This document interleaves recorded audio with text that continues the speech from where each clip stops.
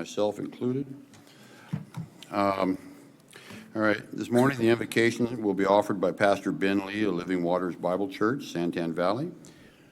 Is Pastor Lee here? Oh, that is you. I said, you're familiar. What the heck, right? I said, why is he standing there? Okay, and those, and after that will be the Pledge of Allegiance led by Supervisor Vidiello. And those who wish to participate, please stand. All right, let us pray.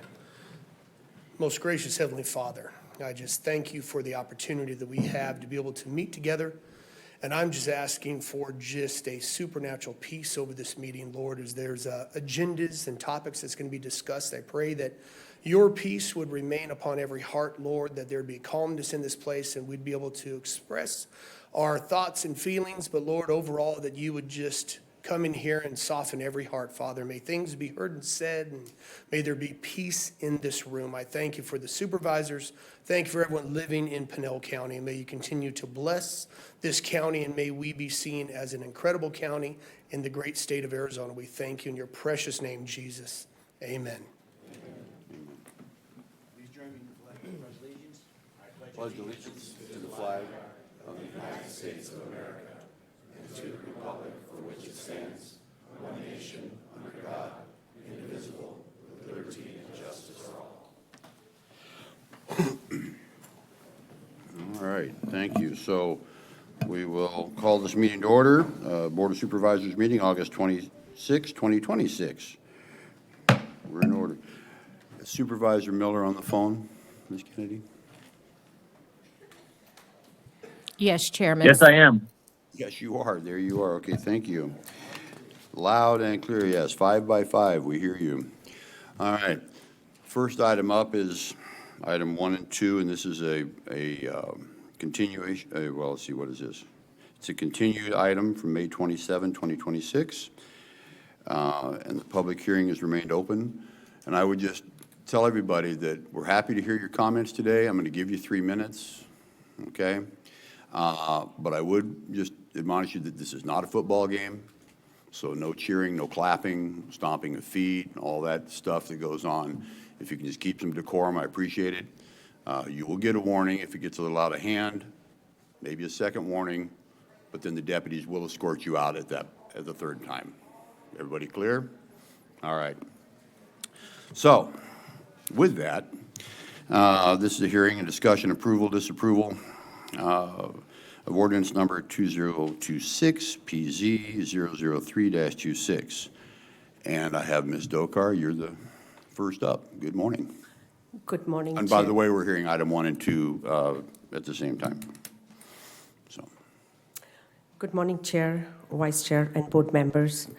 Sangeeta Devkar, Planning Supervisor, presenting a continued case, PZ 00326 and PZPD 00326.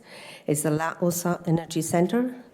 This case was continued from May 27, 2026, and I will recap some of the information for the case. The proposal entails 2 applications. One is the rezone for 3,385 acres from general rural to industrial zoning for 2,393 acres and 992 acres of proposed open space. A planned area development overlay to modify development standards of the I-3 industrial zoning for the same area. Location is along Green Wash of Santa Cruz Wash, south of Baumgartner Road, east of 11 Mile Corner, south of the city of Eloy.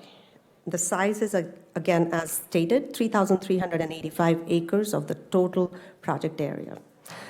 Landowner representative, we have 4 landowners as shown on the screen. Vermaland Osa, I-10, Sasco 3700 LLC, Casa Grande 3677 acres LLC, and we have Rob Klang agent from Vermaland LLC. The applicant agent was prior Courtridge from Rose Law Group, who has been changed by the applicant owner to Taylor Earl and Curley. We received this letter on 3rd August of this month. Some items for the board's consideration. To begin, the Planning and Zoning recommended approval with 33 stipulations on April 16th. It was approved for by 7-2 for the rezone and 7-2 for the PZPD case. The first BOS hearing was held on 27th May, 2026. At that point in time, we received 134 comments by the board, and the case was continued to 26th August, which is today, 2026. County received the following proposed amendments. As stated earlier, the owner changed the applicant from Rose Law Group to Earl and Curley Taylor Earl. He's present in the meeting today. Proposed additional 22 stipulations were added to address community concerns. These were submitted on 7th and 14th of August. On 7th of August, we received 19 stipulations, additional 3 stipulations added on 14th of August. The data center buildings were reduced from 59 to 11 buildings under the stipulation 34. Staff did not receive any development plan or any changes to review till date. Additional 22 stipulations that were requested by the applicant have not been reviewed by Pinal County staff or Planning and Zoning Commission as submitted by the applicant on 2 of those dates.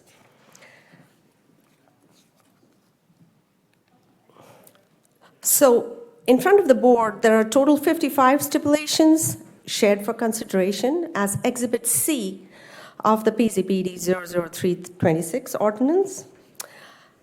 Just to give a perspective, data centers is a new use and is not defined currently in the I3 zoning designation in the Pinal County Development Services Code for its functional use, operational requirements, potential environmental impacts, which includes the water, soil, sound, wildlife habitat, infrastructure demands, and the impact to the immediate communities. I3 compatibility with surrounding zonings. After 27th of May, staff had not received any updated documents besides the direct stipulations that were received on 7th and 14th. Up to date, staff has received 282 letters of opposition and 19 emails for support for the La Osa Energy Center. The number that has been stated on the PowerPoint in front of you is when this was submitted to the board 10 days back, when we uploaded that on the agenda. One additional item for consideration is the Eloy Mayor, Andrew Stutton, changed his stance from support to the denial, and that is being under the 282 number of stipulations that have, number of opposition that we have received. These are the stipulations for consideration, starting from 34 to 55 that have been shared with the board and just up for any discussion. We have a presentation also from the applicant, and I'm open for any questions as of now. Thank you. Any questions from the board? Yeah, I do. One in particular. Thank you, Chair. Back to the I3, that does not include data centers, so that's going to have to be changed as well at some point? That's correct. This happens? Okay. All right, thank you. And just for clarification, I mean, we've seen 33 stipulations. We don't do stipulations here. We don't do them at the board level. That gets done in planning and zoning. So my personal feeling is that we're only looking at the case that was presented on May 27th. That's correct. Yeah, so the others they're nice, but. Yes, staff has not had the chance to have a comprehensive review done by all departments within Pinal County, and that's what I have just Correct. shared with So you. we're only looking at the case continued from May 27 and not all this additional information. That's up to the board. Yeah. Okay, thank you. Any other questions? All right, thank you, Ms. Stoker. Thank you. Chairman, oh, hello. Thank you, if I can interrupt. Yes, the Planning and Zoning Commission did not see the other stipulations, nor has the Planning and Development had a chance to review them. They have been presented. It is within the board's discretion if they want to consider it. And typically, we do not do that. You're not prohibited from, but it's within your discretion if Okay. you want to. Thank you. Sorry, I couldn't figure who was talking to me. Okay, with that, we have the applicant presentation. I believe, Mr. Curley, I'm going to guess. Mr. Earl. Oh, okay, well, I had a You were 50 close, I had a 50-50. 50-50, you know, so, You could go either way with his name. It's true. My name could go either way. And truth be told, the Earl is actually my father, so I'm not even in the letterhead.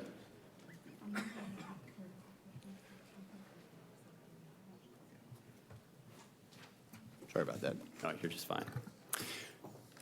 Board, Chair, my name is Taylor Earl with the law firm of Earl and Curley. We appreciate your time today, and also Supervisor Miller, who is on the phone.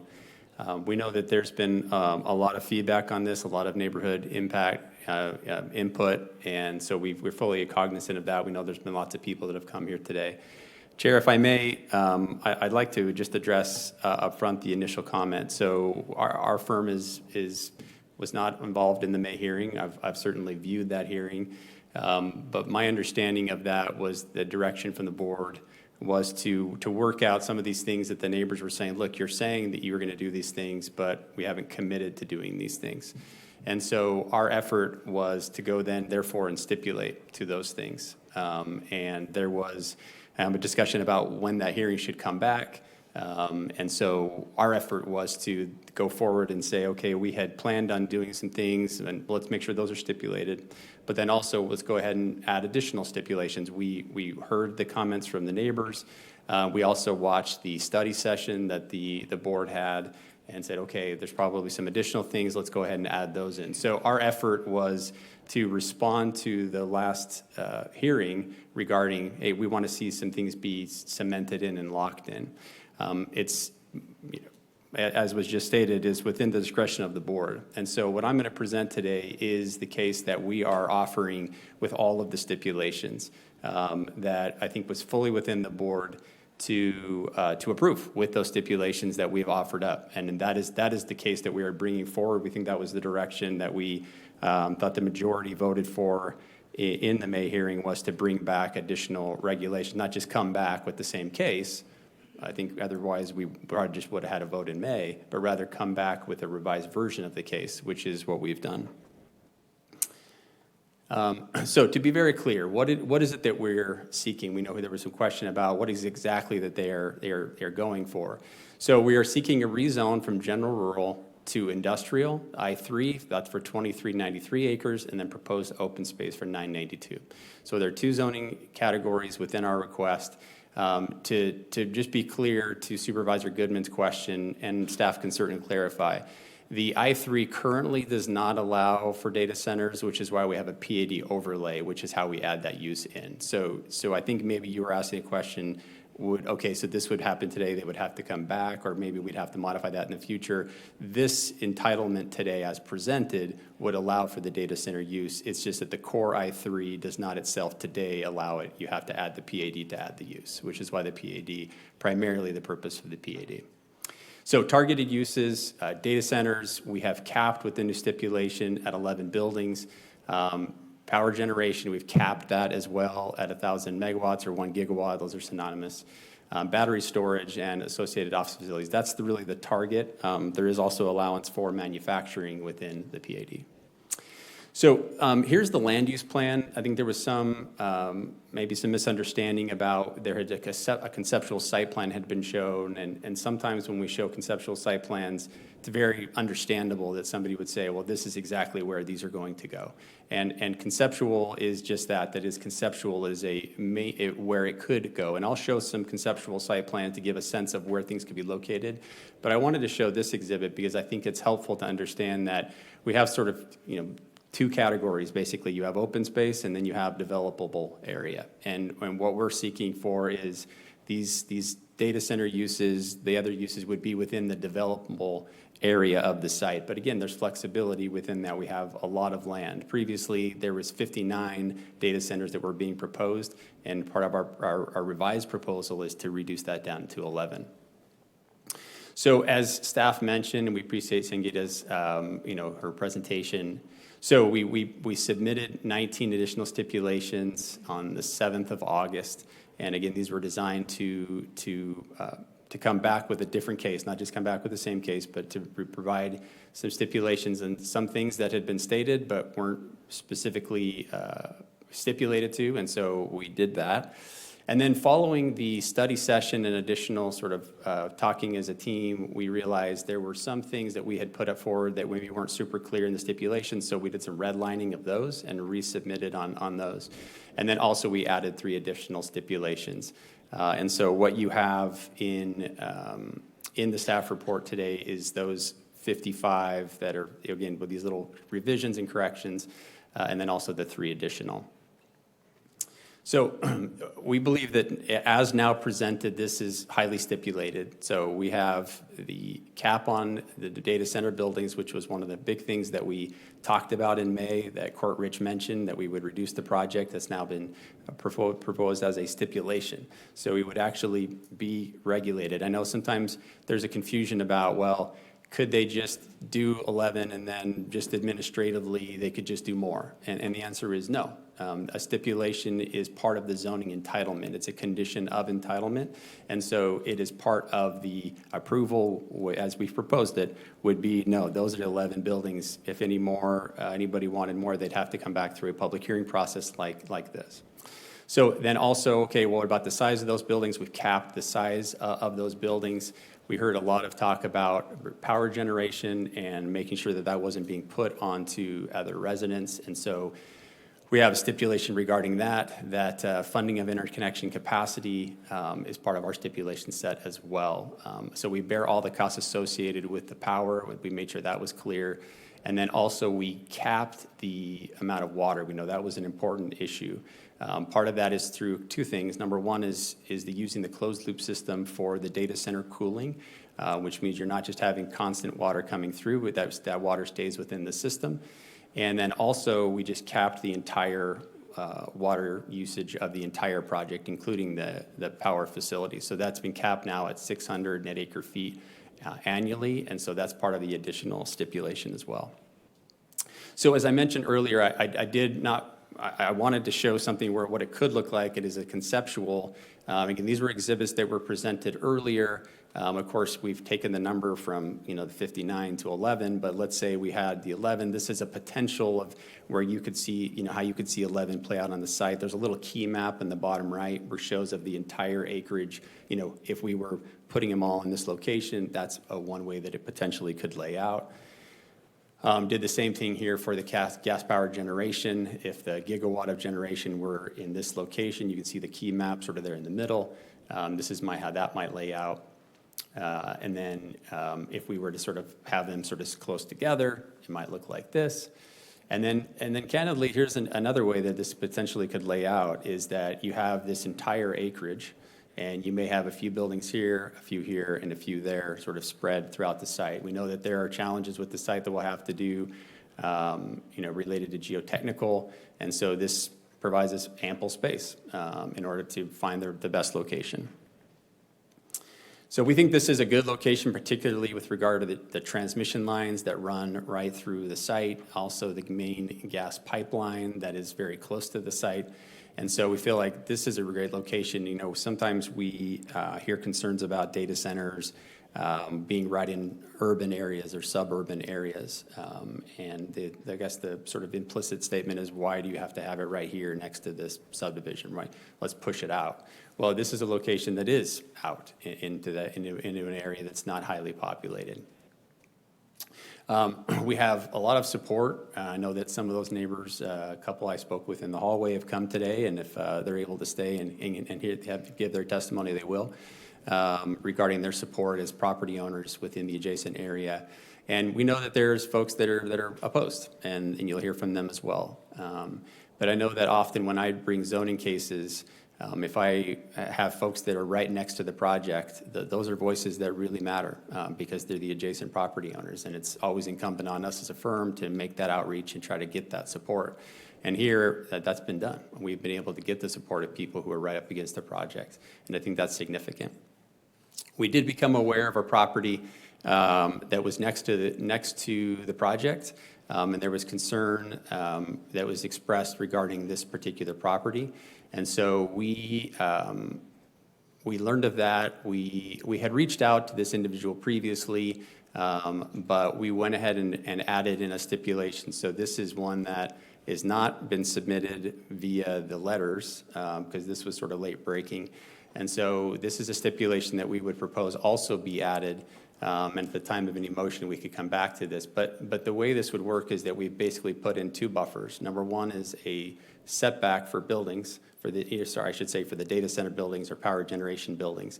And any accessory buildings associated with those would be 200 feet from this property line. And then also that we would have a 30-foot wide landscape tract where we have trees 20 feet on center to make sure that this property is buffered. This was shown in previous hearing, but I think it's valuable to talk about kind of what I mentioned previously, which was you have a site that is not near to highly populated areas. And so we think about, okay, well, where would we locate data centers? And I think that we found an assemblage of property here that not only has a lot of acreage, but also is in an area that's not right into a city center. And so I think that this is a really great location for this. Of course, utilities become a challenge as you go further out, but we bear the cost of that, and we've put that stipulation in to say that regarded to the buildup of infrastructure, and those things are things that we need to bear.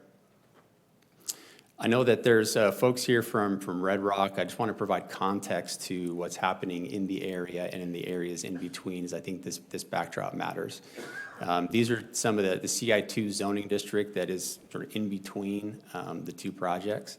And so I think this is valuable to understand what zoning is there today and how that area will develop. We understand that we're sort of the tip of the spear in terms of development in the area, but we think that other industrial zoning already exists in that area that would really be between our project and that one. So Sangeeta walked through this as well. We've had a lot of votes on this project. Some of them are through the comp plan amendment, which isn't the exact same thing as the zoning, but it was done in the context of this case. And so we had the Citizen Advisory Committee, and then ultimately Planning and Zoning Commission for the comp plan amendment, and then to the Board of Supervisors, which was approved. And then we went back through the zoning process, so they have to be done sequentially. And we received a positive vote of 7-2 at the Planning and Zoning Commission in April. Of course, came here in May, and we're continued to today. But a lot of votes in favor. This was the approved comp plan amendment that was done, and so this is already done. This is already approved. This is already what did the comprehensive plan show. Can I interject?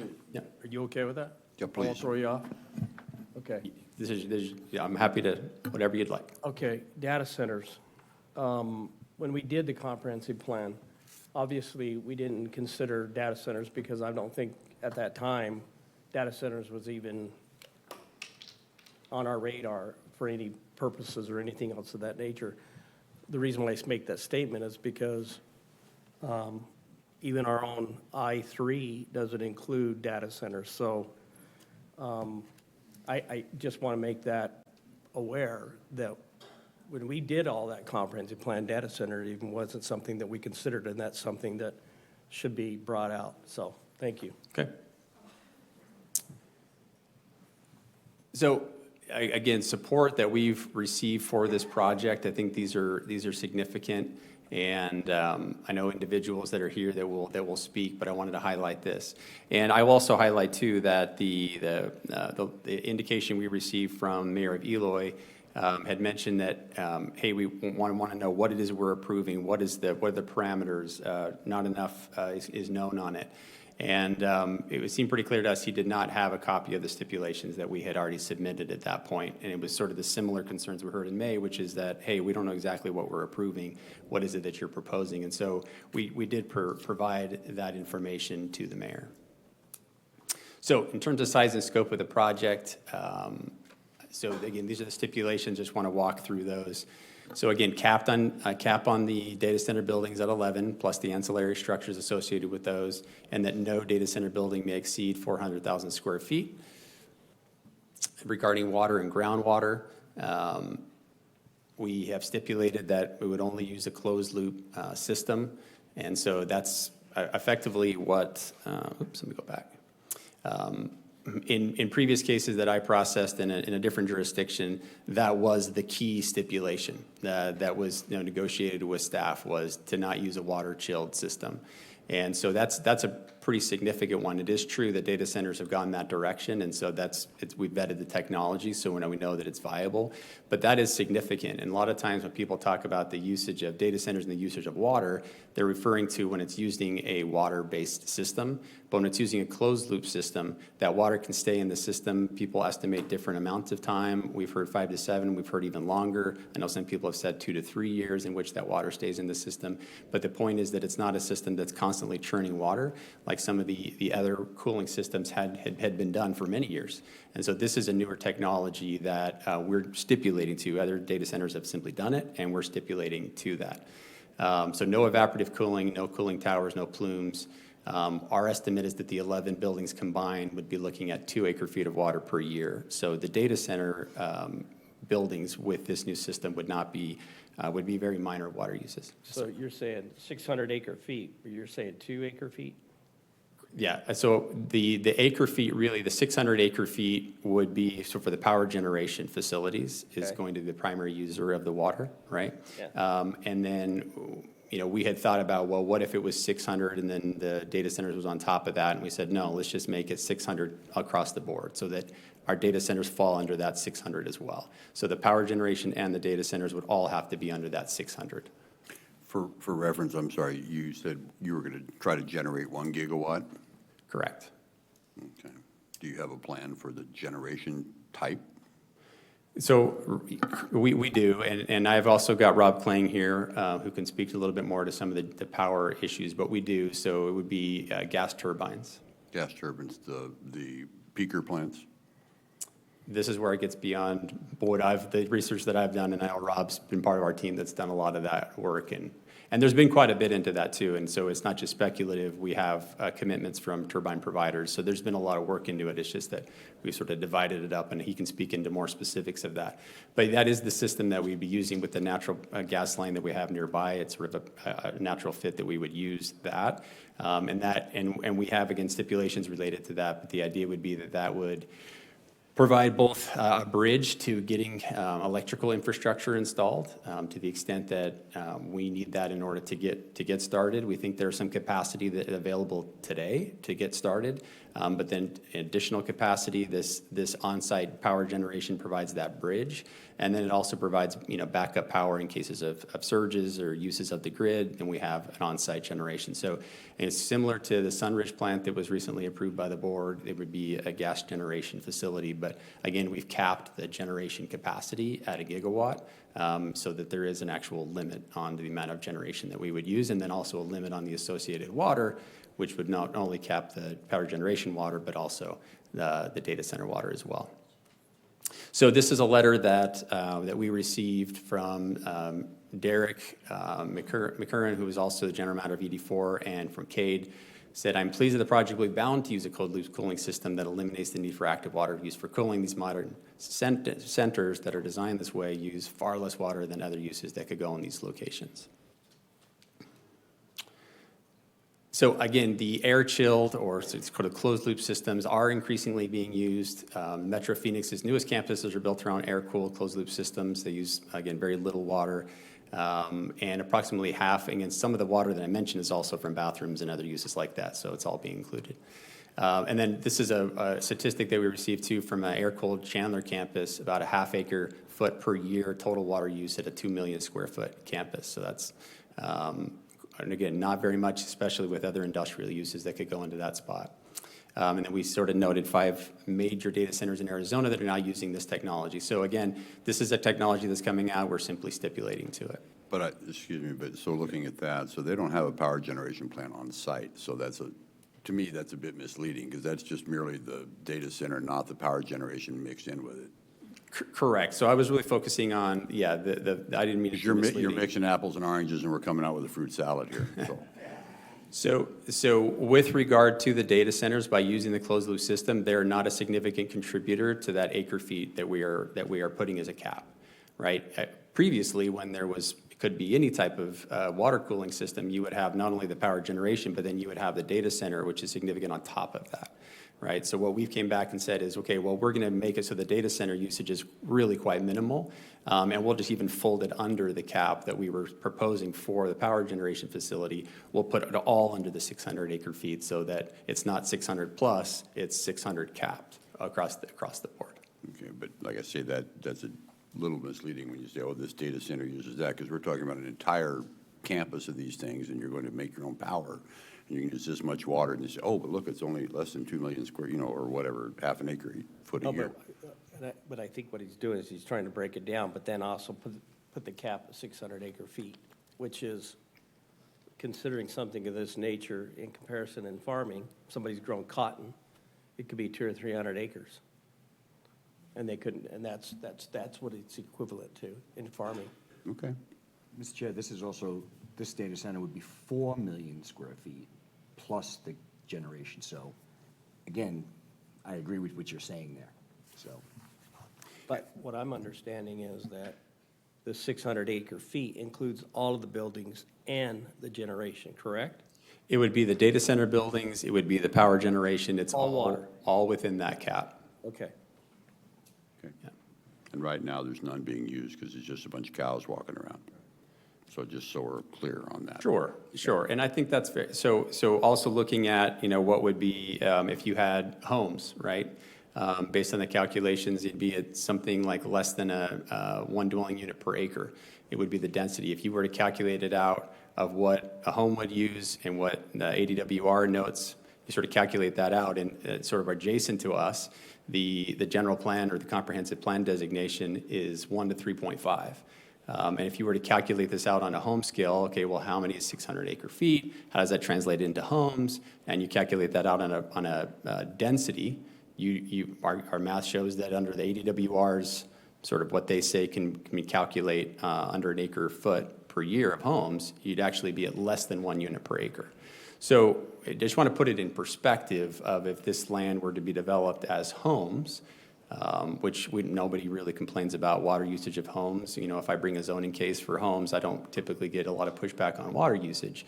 And yet, we'd be looking at the rough equivalent of less than a dwelling unit per acre with the amount of homes that you would calculate under that same 600 acre feet. So I'm not saying that it's not a amount of water, but I'm saying roughly to development does use water.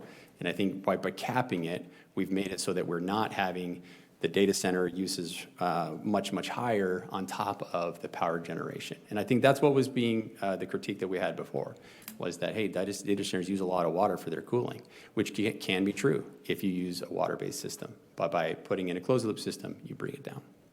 So, Mr. Chair. Go ahead. Okay.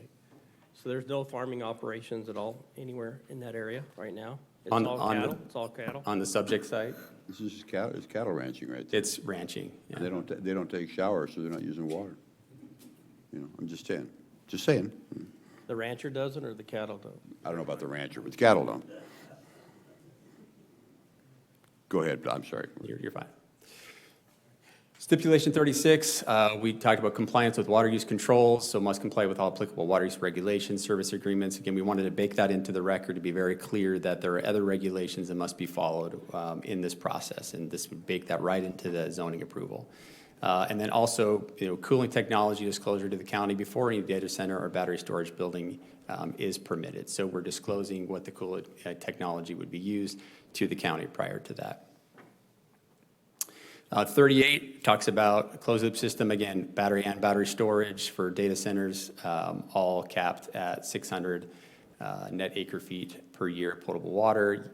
There's a potential there for use of effluent to reduce water usage. And then there's an annual water demand usage report publishable on the county's website. So this was also stated from Derek. McCurchin, general manager of Kite, said, further, even the predicted 600 acre-feet of water to be used for the gas generation will be easily accommodated by our district. The water basin in the area has been historically healthy and maintained water levels that allow for easy access and ample use. We believe the aquifer can easily accommodate this use. So power and rates was an important issue that came up as well. Give me 1 second here.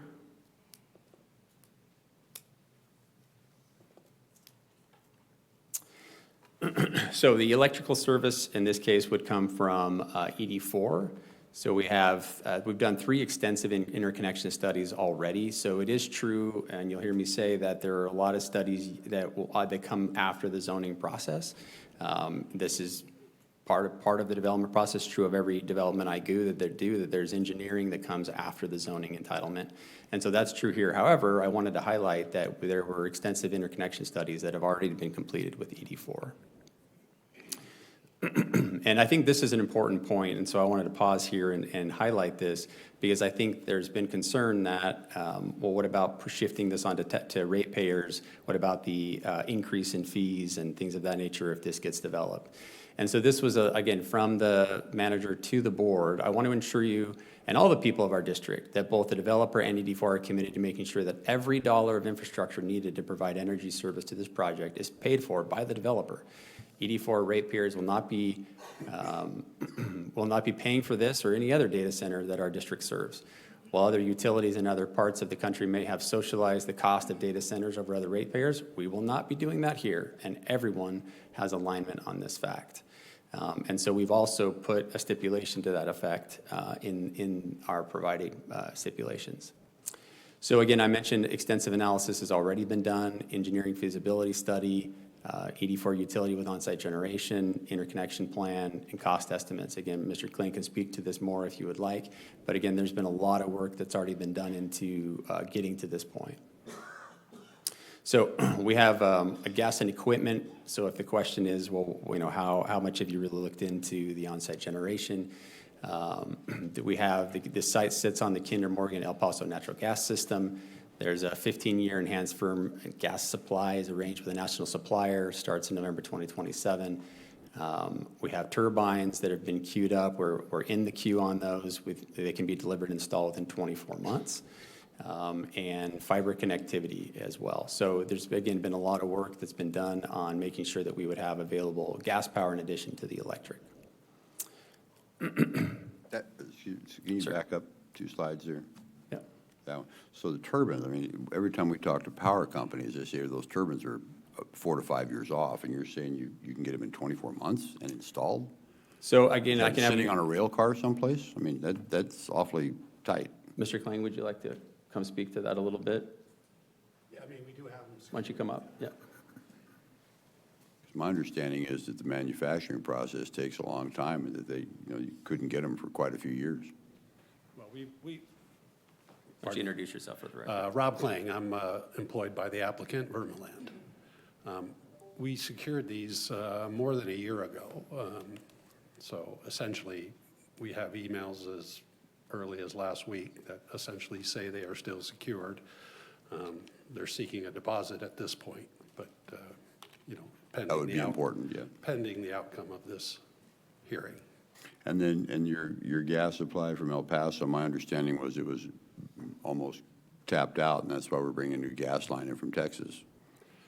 That's a different gas line. I know what that is. I know who's doing it, but I was under the understanding that El Paso Natural Gas was almost at their peak, so you're going to be. Right, we have a gas broker that has commitment to us for the gas needed to generate upwards of 500 megawatts. Interesting. Up to 500 megawatts. Correct. Okay, so that's not a gigawatt, so you're looking at trying to make a gigawatt. So then how do you get the other gas? We'll secure that as we go. You might find that difficult. I mean, I'm just saying, Yeah. So, okay, just checking. Thank you. Yeah, I mean, we have solar as well that's in the area that's already approved that essentially we could. Well, that's solar there, though. I mean, my understanding is that's dedicated to some other companies and to APCO, and that wouldn't be necessarily your power supply. So I'm just curious. I'm just reading numbers and listening, so thank you. Okay. And I think this is an important point at this point, Chairman, that effectively you're raising, and so I'll just respond to it, which is to say that if we can't get the power, then that's our risk moving forward, right? Power, water, if we can't get water, if we can't get environmental. I mean, there's so many things, but we bear the risk of going through those processes, whether that's a government process for approval or whether that's securing it from natural resources. I mean, these are things that are on the applicant, and they have to take that risk, or a developer coming and purchasing the land have to take that risk. So, while I think we've done quite a bit to give us comfort that there's a project here, it's viable, it's not just on paper, certainly there will be additional things that will have to happen. And of course, this development is not like a multifamily apartment building of 300 units and it's one building. Obviously, there's a real timeline here that things will be figured out over time, or they won't. If it doesn't, then that caps the development like that.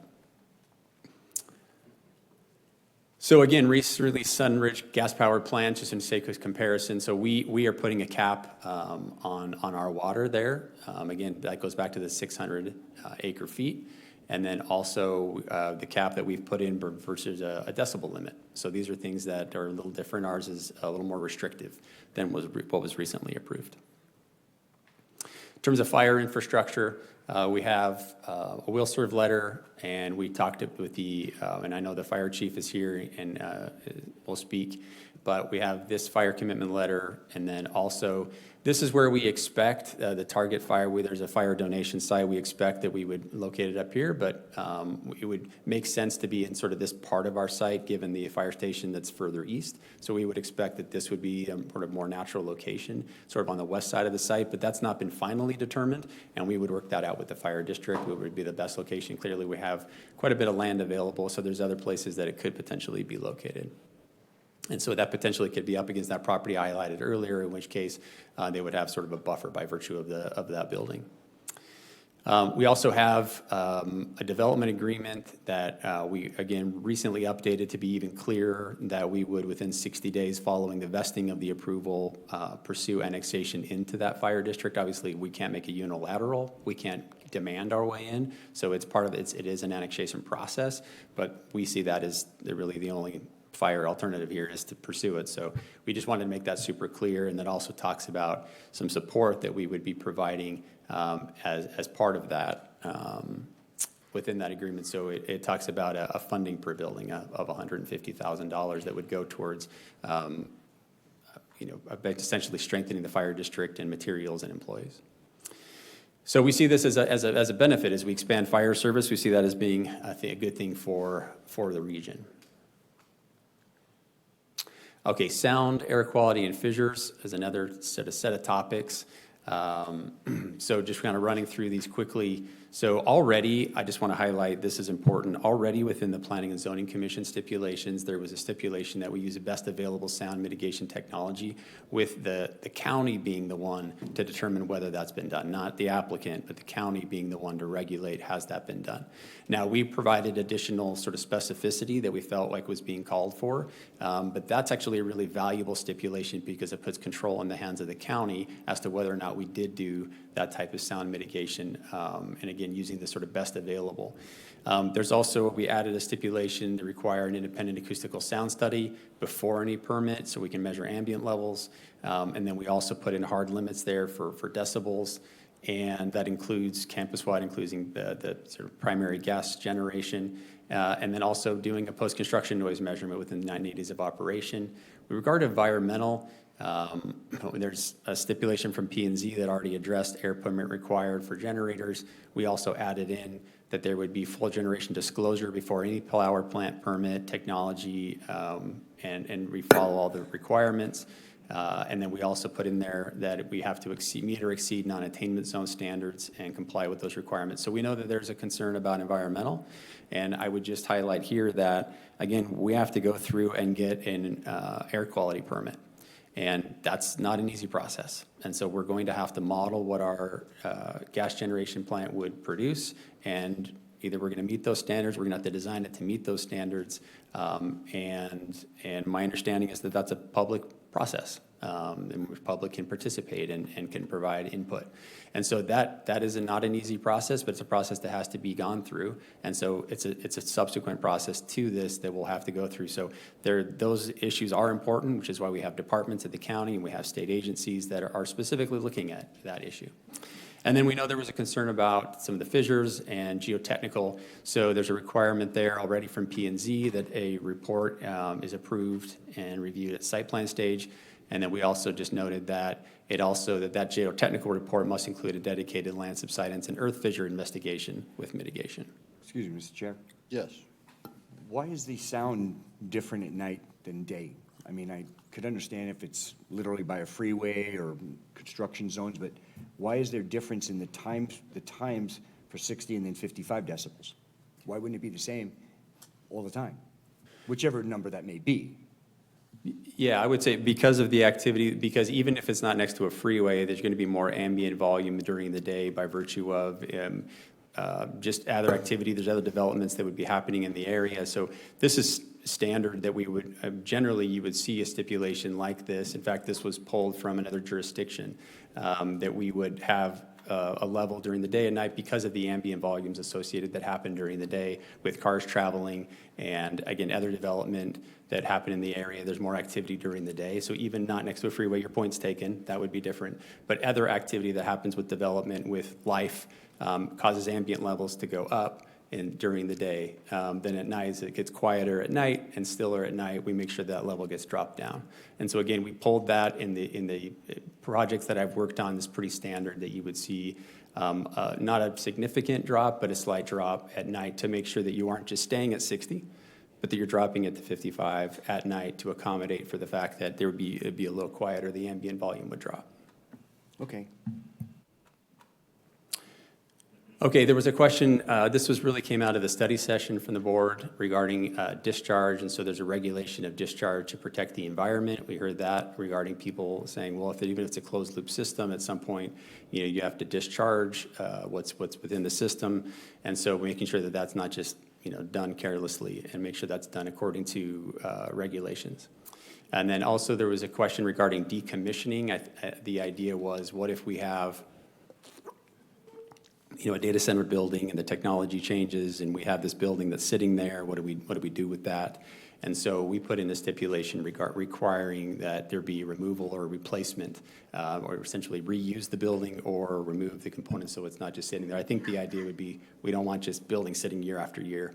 And so while I don't see that being likely, I think the market is efficient, and if there was technology changes, I think it would get reused on its own market volition. But we also put a requirement in there to make sure that we're not just saying it, that it's baked into the record. And then there's the aggregate power generation that we provided as well. So again, this is in addition to the 33 original P&Z Commission stipulations that came out.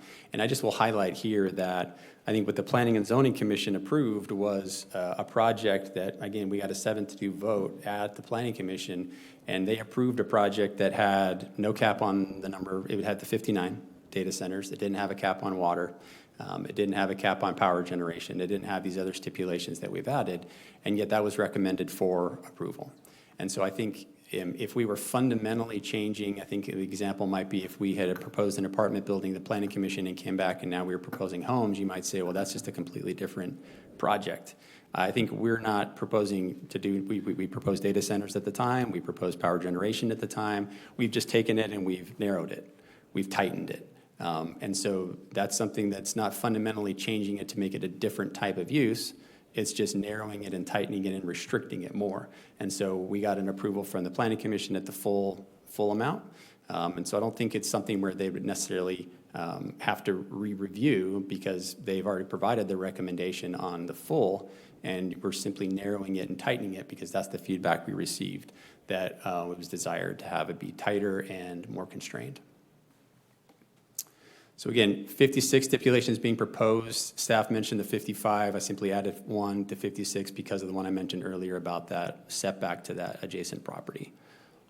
So this covers all of these different issues. So I will pause here and just say that we are trying to be thoughtful and thorough in what we heard and the feedback we received. And so we were earnest in our desire as a team to look at what was the comments, look at what the critiques were, look at what was not certain, and go back and try to provide stipulations that related to those issues and be fair in that. And so we try to be, again, real and authentic in doing that. And we think what we've done is provide a project that is in a much better place, that doesn't just say we'll commit to things, but really puts them on and bakes them into the record.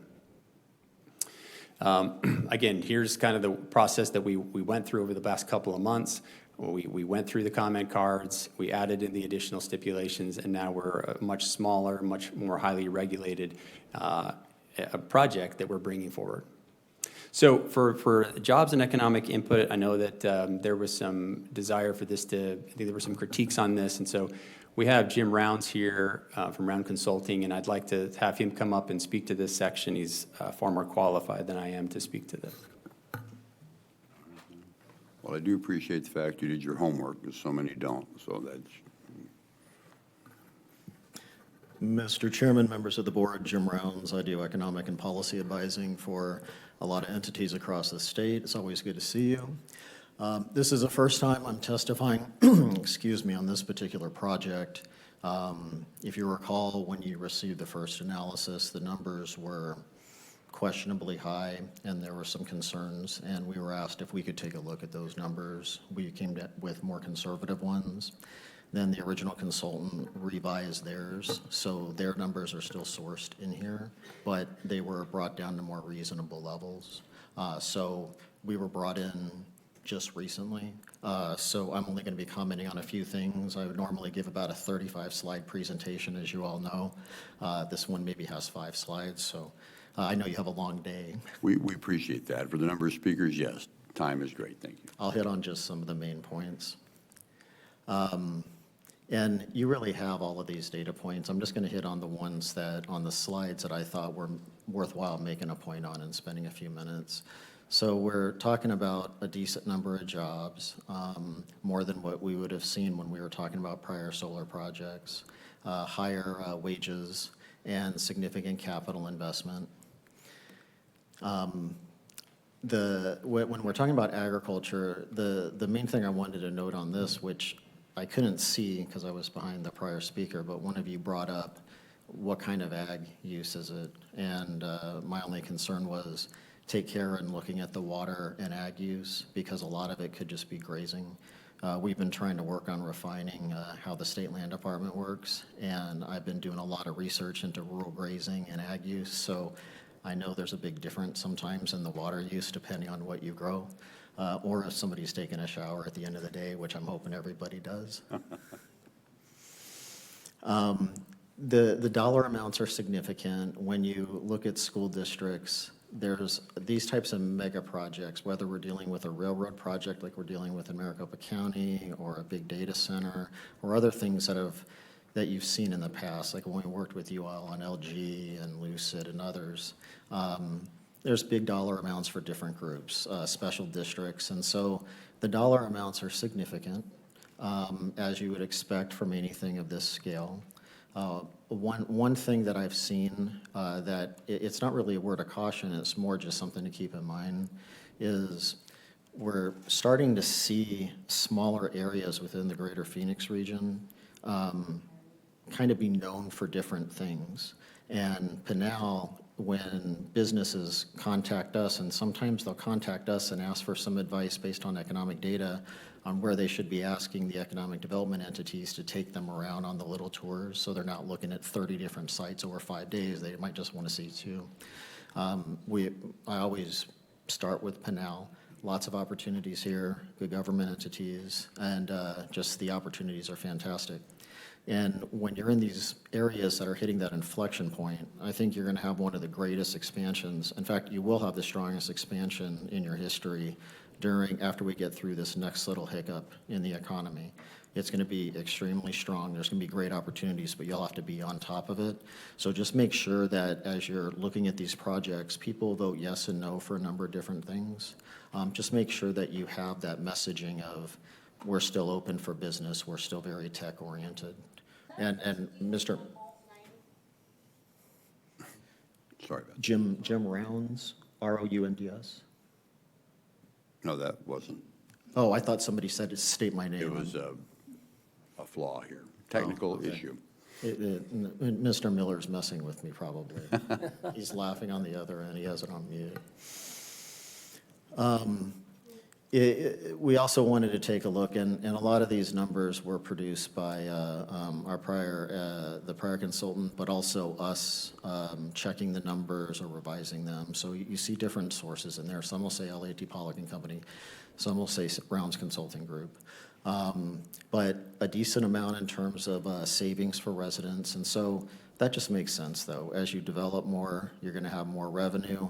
It gives you a chance to keep tax rates low while you're still providing quality services. But what's going to happen in Pinal is, as we discussed in other meetings, is we need to start scaling up. We hit that inflection point where we start to get a lot of volume. So we have high-wage, high-skill jobs close to home. If you remember, or if you read after the fact, the study that we did, where we were asked to look at retail leakage going out of Pinal into Maricopa County, and your transportation director said, why don't you look at economic development leakage? And I said, there's not even a term for that. So we created, with the transportation director, a whole new terminology for economic development. So it's picking up the job losses and things like that. They were significant. So anytime there's a chance of getting some businesses closer to home that also sometimes locate next to other businesses, you see clusters of energy production, data centers, and high-tech businesses. They tend to cluster around one another. There's all sorts of technical terms that I won't get into, but you see additional revenue for schools. Now, there is a equalization formula, but you end up typically expanding the tax base, and on net, the schools have more flexibility because there's economies of scale. And I would say, don't want to say regardless of this project, but this really depends on how this, I don't know where this project's going to go going forward.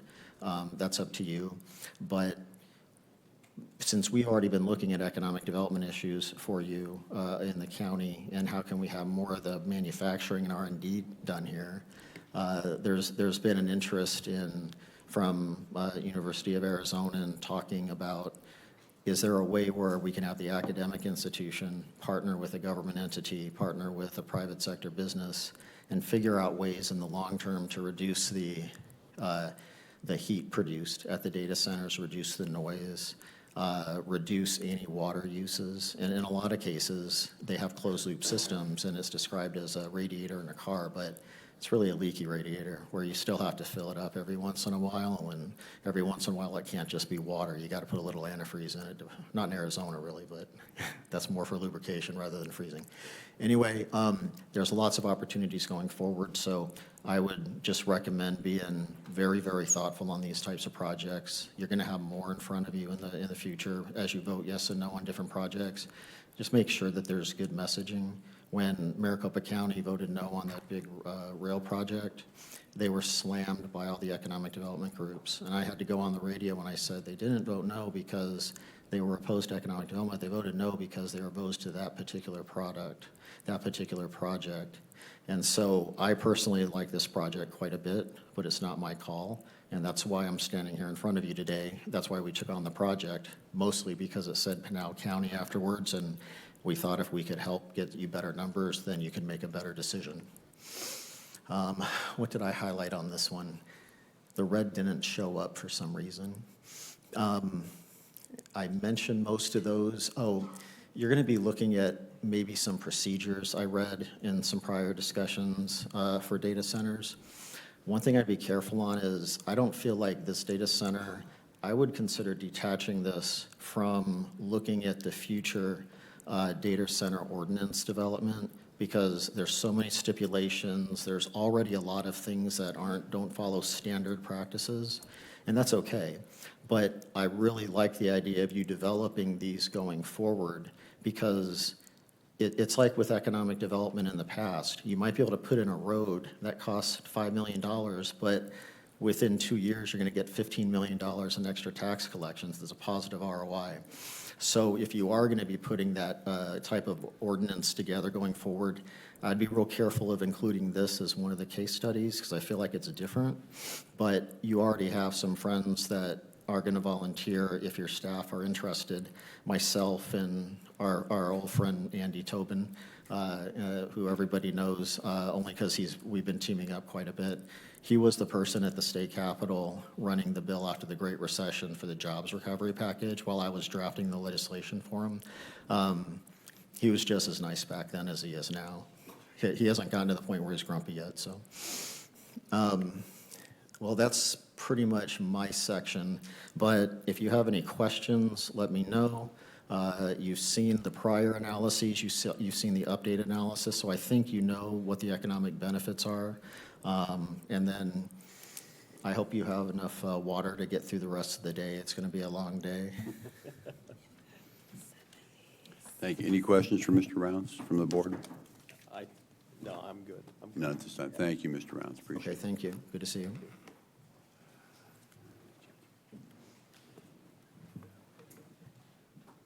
All right, I just have two more and we'll wrap up.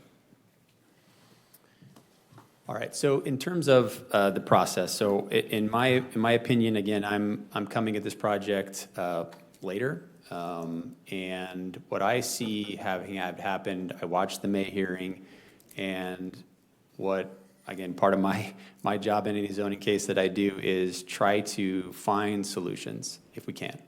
And I tell neighborhood groups, doesn't mean I always can, but if I can find ways to stipulate a project that the client will accept and that address some of your concerns, then let's try to do those, right?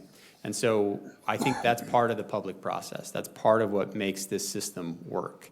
And it's part of what I'm hired to do is to try to bring, to the extent possible, right, try to bring solutions if we can. And again, sometimes we can't, and sometimes we can't come to terms, but sometimes we can work at the edges to provide protections. And I think that's what's happened here. By getting up to 56 stipulations, I think it's a testament that, you know, the developer was willing to listen. And I know we're not going to have people throwing us a parade. I know that people aren't still going to be convinced that this is positive, but it doesn't mean that we don't try to address concerns where we can. And that's what I think we've done here on this project.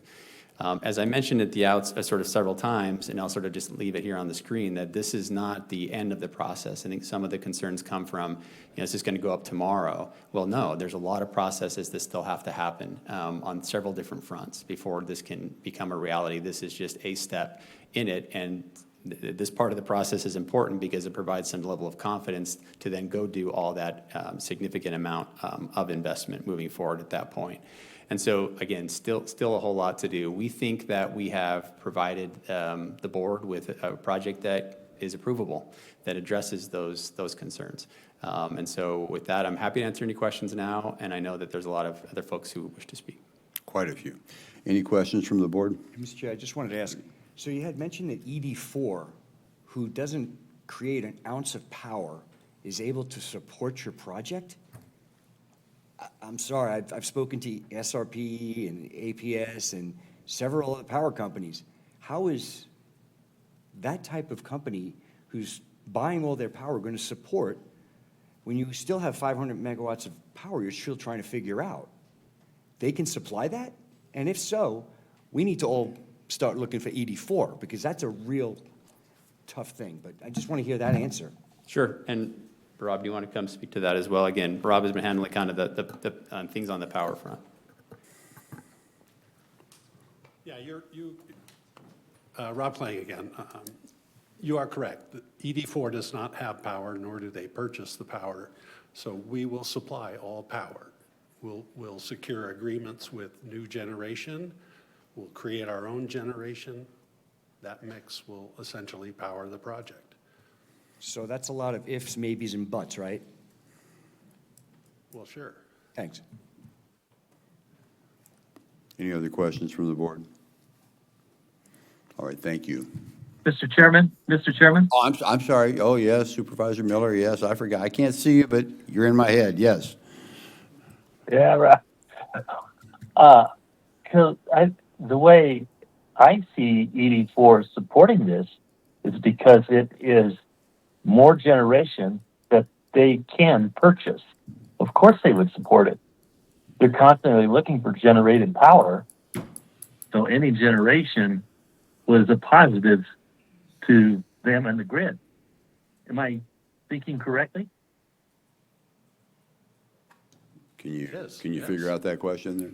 Yeah, I mean, there's multiple ways to get generation power. You can self-generate. We can go and find generation, which we have. We have to do studies, because essentially, we have a new gas generation that's coming onto the market that will deliver power to Palo Verde.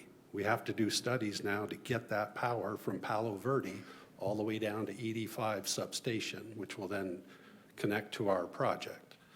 So there's a lot of different ways to get power, whether you buy it in the open market, but we are in ED4's territory. We have to connect to ED4's system.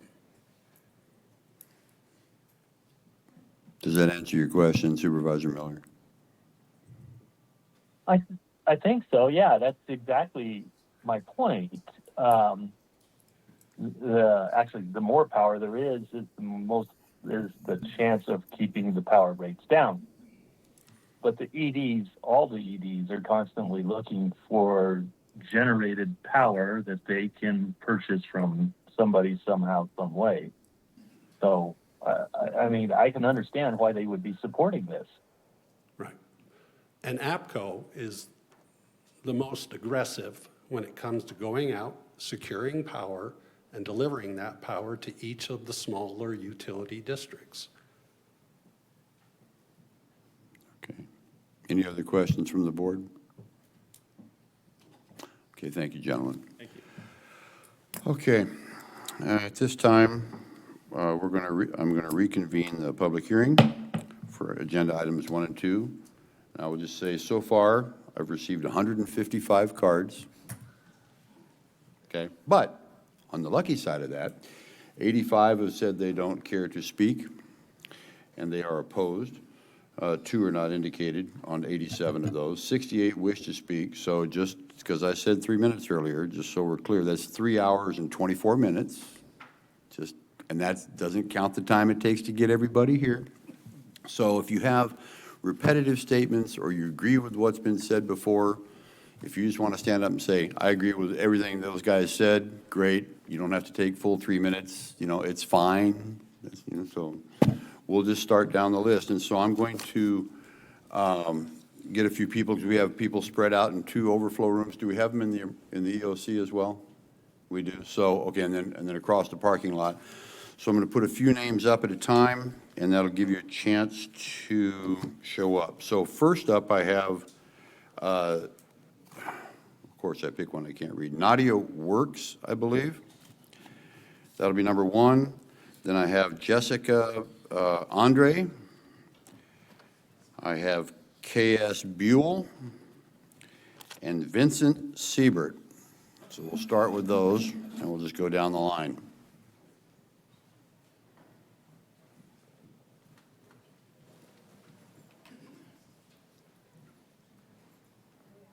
And for the record, everyone that comes, please state your name and generally, I don't need your address, just generally where you live, please. Yes. My name is Nadia Works, and I'm here from Oracle, Arizona. Pull the mic down. Oh, sorry. There we go. There you go. So after the presentation, I do have some confusion as far as the gas utility is going to go. So previously, it was to my understanding that the Transwestern Pipeline Desert Southwest Expansion Project, which was going to be 520 miles long, it was going to bring gas from Texas all the way out here in order to power La Osa data center project. But as far as whatever they're going to use in order to bring more gas later on, in case there is some kind of deficit, if more gas compressor stations down the line as a consequence of this project being pushed through, if these gas compressor stations need to be established in order to continue bringing the utility over here. I just wanted to mention that in the future could bring a lot more pollution. And so I just wanted to put that out there as far as just another consideration as far as a consequence of allowing this project to go through. Thank you. Thank you. Next is Jessica Andre, followed by KJ Buell, followed by Vincent Siebert, followed by Michael, sorry, I can't read that, but Michael from something, I think, East Enda Street. And I'm sorry, I can't read the last name. I can't quite read it. I think it says Dallas? I'm not sure. But anyway, Ms. Andre, you're up.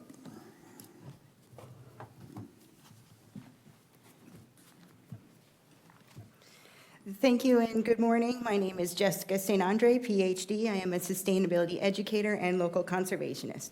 I'm going to be discussing the comprehensive plan for Pinal County and the vision that states that Pinal County is the leader in environmental stewardship and encourages sustainable practices, including innovative land use planning, water conservation, green building, and renewable and alternative energy. Based on the comprehensive plan, I believe this development represents serious conflicts with those commitments. I will highlight some specifics from Chapter 7 of the Comprehensive Plan titled Environmental Stewardship. Chapter 7 establishes Goal 7.1. Environmental stewardship is part of all decisions made, and Pinal County has become a model for sustainability. Objective 7.11 directs the county to promote ecologically responsible development using the best available scientific information to avoid, minimize, or mitigate impacts to environmentally sensitive areas. These policies are particularly relevant because the Red Rock area has been identified as both a potential wildlife linkage zone and a habitat block through the Arizona Wildlife Linkages Assessment. The comprehensive plan specifically recognizes wildlife linkage assessment as an important planning consideration and identifies tools such as land protection, wildlife crossings, and community planning to maintain connectivity. The Red Rock growth policies also call for preservation of wildlife linkages and mitigation of habitat fragmentation under Policy 3.8.1.5. A large-scale industrial development of this area deserves careful consideration of whether these objectives can actually be achieved. What types of protections are in place for this planned development, if any? Without protections, are we putting our wildlife at risk? This development is counterproductive to achieving the goals set forth by the county. There's also regional impacts and the precautionary question. This means the question should not simply be, can this particular parcel accommodate a data center? The question should be, what will this development mean for Red Rock, Eloy, Coolidge, Casa Grande, Florence, surrounding unincorporated areas, wildlife corridors, groundwater, air quality, heat, light, and other broader regional ecosystem over the next several decades? Pinal County has already established a vision and policy framework necessary to guide sustainable growth. The question before the board is whether these policies will be applied when a major development proposal tests them. Economic development should not require Pinal County to compromise the environmental resources that make this region livable. I will leave with one final thought. Although from a paperwork standpoint, the developer may have done everything right as they should to proceed, and in the spirit of free enterprise, how can one deny that? One really cannot. However, I can bake a cake perfectly, follow the recipe exactly, pipe it, and beautifully decorate this perfect cake for my best friend, Bob. I get over to Bob and say, happy birthday, Bob. Bob looks at me, then the cake, and says, did you forget that I'm a diabetic? Approving this data center just because everything was done right is like baking a cake for a diabetic friend. You may have done everything right, but you forgot an exception. Those policies and guidelines laid out by the comprehensive plan are those exceptions. Thank you for your consideration and your service for the residents of Pinal County. Please oppose this proposed development. Thank you, Ms. Andre, and no more coffee for you. Okay? Wow. Okay. I had to get in 3 minutes. Okay. Next is KJ Buell, followed by Vincent Siebert, followed by Michael, and again, I don't know, Dallas, and followed by Mark Seidel. Good morning. Good morning. I agree with everything she just said in addition to my own comments. The presentation that we listened to was highly optimistic. Whenever you guys ask questions about specific numbers, they had to backtrack and obfuscate, which tells me they can't guarantee these things that they say. They also seemed like they're trying to buy us off. They want to lower my property taxes? Does a private company have the ability to do that? I don't think so. And they promise all these high-tech good jobs, but when you look at this, they're building a data center. How much work is that going to need? A maintenance guy? Maybe. Because they say AI is going to take over all these jobs anyway. So we're going to have big buildings and lose our way of life here. So I just want to say, I don't feel better after listening to them. I don't see that they're bringing anything to us. In Pinal County, I live in unincorporated rural Pinal County. I moved there from Phoenix because I love the rural way of life here. Don't ruin it for us. So please vote in opposition. Thank you. Can we get Thank her you. name? Excuse me? We never did get her name. Oh, I'm sorry. Sorry. Okay. Okay, thank you. Yep.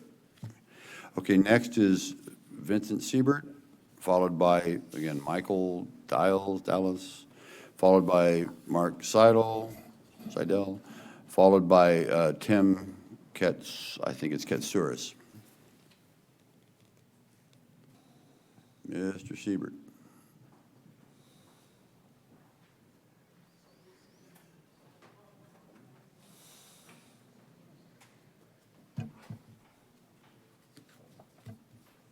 We were doing so well.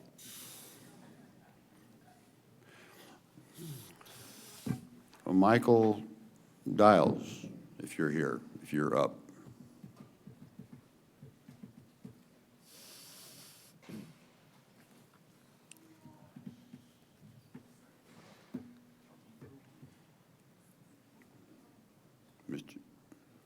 Mr. Seidel, are you around?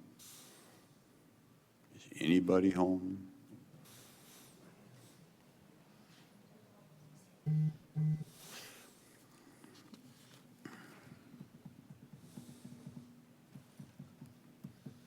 Nobody's, okay. I'll go with Liana Riz. Oh, don't do that to me. Liana Riznovenu. Sorry if I butchered that. If you're available.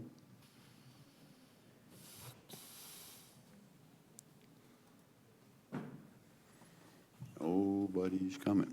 Okay.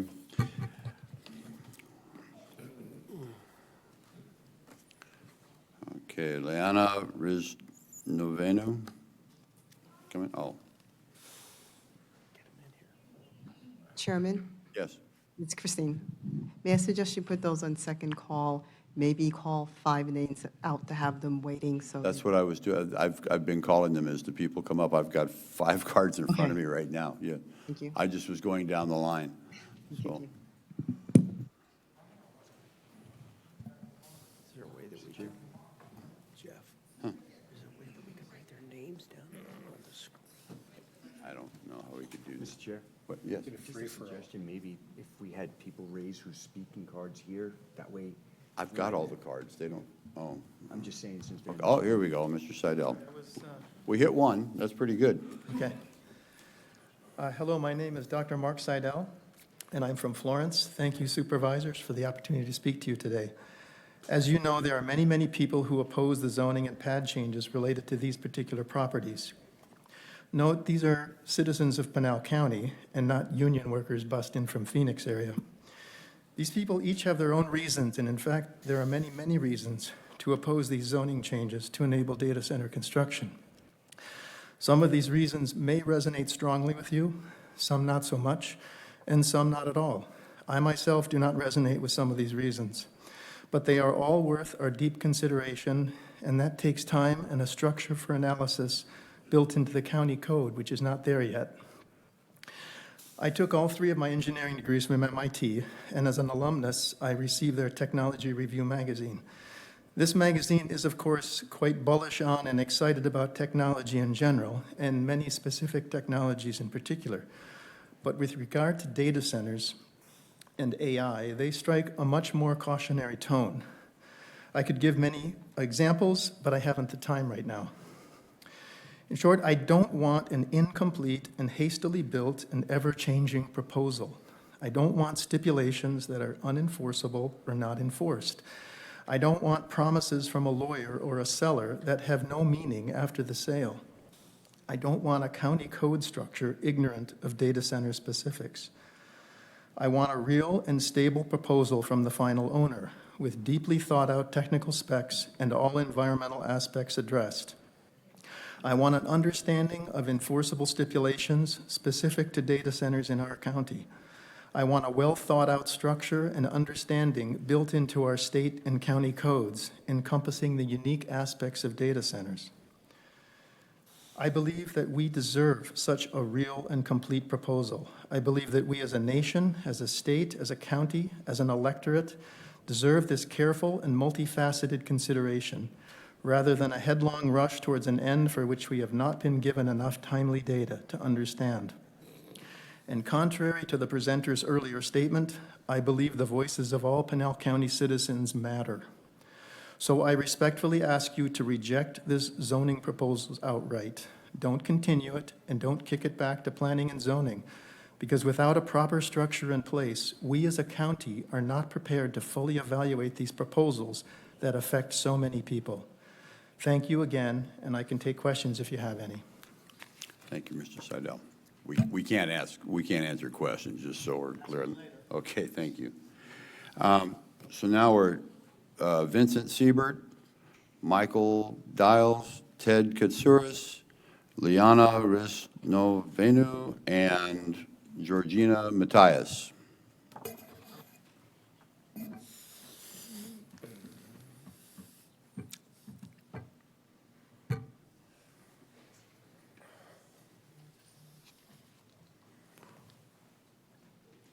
I'll throw out a couple more names, maybe somebody will show up. How about Michelle Tater, I believe, and Ephraimia Seidel.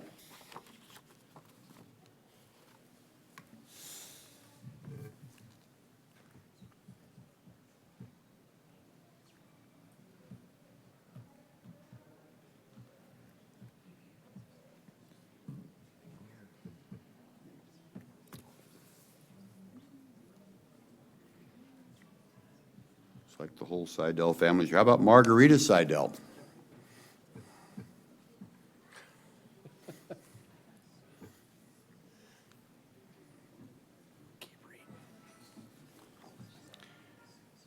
I'll just call in names so somebody shows up. How about Irene Klinakis, I believe?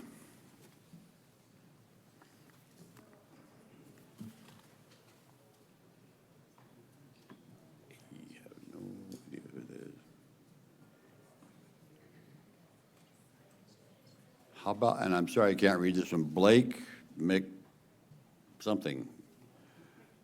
Who? McKee, Blake McKee. Okay. The microphones are working in the other rooms?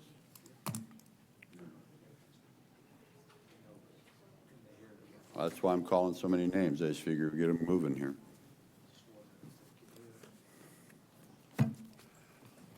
Who do we have the pleasure of here? Hello, my name is Ted Katsouris. I was in the other building. Gotcha. So I oppose the building, and I can go through some of the slides of the presentation. For example, if I take like the noise, which is like 55, 60 dB, which is about the size, the noise level of this room. But people that they live next to data centers, they claim that the noise is like living next to the airport, which is 80, 90 dBs. So the presentation was nice, but it has to be some truth also. That's how I see it. We can go through power also.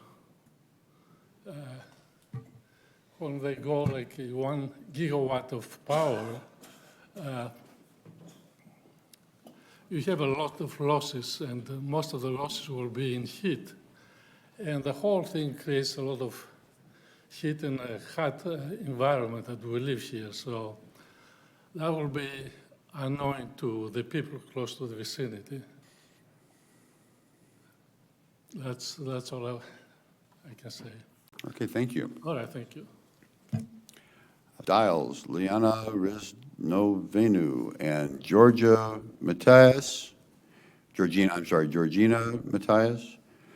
Michelle Tater, Ephraimia Seidel, Margarita Seidel, Irene Klinakis, and Blake McKee.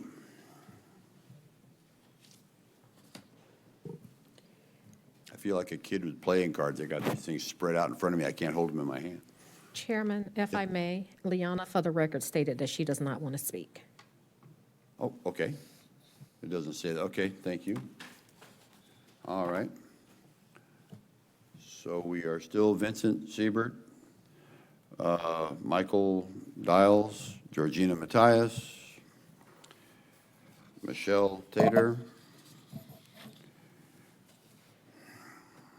Fremia Seidel, Margarita Seidel, Irene Klinakis, and Blake McKee.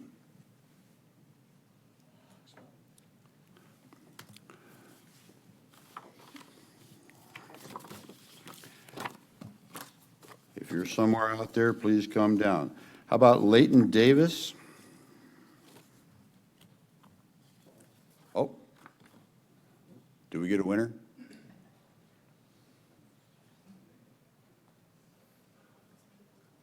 No, not yet. Okay. Leighton Davis, Lynette Canarini, Carla Canarini, Jaden Duke, Effie Zizamatos. Excuse me if I butcher some of these names, but I'm doing my best. Karina Hunter.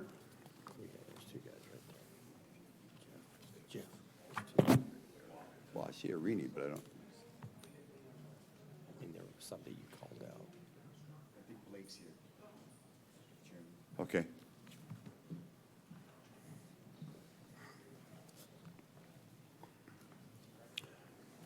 Please state your name and generally where you're from. That'd be great. Thank you. Sure. Blake McKee, Pinal County. Okay.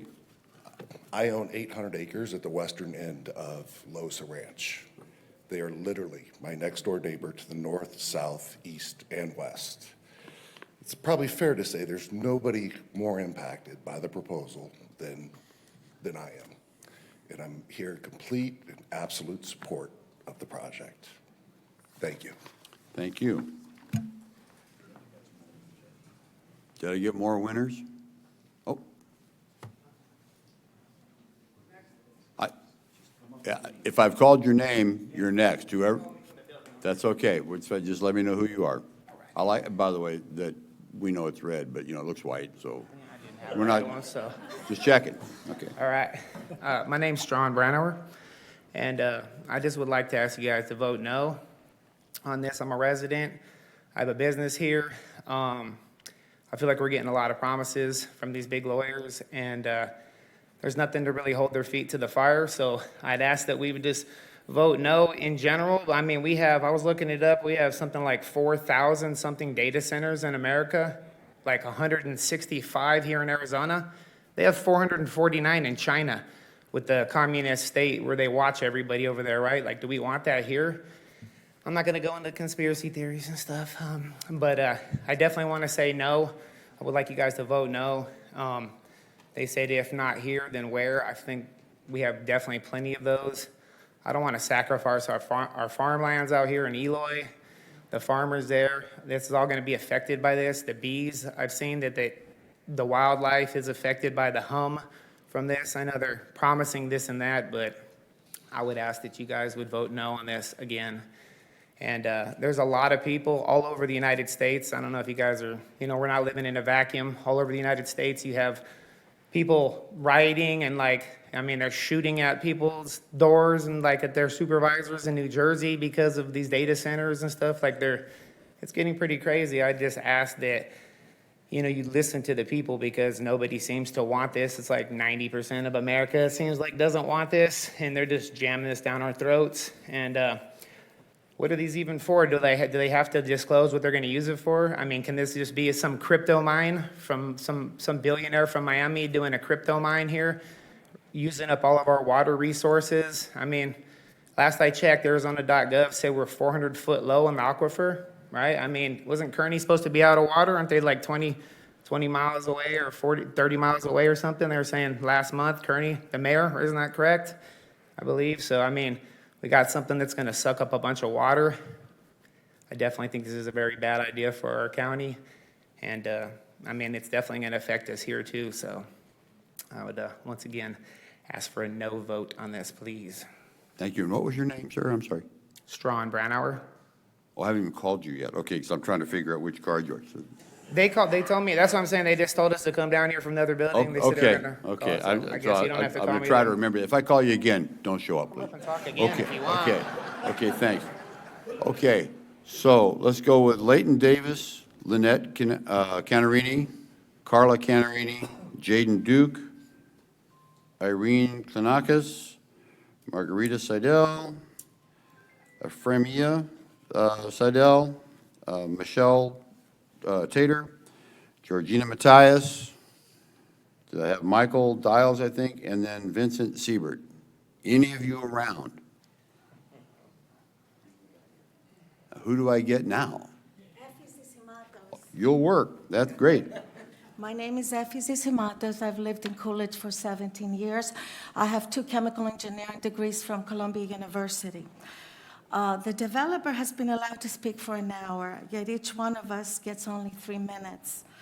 Maybe there are procedural reasons for that difference, but I want you to consider what it looks like from where we're sitting. The corporation asking something from our county gets an hour to make their case. The people who live here get 3 minutes. We are the people who will be here after the attorneys, consultants, developers leave. We live with the decisions made in this room. We depend upon the county's water, infrastructure, roads, and resources, and we elected you to represent us. So please do not dismiss us, and most importantly, do not mistake having authority over the public for having authority without accountability to the public. You took an oath when you accepted these positions. Broken public trust has consequences. People remember who listened to them and who did not. They remember at election time. They remember when promises are made again. And they remember who stood with their community when it mattered. When you drive home tonight, please ask yourselves, did I use the authority entrusted to me to protect the people I represent? Or did I use it to make it easier for powerful interests to get what they wanted? Please ask yourself that. Today, you have an opportunity to show this community whose voices matter. Please honor your oaths. I broke an oath years ago when my mother had cancer. To this day, my family pays for this. Broken oaths result in personal problems. We feel we've been betrayed, but we need to remember, did we betray the people who voted for us? So please respect your constituents, protect this community. I beg you to please vote no. Thank you. Thank you. Okay. Oh, don't keep bringing more cards. You just go back. Anyway, Leighton Davis, Lynette Canarini, Carla Canarini, Jaden Duke. And if you just are back there, just come on down and tell me who you are.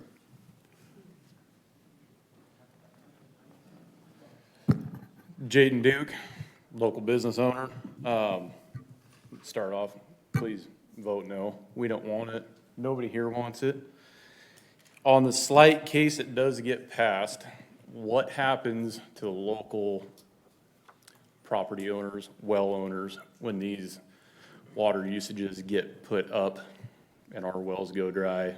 Housing market values drop because nobody wants to live next to a data center, solar field. What kind of plan is that going to have? You know, what kind of impact is that going to have on those of us in the community? And that's all I got for today. Okay, thank you. Thank you for coming down. Okay. Leighton Davis, Lynette Canarini, Carla Canarini, Irene Tanakis. Just wait until I hit somebody that lights up in the back there. Margarita Seidel. You'll work. That's good. Thank you. Okay, sorry about that. Well, I couldn't. Nerve damage in my fingers and I don't write well. All right. Okay. My name is Michael Paul Dykes. I'm a combat disabled veteran that lives in, outside of Marana. We don't want Marana to annex us, by the way, and Missile Base. Stay on your side of the freeway, please. This data center is ridiculous. There are 116 currently in Arizona, on track for 160 that are currently tracked and under development. This will kill my property value. I cannot work. I haven't worked a day since July the 5th, 2005, when I was injured in a mortar attack in the war, Afghanistan. If my property value goes down, I will fucking die. Oh, okay, what language, please? You know what? This calls for language. This calls for outrage. No, sir. I want you to have the same sense of urgency that I have about the only thing that I own getting screwed. Who you looking at? The cop? Get that guy out of here. I can speak. I believe I have 3 minutes. You do? I'm not Please use them effectively. minute in. So, well, I'll get back on subject. This is, Just don't worry about him, just talk I about. got PTSD, man. And you know what? This data center, I stay up nights worrying about what it's going to do to my property value, worrying about what it's going to do to the water table, because that crap that lawyer said, that's garbage. How come he didn't have anybody speak that lives next to one? Because he can't find anybody that'll say anything positive. This is bullshit. Sorry. Bullshit. Language. This is patent bullshit. We hear you, sir, thank you. Please mind your language. Yeah. You mind your business. This is Do not lecture me, sir, I will have you I removed. will absolutely lecture you. Stop getting paid by these companies. Remove him. Okay. Leighton Davis, Lynette Canarini.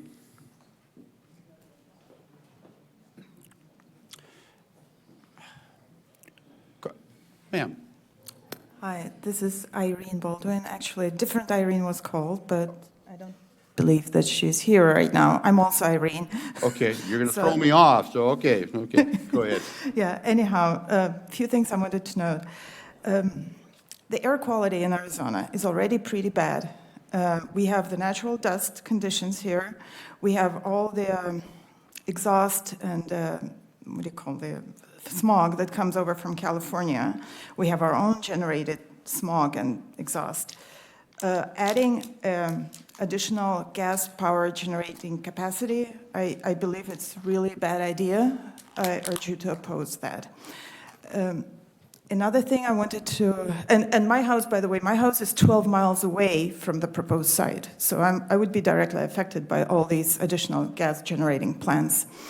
Another few things I wanted to mention about the presentation of the applicant.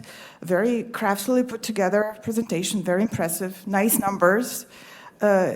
Is there any mechanism for truing up? Data centers are notorious for being low manpower maintenance. Once everything is up and going, really 300 whatever jobs as a permanent direct job, since up to 700 indirect. Has anybody looked at the worldwide or nation average of employees per data center or per square foot? And where's the mechanism that is going to hold accountable the applicant to the promises made? I think overall I agree with all the other concerns, but these two really stand out, that the promises that look nice on paper, there is no mechanism for truing up or verifying compliance. All these stipulations, there is no mechanism or capacity at the county to enforce them. So please consider this when you're making your decision. I urge you to please vote no on this initiative. Thank you. I'm sorry, what was your name? Irene Baldwin. Okay, I found you, so just so I don't call you. Okay, Take me thank off you. the list. Thank you. Thank you. Okay. I don't know. Who are you, man? If I've called your name, come on down. Good morning. My name is Karina Hunter. I am a Red Rock resident and homeowner, and I'm asking you to vote no on La Osa rezoning. When my husband and I chose to make our home here in Red Rock, we understood that Pinal County would grow. I am not opposed to growth or economic development, but growth should benefit communities that already exist here, not ask those communities to carry long-term risks. We have heard promises of jobs, economic opportunity, and other benefits to our community. But projections and promises are not guarantees.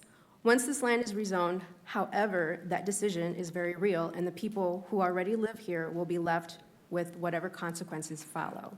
We are the ones who will live with the effects on our environment, infrastructure, resources, property, and quality of life long after construction is finished. A project of this size should not move forward while serious questions remain unanswered. The applicant should demonstrate with credible evidence and this development belongs here and can coexist responsibly with the surrounding community. There is no harm in slowing down and demanding better information. There can be tremendous harm in discovering later that we moved too quickly. Please protect the community that is already here and vote no on this rezoning. Thank you very much. Thank you. And I'm sorry, your last name is Hunter? Correct. Did you fill out a card? I did. You did? Okay, I just haven't found it, so, okay. I'll try not to call you again. Okay. Leighton Davis, Lynette Canarini, Carla Canarini, Vincent Siebert, Georgina Matias, Karina Hunter, haha, there you are. Michelle Tater, Mia Seidel, Margarita Seidel, Irene Klinakis. I'm glad I'm not playing baseball. This would be like strikeout. Okay, let's go. Okay.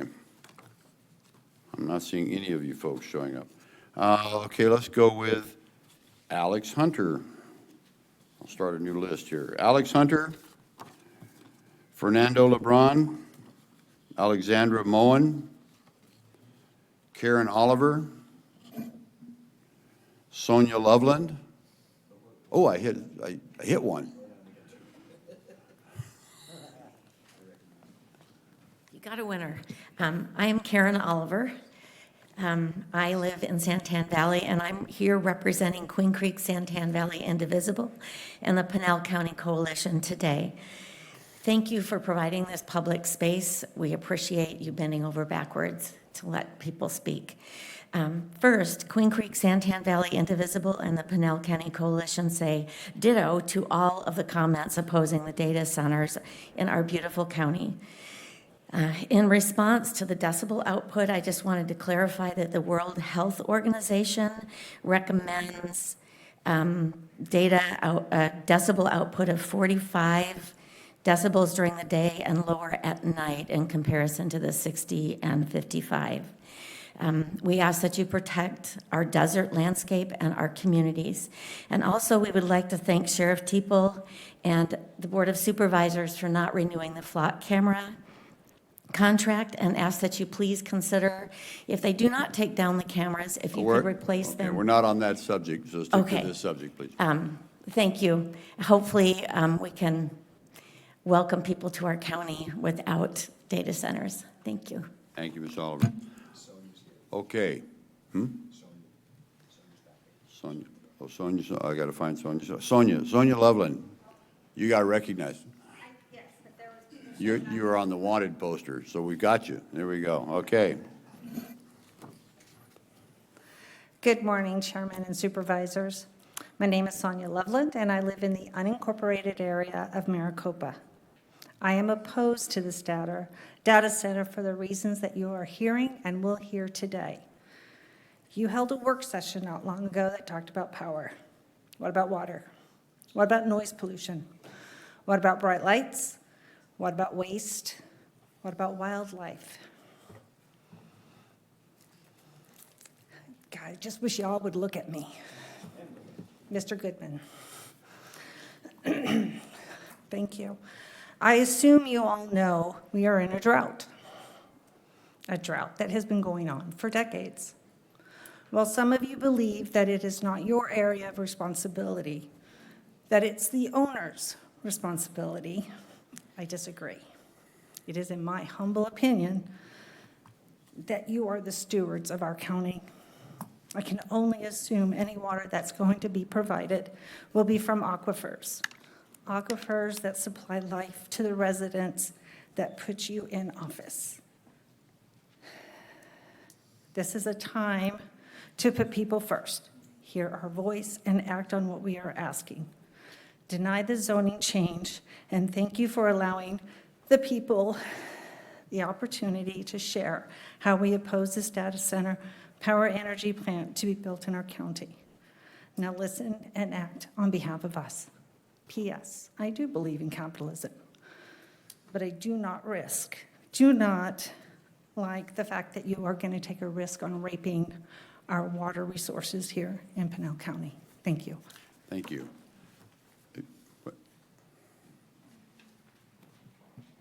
Sure. Okay, and I bet I've called your name, so come on down, just tell us who you are.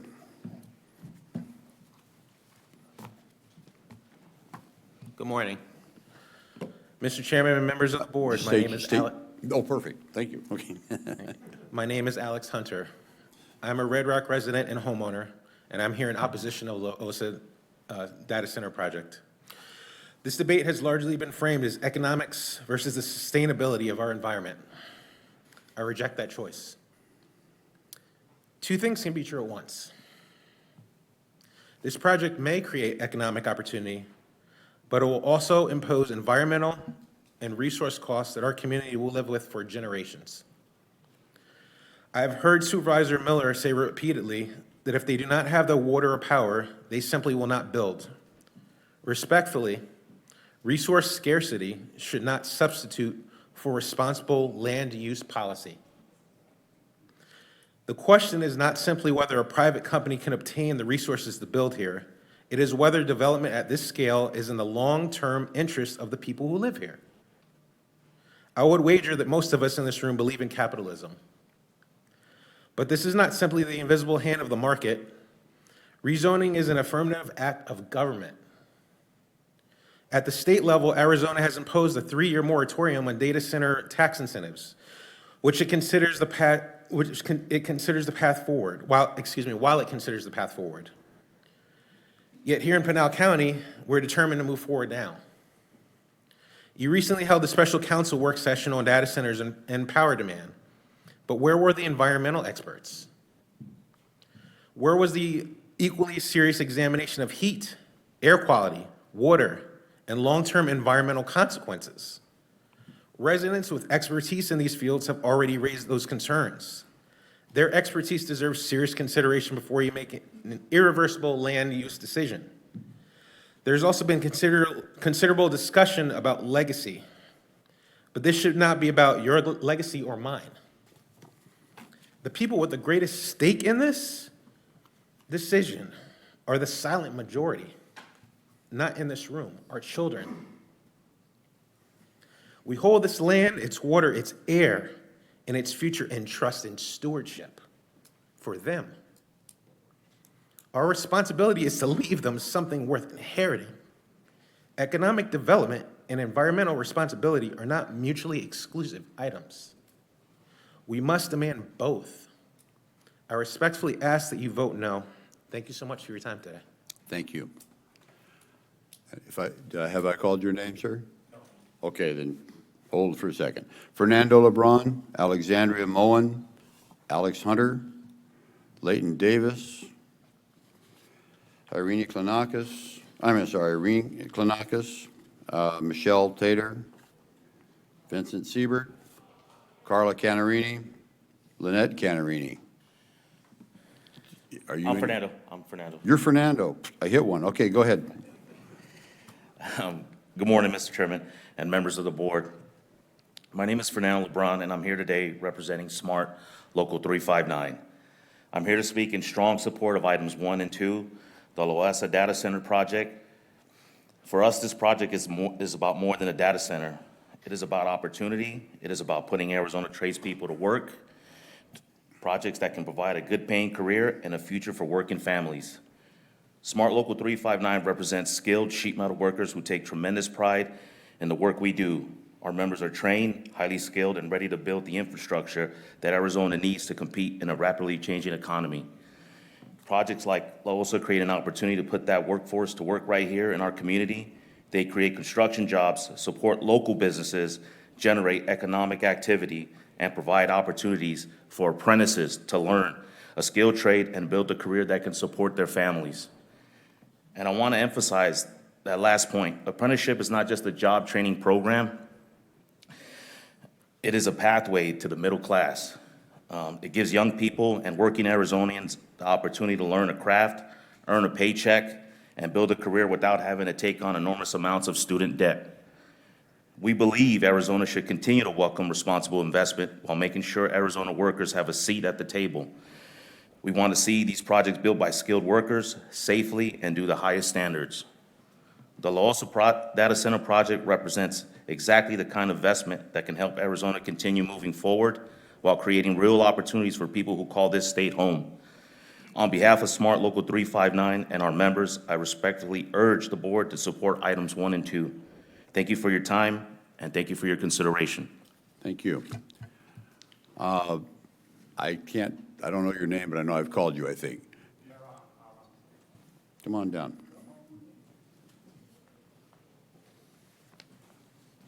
Good morning. I respectfully ask you to vote no on item 1 and 2. I'm not going to make a big speech, but I'm going to just talk about some bullet points here. The main concerns with the data center for nearby communities usually are, and they are in this case, water use, electricity demand, noise, land use, and environmental impact. And with all due respect, a little bit of speculation, but if a nearby landowner is excited about it, there's a possibility that they may be getting an offer for their piece of land. So that's something to keep in mind. But what's a big concern is very high water consumption, high electricity demand, potentially higher utility costs, constant noise, 24/7, air pollution, waste heat. Large facilities release substantial amount of heat into the surrounding environment. Construction traffic, large land footprint, pressure on scarce local water supplies, 24/7 industrial activity, new power infrastructure, loss of vegetation, open space, backup generator testing, potential effects on nearby property values are very severe, fire safety concerns, and large electrical systems, batteries, so on and so forth. And we all know we have problems here with water, the water table, water availability, electricity. We have major issues we don't need anymore. And we're here in a beautiful rural area. We want to keep it that way. And this adversely affects all of us. So I respectfully ask you to vote no. And I'm sorry, could you state your name for the record? Maron Aram. Thank you. Thank you. Okay, I'm looking for you, probably you. Go ahead, come on down.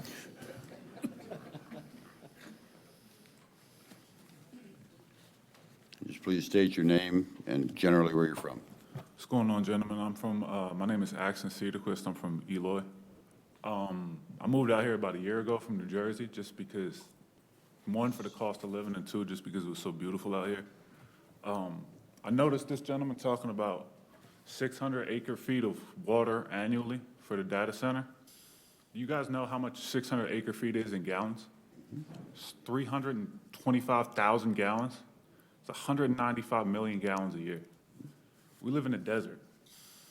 Water is important out here. I fill up my dog's bowl maybe 3 or 4 times a day, and he says that that's not going to have any impact on our day-to-day water use. I disagree with that. And then on top of that, he said it's going to bring all these jobs and all this opportunity to the communities and all of that in Pinal County. Like I said, I live in Eloy. There's blocks with one house on them. There's completely empty lots all over the place. Downtown is empty storefronts. If you want to bring jobs to Pinal County, start there. A data center out in the desert, nobody's going to see and they're going to use for God knows what.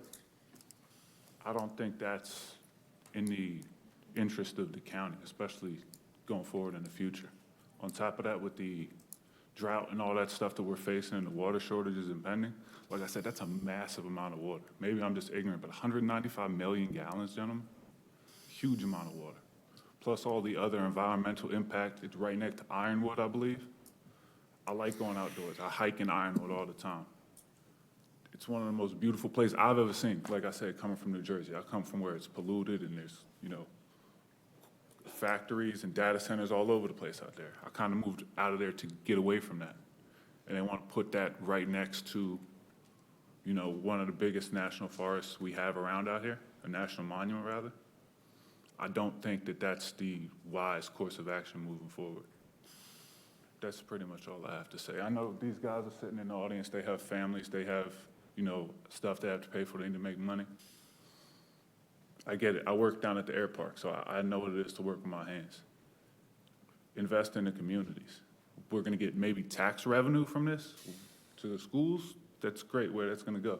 But we could get the same tax revenue from building out the empty lots and the abandoned buildings that I see every day. So, please vote against this proposal. I think it's bad for the future of the county and just bad for the people that live here. Okay, I'm sorry, what was your last name? Cedarquist. Cedar, okay, thank you. Thank you. Okay, so come back to Alexandria Moen, Alex Hunter, Leighton Davis, Annette Canarini, Carla Canarini, Vincent Siebert, Michelle Tater. Then we'll go Irene Klanakis. Okay, I'm not doing well here. How about Dave Lamoureux, Frank DiCasola, Jerry McCulley, Cupid Sabelos. Oh, I hit somebody. Oh, I got one.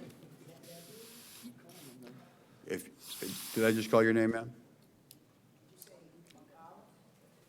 I did, but are you Jerry? No, then I didn't call you. You'll work.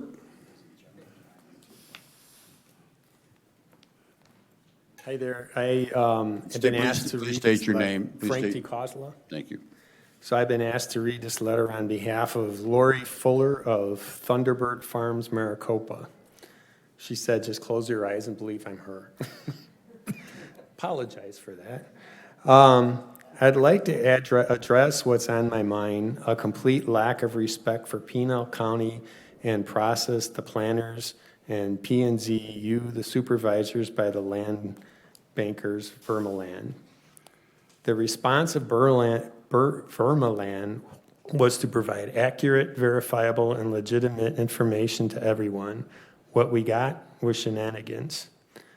Last-minute massive change and request for continuation on May 27th. Last-minute change to the representation. Last-minute addition to stipulations. Another last-minute addition to stipulations. One term I heard used to describe the shenanigans, wacky. Well, we could not agree more. And their new PowerPoint presentation, 53 pages of non-information. The new title, Power and Tech Project, even they know this hyperscale data center is disaster in the La Asa Valley floodplain. Other non-informational slides, associated office and facilities. Facilities for what? How many? Where? The floodplain. There were only 2 mentions of this massive Class A floodplains that she was able to find. They have the water stopping at their pretty little hedges. Has anyone told the water that it can stop there? The stipulations, over 6 pages about the new and improved stipulations.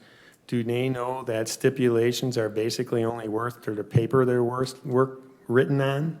Enforceable? Maybe. But at what cost to the county, and how bad will it get before those stipulations are enforced? The conceptual drawings, none without the disclaimer, subject to future design work.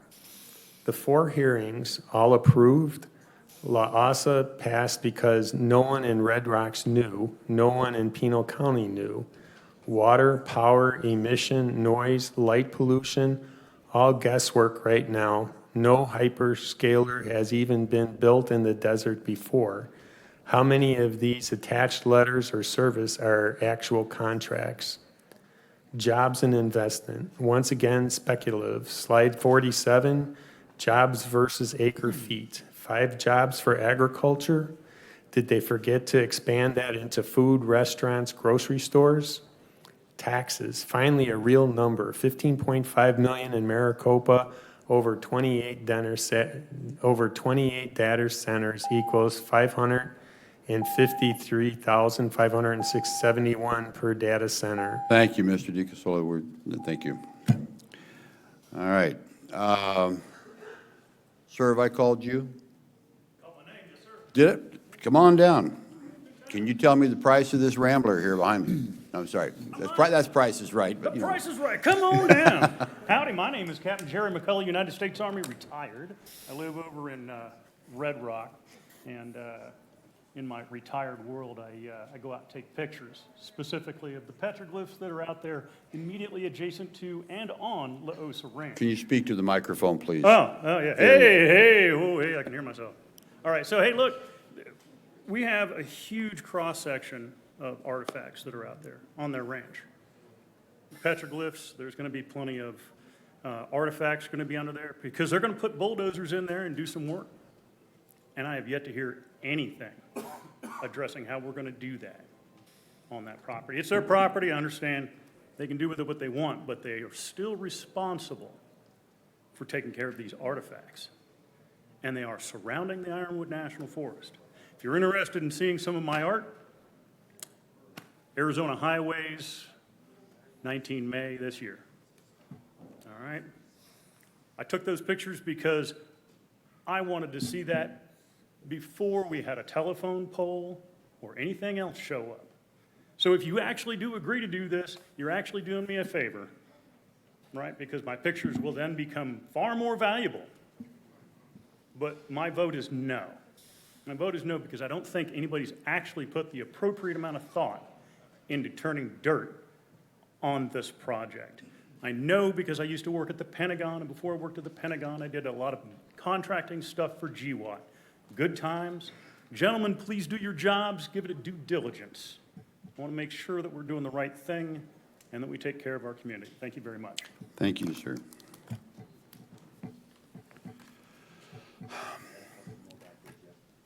If I've called your name and you're in the back, come on. Oh, I haven't called you yet. Okay, don't go away. I know who you are. Okay, let me just call these real quick. Alexandria Moen, Alex Hunter, Leighton Davis, Lynette Canarini, Carla Canarini, Dave Lamoureux, Michelle Tater, Vincent Siebert, Irene Klanakis. We'll go to another set. Cupid Ceballos, Michael, hello Supervisor Miller, Michael something, Rattlesnake Place. I can't read the last name, I'm sorry. But Michael that lives on Rattlesnake Place. Vanya Larson, Strahan Branover. Everyone else has left the call. Elvis is out of the building, folks. And then finally, looks like Jeffrey Fitzwater Castle.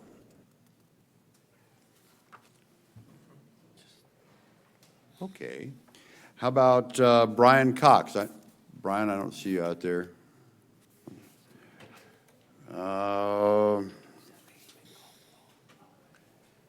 I'm just going to go down the list, and somebody will hit the win button here in a minute. Deborah Patrick.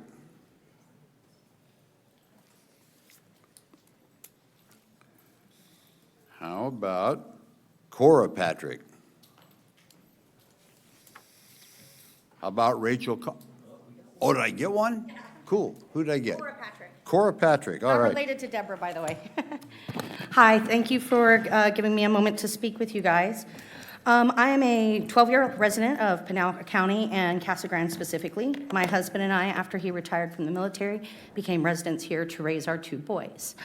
I've lived in the same house, same neighborhood, and I have watched the water quality in those 12 years go from, so-so to literally getting boil notices to use water at my house.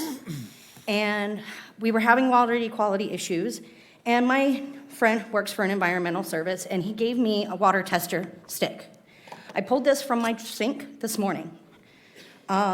Safe levels, of course, are going to be green, and the highest is 500 plus.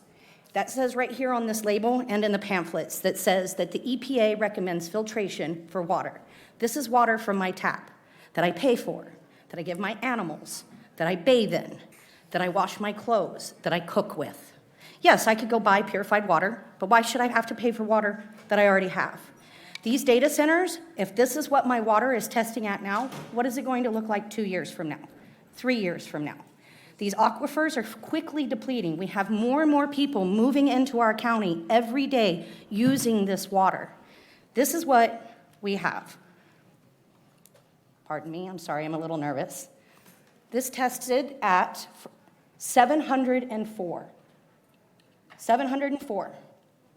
That is 200 over what the EPA says. And this breaks down into increments from 0 to 50 being green, 51 to 150. You get the trend. This is what our water quality is like right now without this data center. And I'm in Casa Grande. This is only going to get worse.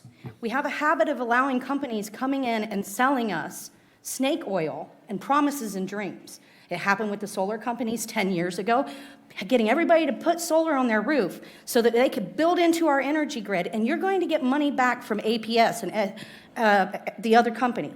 Ask me how many times I've gotten a check or rebate from APS for the solar that was promised on my house. 0. And now, 12 years later, I'm actually getting 3 to 4 months. I have a bill for APS, and I built a system that put 45% above my home use. These companies, they're lies. They sell us lies. They give us promises and dreams, and we're the ones stuck holding the bag afterwards. Our kids are affected. Our livestock are affected. The sound. My husband works as an audiology tech. I can bet you that they just did regular sound noises. They didn't do subsonic noises. Do you understand the effects, long-term effects of subsonic sound on livestock, animals, environment, and humans? I appreciate your guys' time. I know I'm probably getting pretty close to out. I thank you for giving me the opportunity to speak. Thank you. Please vote no. Thank you. Sorry, I made your desk wet. Ma'am, did I call you already? Did I call your name? Then come on down.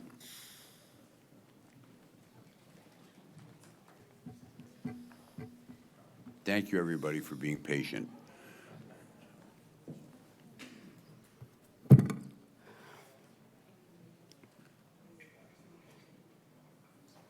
So, please go ahead, just state your name for the record and where you're from generally.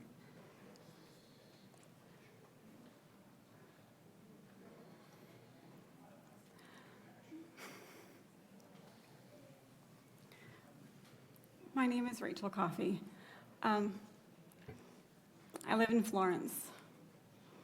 I think, like most of us, came to Florence to live outside the city, outside of big buildings, to be in nature, to raise our children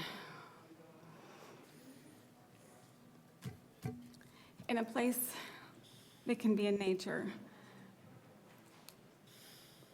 I'm opposing the data center, and I think, sorry, I wasn't prepared for this. If we don't fight this fight, our children will have to fight this fight. I have 9 children.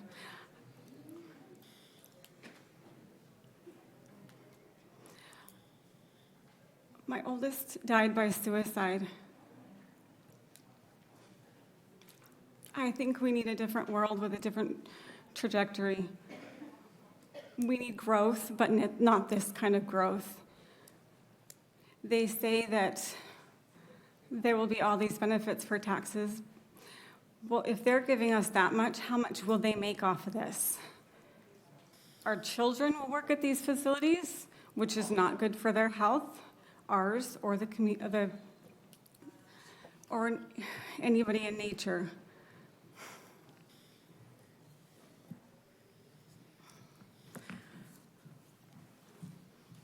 My goal and my mission to make a world that we can all live together, not with these data centers, but that we can trust each other and to grow beautiful things. If you walk in the room, there's a staircase.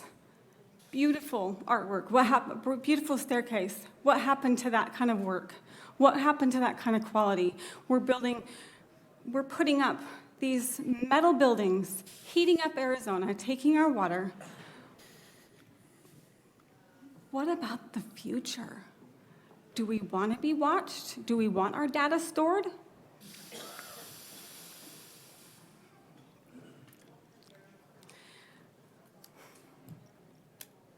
I think we owe it to the next generation to do better, to be better.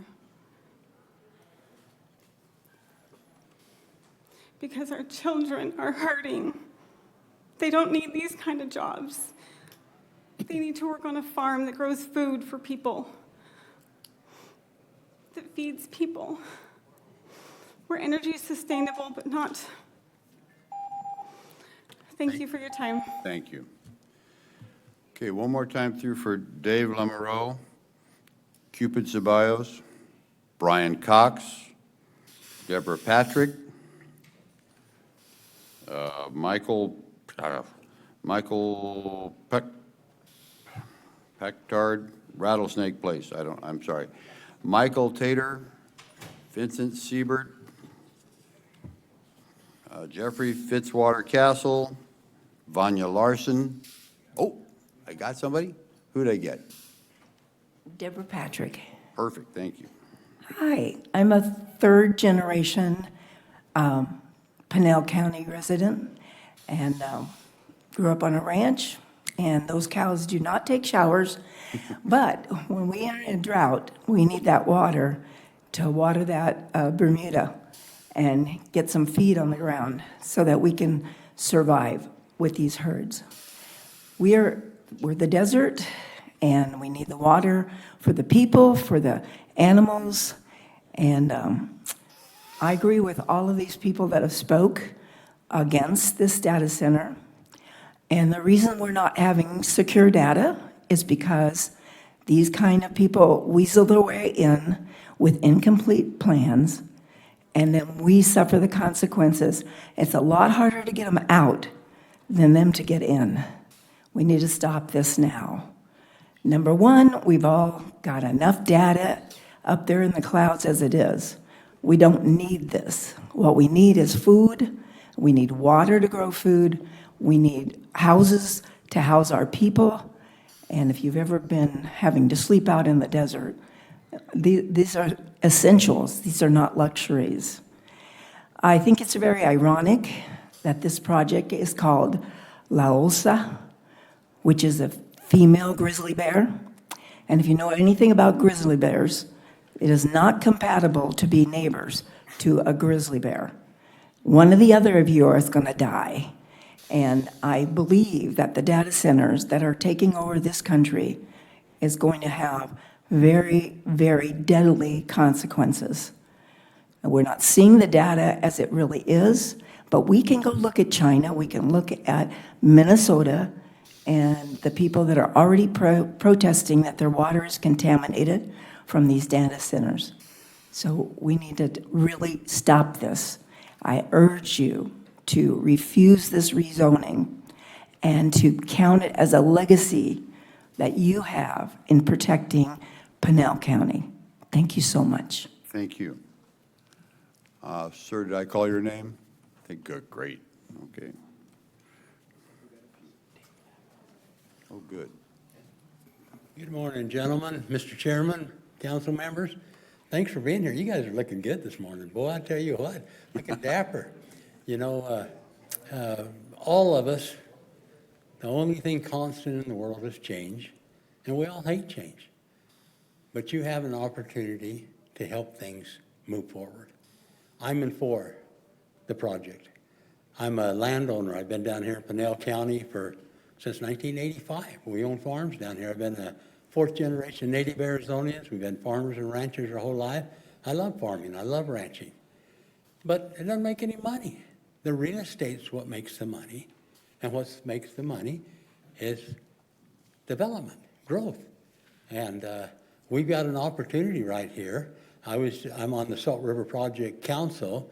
We had a 3-hour meeting yesterday in Phoenix with all the main people from Washington, D.C., and all the Salt River Project people that are on these data centers. And they say they're coming to Arizona. They're coming. We need to get ahead of it and be ready for it. This project is going to develop their own power generating with clean natural gas. That's a great thing. They're going to be able to have a community fire department to help the area.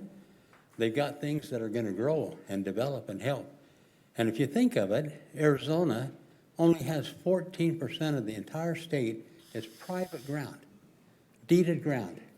84% is federal ground, state land, Indian reservations, all federal. And yet everybody wants to take the private ground and tie it up. And I own the 640 acres right across the street from these guys on Bumgarner. I've owned that for 22 years. When I moved down there 22 years ago, I had a nice paved road on Bumgarner from Picacho Highway past Fast Track Road to Wheeler Road. That road started falling apart. The county ignored it, never fixed the potholes. It finally got completely destroyed. They came in and tore the asphalt out and put it back to a graded dirt road. That's backwards. You want to talk about air particulates? Come down and see those trucks running up and down those roads all the time, just burning up with the dust. We've got an opportunity to do something good here. I think these data centers are going to be something that are really going to bring in income to our county and help us. As I'm over there at Salt River Project, I get an opportunity to visit with lots of people down in the state. And there's kind of a feeling and a consensus that Pinal County is against growth and against economic development. And, you know, I took an oath when I was elected, just like you did, and we took an oath to defend the Constitution of the United States, which is the law of this land. And we have the right for life, liberty, and the pursuit of happiness. So, Can you please state your name for the record? Dave Lamoreaux, Lamoreaux. Just like that. Thank you. Thank you, gentlemen. Next up, sir, have I called your name? Please come on down. Next, we'll have Malovi Martinez, Strayan Branover, Jeffrey Fitzwater Castle, Vanya Larson, Natalie Fieros, Thomas Silva, and then Christy Wyman. Sir. All right, first off, my name is Michael Packard, AKA Rattlesnake Place, as you called me out. Just so we know who we're talking to. So I have worked in tech for over 20 years. Additionally, I had a laptop in the 8th grade. I've in and out of tech for a long time. So I was going through one of my trusted news sources, and I came across a news article. I've sent it all to you, except it did get bounced off from Supervisor 2 and Supervisor 5. So if you guys have it, please share it. The headline reads, AI tech companies have a hidden debt worth around $1.65 trillion. That is with a T. Report claims amount, which is 122% of debt reflected on the balance sheets of Alphabet, AKA that was Google, Amazon, Meta, Facebook, Amazon or Microsoft, and Oracle. These are the big people that they're going to be selling the data center to. And now I will go into the article. It doesn't quite go into if it's addition to the debt that they already have, which is about 1.35 trillion, which is publicly discussed, or if this is an addition to. Because the main hook of this article is they're using the same financial practices that Enron used. I think we all know how Enron wound up. Second thing I want to bring up is, as I said, I've worked in tech for 20 years. The attitude towards data centers and AI in general is not good. as this is building, as the resistance is building in general public, so is the resistance in the people that I work with. So are the people the activities I do daily. We don't use AI unless we absolutely have to, usually because our boss tells us to. We're continuing to try and develop and build into a process which is going along too fast, it's not secure, it's not guaranteed. And it's making me remember a lot of back in 2008, when a bunch of friends of mine built a couple of websites and brought down the economy. We all remember the 2008 crash. This isn't going to be a bump in the road. This is going to be bad unless we get something to start slowing it down. So I'm looking to you guys to help protect us from a potential overhaul. And definitely, we do not need what winds up to be Phoenix Smart 2.0, the toxic edition. Thank you. Thank you, sir. Next on the list. Oh, wow, we got a lineup now. This is great. Okay. Hello, thank you for the time. My name is Vanya Larson. I live in Coolidge, grew up in Florence. I work in consulting with some very high level firms. I personally use AI in my day-to-day work, but I am a huge advocate of responsible AI, and that translates into data centers. I'm not going to belabor all of the points that so many people are here to make, but I oppose the data center here. I think the way of life that we have in Pinal County is going to be massively disrupted by data centers. And there's much better places to build them, offshore, up in the north, et cetera. So in the interest of time, I'm not going to take up my full 3 minutes, but I urge you to please oppose this project, vote no today, and also in addition, create a framework by which going forward the county can address large projects such as this. And yay, I got done before noon. Thank you. Thank you. Thank you. Next. Good morning. Thank you for being here and listening to all of us. Arizona currently hosts between 130 and 160 data center facilities, making the Phoenix area one of the largest data center hubs in the United States. The sources, the low frequency hum or continuous roar resembling a jet engine come from large chiller cooling towers and industrial HVAC units running 24/7 to keep thousands of servers from overheating. Local action resident areas like Mesa, Chandler, and Goodyear have actively raising concern about these problems. Don't do that, please. We need a better staff. We don't need these things. Very soon, okay, the water is not gonna be good, and probably we're gonna end it drinking the toilet water. I don't want that, okay? So I do appreciate when you go home, think about it. The future of your kids and your grandkids, it is on your hands. Please, no on data centers, no more. We have already 160. Why we need more? Thank you. And could you please state your name for the record? My name is Cupid Ceballos. Thank you. Next.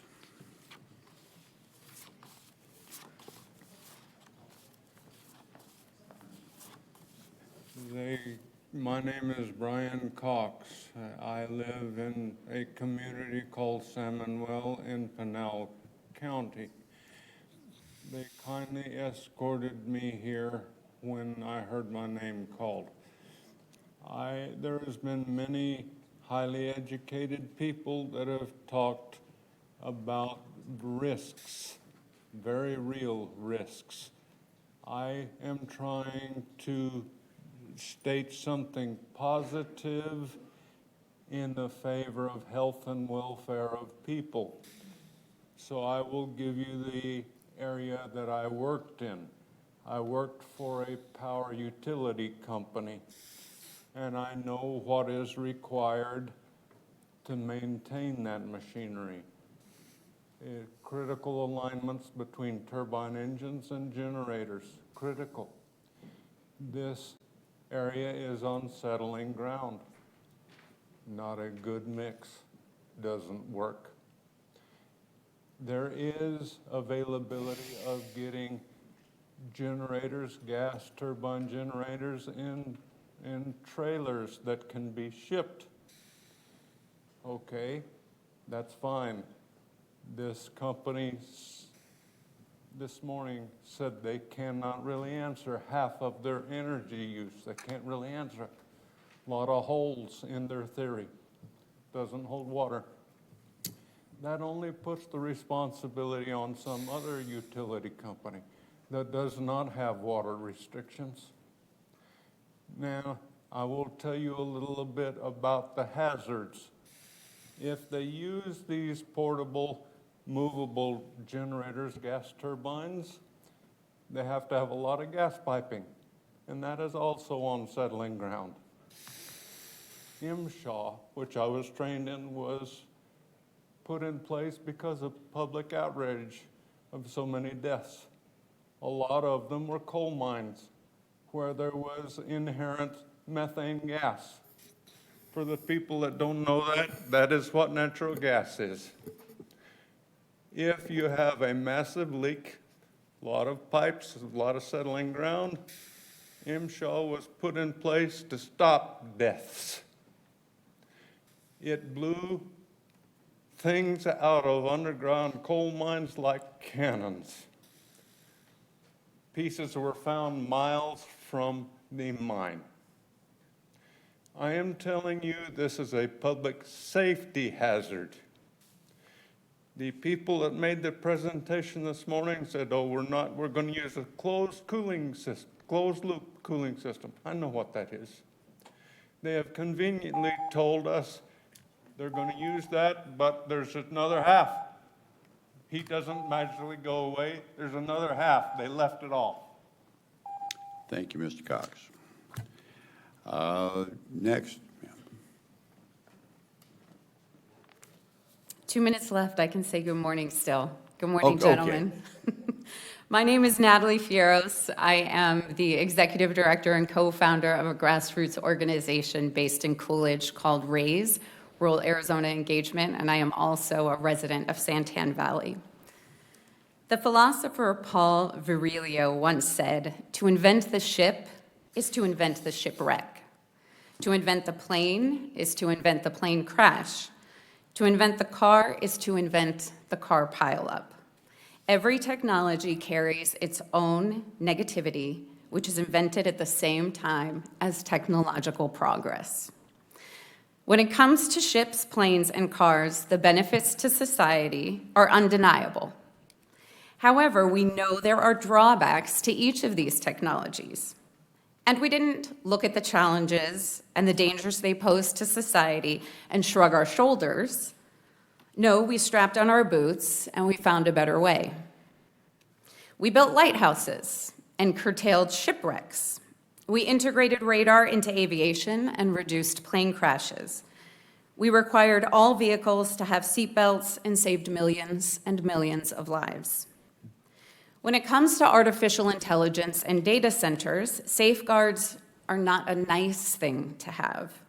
They are essential to protect health, well-being, and the livelihoods of the public. The La Osa Energy Center has so many unanswered questions.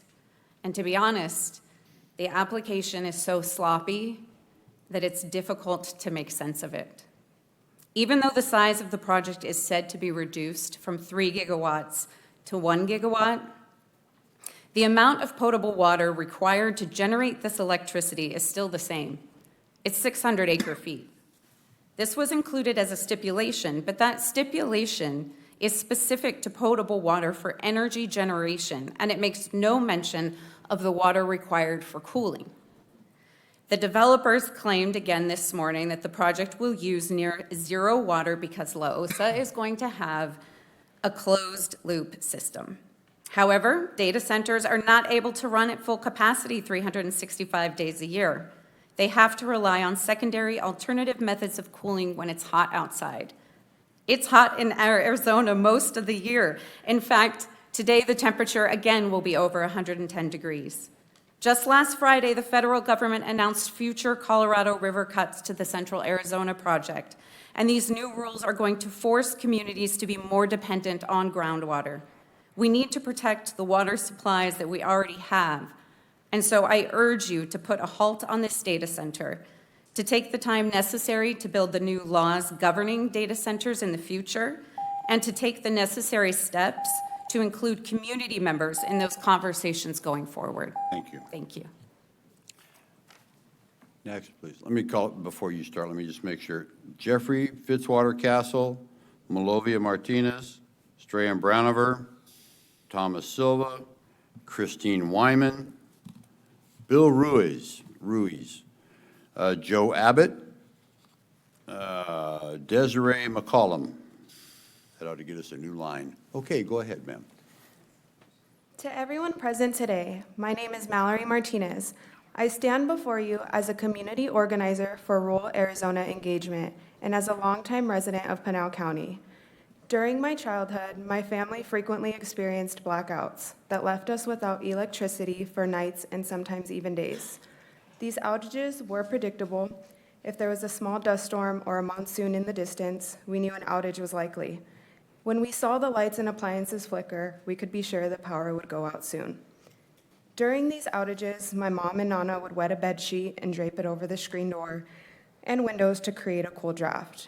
If the outage lasted all night, my mom would lay a wet towel on the floor or the bed for us to sleep on, helping us stay cool as well. As a single parent on a fixed income, my mom relied on various forms of assistance, which made power outages even more stressful. There were risks of our groceries going bad, and she often did not have the financial means to replace perishable items.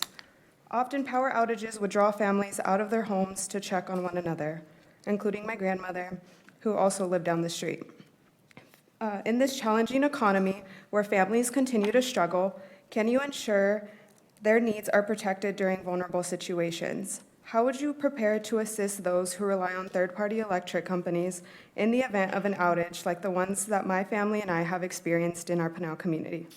My childhood reflects the struggles many families in Pinal County face, illustrating what the future may hold for many more. The La Osa data center is projected to consume 1 gigawatt of energy to power up to 1 million homes.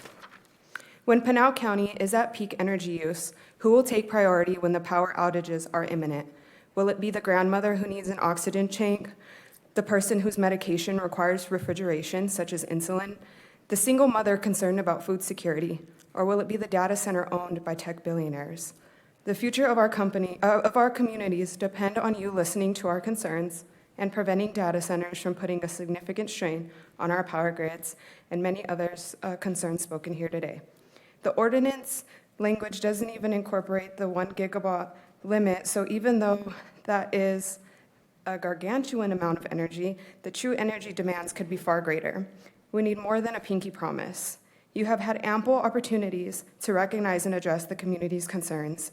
I hope that you will take these issues seriously and make decisions that reflect a commitment to the integrity and future of our rural areas. I'm asking you to vote no, prioritize our community needs and not these billionaires' greed. Thank you for your time and consideration on this matter. Thank you. Ma'am. Hello, gentlemen. Thank you for taking the time to listen to us. My name is Christine Wyman, and I'm a resident of Red Rock, Arizona. My community lies within 5 miles of the La Osa site. Vermland didn't list us as a neighbor, but we very much are. Almost 4,000 people that they didn't recognize. They didn't even inform our HOA, which, by the way, is part of the requirement of zoning. In addition, La Osa and 2 other gas-fired power plants on top of La Osa are being proposed in our area. For reference, the entire city of LA has 4 gas-fired power plants, a city of 3.8 million, and we will have almost as much pollution as a city of 3.8 million. I ran the numbers. La Osa will have a 1,000 megawatts of power from their power plant. Sunridge will have 1,360 megawatts, and so the Saguaro expansion will have 730 megawatts. Together, that's nearly as much power as the second largest city in the US. Also, data centers cause continuous noise that residents have to deal with 24/7. They're also known to drive away wildlife. We live in a desert with limited water, and our share of the Colorado River was just cut. I don't think this is a good plan for us. We're the people who have to live with it long term. The construction workers come and they go. They have a short-term job, and don't get me wrong, I want them to be employed. But I don't want to be here, 40 years later in my retirement, dealing with the pollution of a mega data center. That said, I implore you, please consider our community and our environment and vote no. Thank you. And before you come, sir, who are you? Joe Abbott. Come on down. Jeffrey Fitzwater Castle, Strayan Brownover, Joe Abbott, never mind you, that's you. Desiree McCollum, Bill Ruiz, Thomas Silva, Rick Shorrock, Joshua Despain, Brian Delfs. Sir. Thank you, sir. Morning, Chair, members of the board. My name is Joe Abbott out of Casa Grande, representative of the International Union of Operating Engineers, local number 12. I'm here to show our support for this project. Before a data center can operate, the site must be prepared and the infrastructure built. That work requires operating engineers and other skilled professionals for grading, excavation, earth moving, utilities, roads, site development, and heavy construction. LAOSA can put Pinal County-based operating engineers and apprentices to work while providing the hands-on training needed to build the next generation of skilled construction workers. The investment also has the potential to create a ripple effect throughout Pinal County. Local construction employment supports families and local businesses, while spending on equipment, materials, services, and contractors can keep economic activity within the region. Over time, additional tax revenue associated with the project can help strengthen funding for local schools, roads, and streets, and other critical public infrastructure. Local 12 believes Pinal County can welcome responsible investment while ensuring local workers share in its benefits. We respectfully ask the Board of Supervisors to support LAOSA and work toward approval with appropriate county conditions. Thank you. Thank you. Next, sir, please come forward. And just to remind everybody, please state your name and generally where you're from when you start speaking. So. Good morning, Chairman and members of the committee. My name is Bill Ruiz. I am representing the Western States Regional Council of Carpenters, Local 1912 here in Arizona. With respect to the comments that everybody's made today, I just want to kind of go off the script. Everybody's heard everything that we stand for, but what I'd like to do is just kind of highlight why it is that skilled union labor supports projects like this. We're about being self-sufficient. We get up, we work every day, we fight for every job that we have. Nothing is given to us, and this is no different. We're not about entitlements.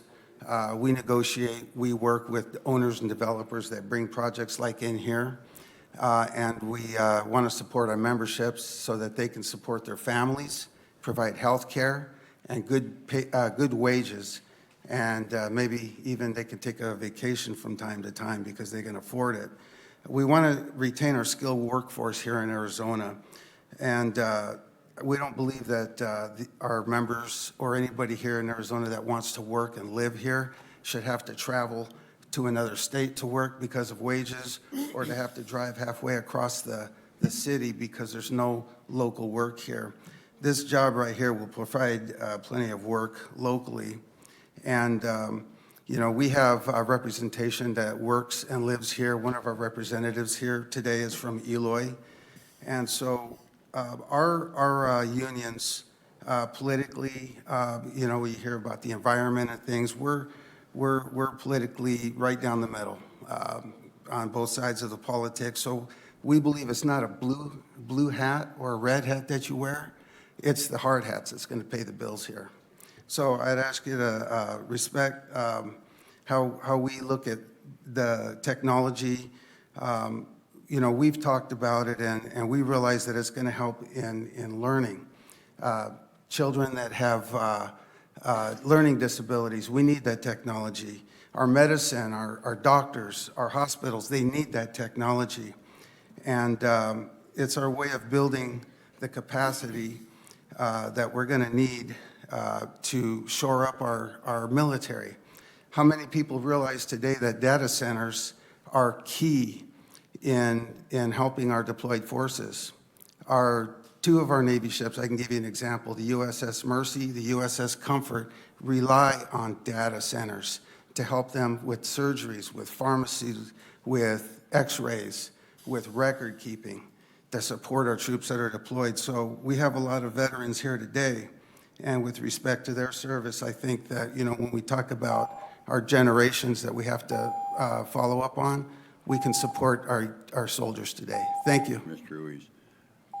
Okay, before you start, I'm just going to call a few names so I can maybe build a new line. So, again, Jeffrey Fitzwater Castle, Strahan Brownover, Desiree McCollum, Thomas Silva, Rick Shurock, Brian Delfs, Joshua Despain, Robert De La Cruz, Thomas Melton. Sir. First of all, I want to present this packet of information that I had made packets for all of you and brought them here on Monday, hopefully that you could have looked through them, because I'm just going to touch on the topics of these particular sheets. Again, please state your name and all that. Yeah. My name is Rick Shurock. I'm from Tucson, Arizona. Well, yes. I'm a native Arizonan, a U of A graduate with a master's, a high school teacher for 30 years, past board member of the Arizona Archaeological and Historical Society, and most importantly, an Arizona site steward for 26 years, monitoring sites in this particular area. Can you slide over toward the microphone? Thank you. Sure. I'm here as a concerned citizen and active site steward to talk about the dangers and the environmental disaster that would be created by the proposed data center. Sasko Road borders two pieces of land. All of the area off of Sasko Road is home to multiple archaeological sites that are monitored, heavy recreational use such as hunting, hiking, bike riding, camping, dark skies for amateur astronomers, and four-wheeling. Sasko Road has also been designated as a scenic drive route that winds around the San Maniego Mountains, passing by Sasko ruins. Water. We are experiencing an overwhelming drought. Our water is a life-giving resource for all Arizonans. Centers could have a usage of water up to 50 million gallons per day, depending on the size of the plant. Active communities such as Red Rock, the Red Rock Cattle Company, and the areas of agriculture could create a water problem for all of them. Infrasound, constant humming noise 24/7 from power generators and gas turbines. Internal noise can reach very high decibels. Humans begin to have hearing problems at 85 decibels. This sound level can reach out over a mile and even farther under the right atmospheric conditions. Air pollution, gas turbines to power generators can emit more pollutants than the EPA allows, can produce tons of CO2 yearly, and this translates into billions of pounds of air pollution, degrades our local air quality and climate change. Infrastructure, destruction of land and altering waterways, carving out roads for heavy machinery for the building of this plant. Wildlife, habitat loss. Over 3,000 acres would be destroyed, creating a wildlife dead zone.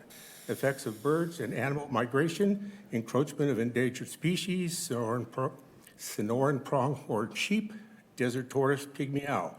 Noise pollution, affecting behavior of communications and mating patterns, creating stress among wildlife, disruption of migrating patterns. Light pollution, high-powered lights disrupt the nocturnal and migration patterns of wildlife, creates disastrous effects for the whole area's ecosystem.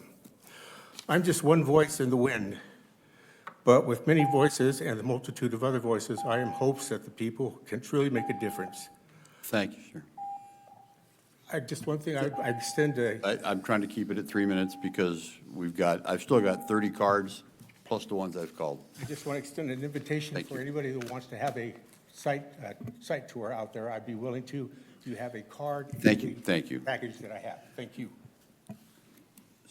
Next up, please. Good afternoon, I'm Josh Despain. Good to see the supervisors and chairman.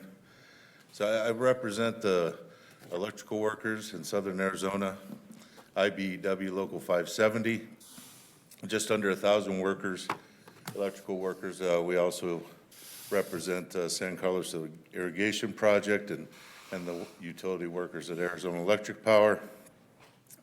I'm executive board on the building trades, 30K plus building trades members working for Arizona. This job of 13,000 jobs over a decade of work. I just want to explain that with apprenticeships, you know, the DOL has a 1-to-1 ratio usually with a journey worker to an apprentice. And you're talking careers. These apprentices for this job would go on a job, finish their apprenticeship, become a journeyman, and have that career started. Now, you're going to have people with attrition too. Retiring on the job, 10 years of work is a lot of work, and it's a lot of money into the economy. I just wanted to ask the Board of Supervisors and for Pinal County to approve this vote. Thank you very much. Thank you. Okay, just so everybody's aware, we're going to take a break at 12:30 for about 15 minutes. So, okay, next. Thank you, Mr. Chairman and Supervisors. I'm Brian Delphs, the Fire Chief of the Avra Valley Fire District. And I appreciate your service and your unenviable position and the hard, difficult decision you have to make. I've also served on state boards and commissions. I know this can be very tough for you. You're going to hear from 100 people here today, but I'm compelled to speak on behalf of 12,000 members of the Avra Valley Fire District, a district that struggles financially year after year. La Osa is exactly the economic engine that's needed for the fire district. It's a highly secure, low-hazard development that won't stretch our resources. We have already received a development agreement with the owners of La Osa that will provide property for a station and impact fees in addition to substantial property tax revenues year over year. The increased net property value from La Osa will result in $500 per year in savings of secondary property taxes for 12,000 members of the fire district. In addition to that, we'll be able to purchase badly needed new fire trucks and ambulances. We'll provide jobs for 30 new firefighters. We'll have faster response times, new station facilities, updated cardiac monitor defibrillators, air packs, and firefighting personal protective equipment. This will result in safer citizens, safer first responders, and decreased secondary property taxes for struggling families. Thank you for your time. Thank you. Sir. Good afternoon, Chairman and members of the board. My name is Thomas Melton. I've worked on some of the largest data center projects in the state of Arizona on the construction side, and I want to share that I've seen firsthand the positive impacts that projects like this bring to the local community.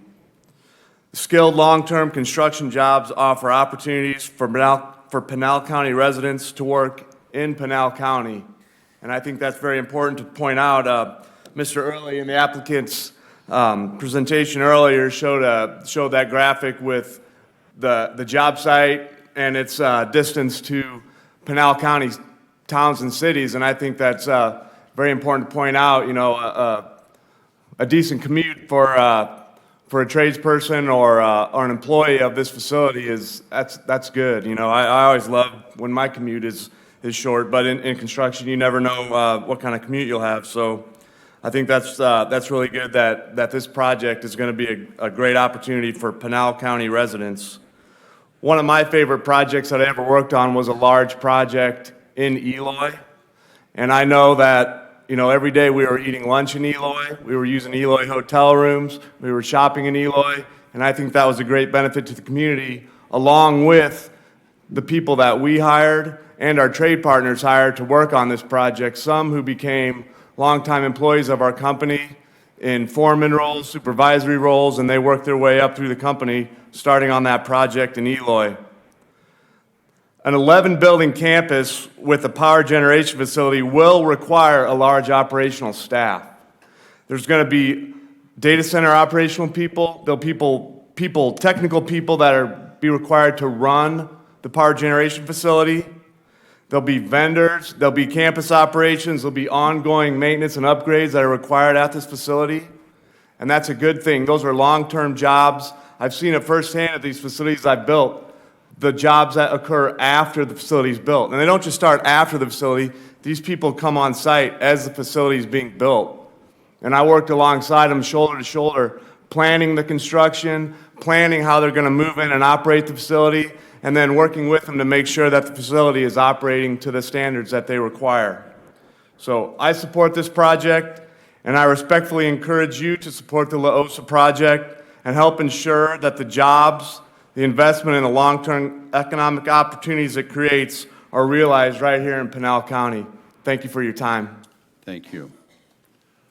Sir.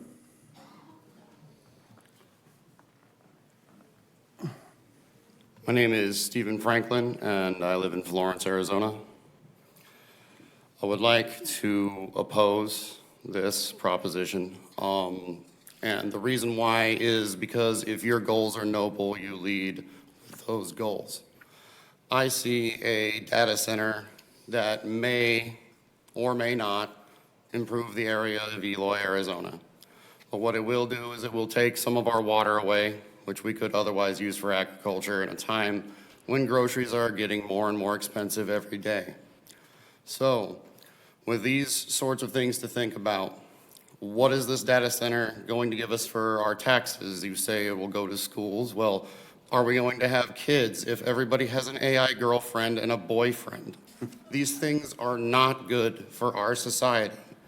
These things support things like mass surveillance, and they do things that, yes, maybe help our military, but again, if this data center was noble, they would lead with that noble cause. And I would like to know who here is going to benefit directly from what this data center does, not what it is. I don't see anybody in this room, most likely. And if they are, then they're not very useful to society.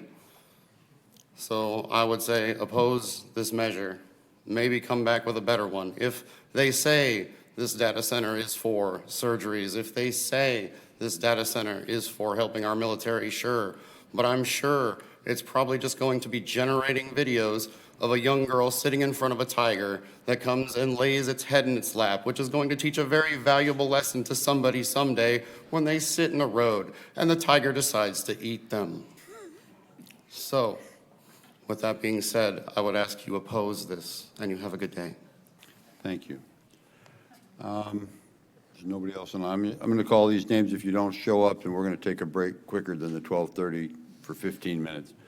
So Desiree McCollum, Robert De La Cruz, Thomas Silva, going once, twice. They haven't showed up. Okay, so we're just going to reset. We'll do, what is it, 12, 20? We'll recess for 15 minutes, and we'll be back. Thank you.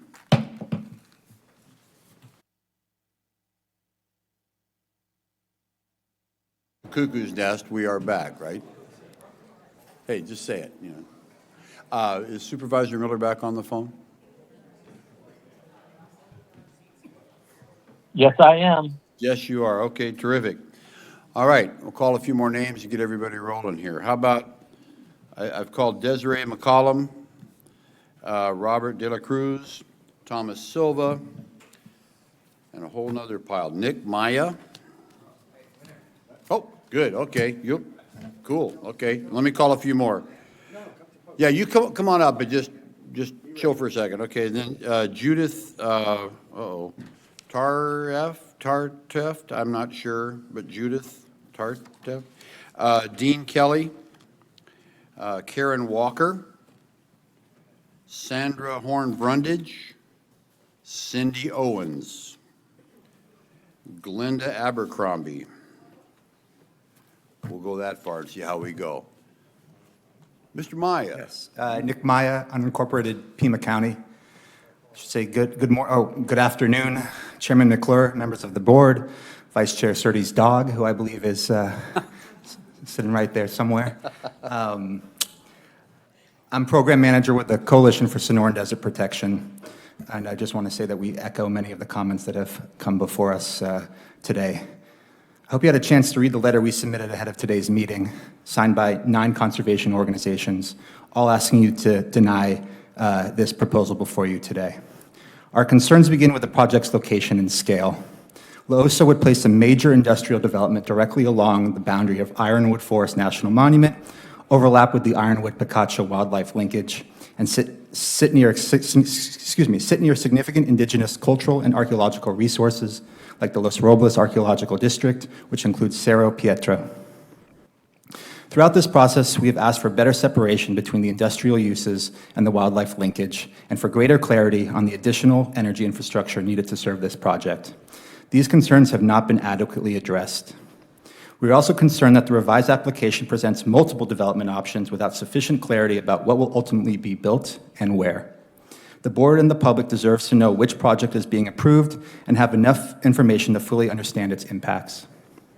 Because these concerns remain unresolved and the county is actively developing a data center ordinance, approving La Osa now would allow this project to move forward before the county has determined what standards such development should meet. We respectfully ask you to vote no today. Thank you for your time. Thank you. Next, sir, please come on up. I don't think Mishka would appreciate that shirt, do you? Good afternoon. Thank you very much for letting me speak. My name is Dean Keller. I have 2 things I would like to impress with the board. Number 1, I am in opposition to the data center. The main reason for that is Pinal County has failed to respond in a timely and complete fashion to 2 different data requests that I have made. One was submitted June 3rd. It was closed on July 10th incompletely. A second was submitted August 11th, and I have received no responses to that yet. This is not about that. This is about data centers. This is about the data center. Okay. About the data center. And it's important to me because on June 9th at 4:41 p.m., an email exchange occurred between Frank Cassidy and I believe Darren Carey from the Attorney General's or the County Attorney's Office. And it was titled Reference. We're off track again, sir. This is about La Osa Data Center. Do you oppose or agree with it? I oppose. This isn't about what the county is doing, and that's a whole different subject. Well, the reason I'm asking or pointing it out is the email was question regarding county zoning and proposed data center. Okay. I received that email. I did not receive any conversations or communications that were sent prior to that email or after that email. So I don't know the response to that email, which is important to me. And secondly and lastly, the gentleman that gave the slide over the economic benefits, the total he showed was $31.6 million. If you add the 4 numbers on that slide, they add up to $31.4 million. That's not a big impact, but I would ask you to consider all of the data submitted so far based on, look at the data. That one slide was already incorrect. I would ask you to consider that in your voting and ask you to vote no on this data center. Thank you. Okay, thank you. Next, please.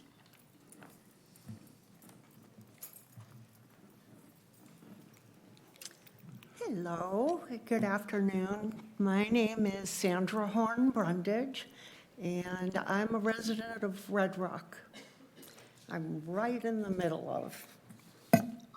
I'm here today to strongly urge you to vote no on this project, on the rezoning request for La Osa Energy and Data Center. even scaled down, the heavy industrial zoning of this massive acreage remains an unacceptable threat to our community. First, if you look at the devastating compounding impact on Red Rock, La Osa brings a 1 gigawatt gas-fired power plant to our doorsteps. But it isn't acting in a vacuum. This exact area is also slated to house 2 gas-fired power plants by the Sunridge Power LLC. They have plans to build that in 2 phases. Then APS is expanding its footprint with yet another gas-fired power plant. It doesn't stop there. We've also got 3 other companies who are pushing to add utility-scale solar farms and massive battery energy storage systems, BESS buildings. All the while, Pinal Air Park plans its own major expansion, forcing Red Rock residents to bear the combined weight of 3 overlapping fossil fuel plants, extensive battery complexes, solar industrialization, and airport expansion is an egregious, unfair burden to air quality, my air quality. And that's why my husband and I lived out there, because I lived in Tucson. I couldn't breathe. We're facing an undeniable crisis regarding water security. We're in the Pinal Active Management Area. Our groundwater is strictly regulated, and we will be getting our numbers reduced this year, next year, and the following year. That's already a given. They've announced that. Then, the environmental degradation cannot be undone.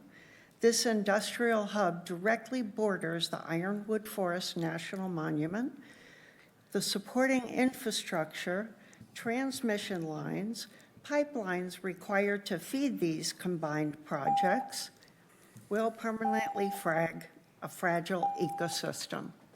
Thank you for your time. Thank you.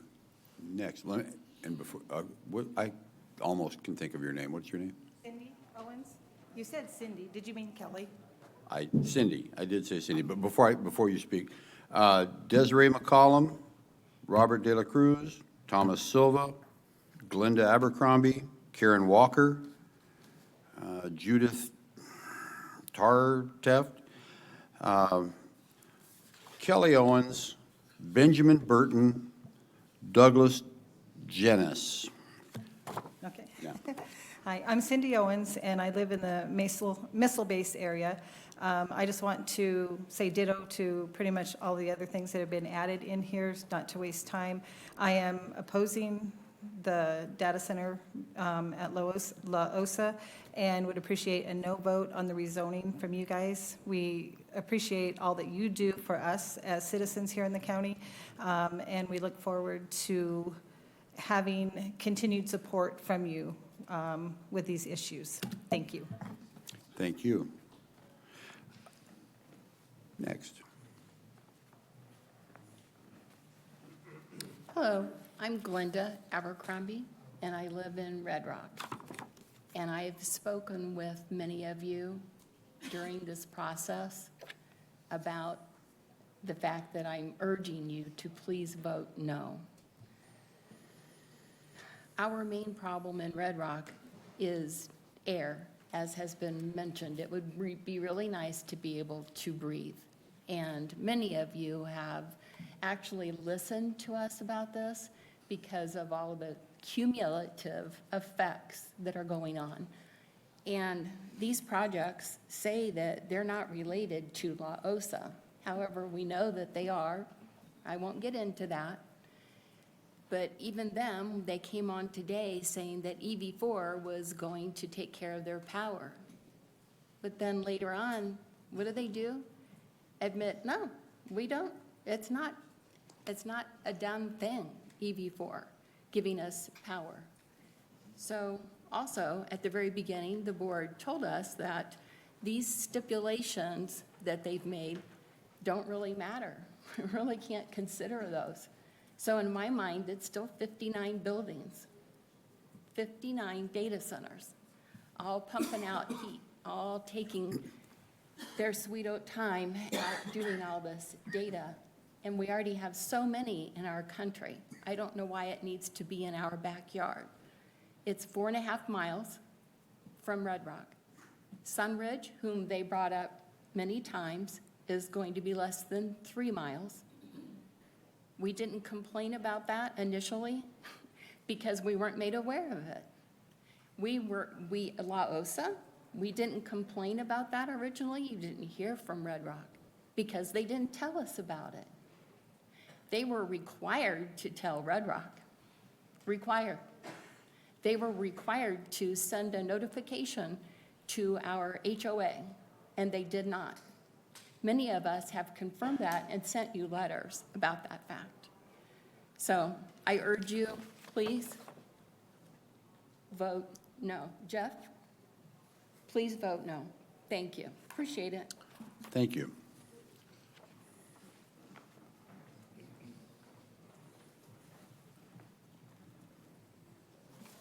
My name is Doug Jennis. I live in Marana, and for over the past 20 years, I've organized dozens of volunteers to conduct wildlife surveys in the Santa Cruz Flats area, which includes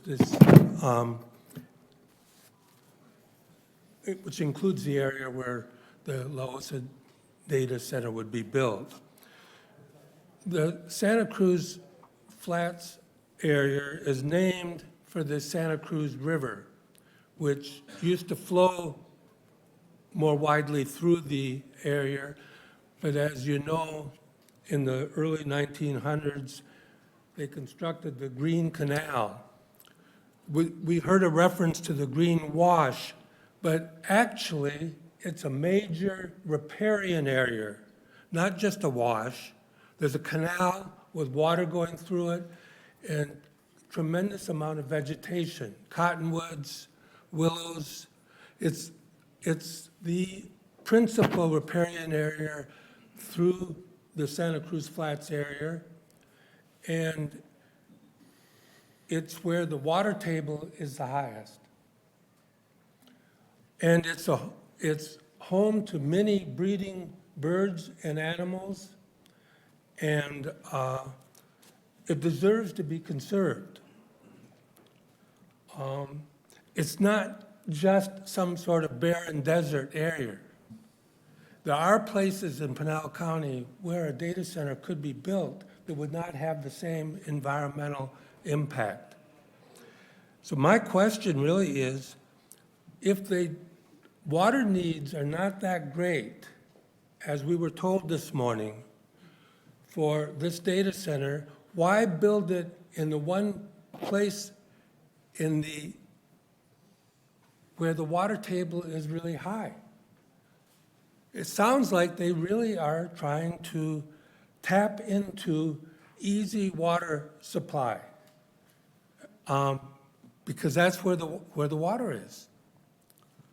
So I would urge that, I don't know, it was very vague about what kind of environmental studies had been made regarding this plan. So I would really urge that very serious environmental surveys be made and considerations made before accepting this proposal. Thank you. Come on down.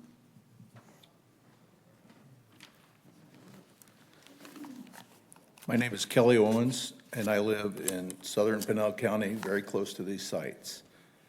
First of all, before I start, I actually want to acknowledge all of you. You guys kind of got a bad rap, but I do want to recognize that I appreciate meeting with each one of you and you listening to the concerns that I address. So I really appreciate that from a person that lives in the county. Second of all, I want you to know that I'm not opposed to data centers. I'm opposed to a data center at this location. And all of you understand kind of my position. I don't want to go through all of it because it's rather a book. But I do want to submit, and I think you'll credit me, 4 hours of time because I'm submitting 80 signatures of people that live in Red Rock that are opposed to this actually happening. These are, so I saved you the bus trip and everything else. So I would like to submit that. Second of all, I want to acknowledge all of my fellow union brothers. I'm a vested member of a union myself, lifelong. One thing that they're not aware of is my flood report that I think everybody has seen, that it sits in the middle of a flood zone. In 1983, 13 people died in a major flood event in the Santa Cruz River, very near this site. And as a union member, one of the things they often look out for is the health, wealth, and safety of union members. So all these workers, I feel for them, but what are they gonna do when a wall of water 30 feet high comes down that river when they're working in the middle of it, building a dam called La Osa Data Center that's gonna do something to the water? I'm not a flood engineer, but I've actually consulted with a flood engineer, and he agrees 100% with my ideas of what this is actually gonna look like. So I'm gonna submit that to the court, or to her as well. Again, I urge you to vote no on this. As far as, we need some regulations in place, and please, let's work on that first. And I'm not a no for data center, I'm a no for this location. Real quick, this site is perfect for a water accumulation to put water back into the aquifer and this whole area. That would be an ideal use for that and for cattle use. So thank you very much. Thank you. Next.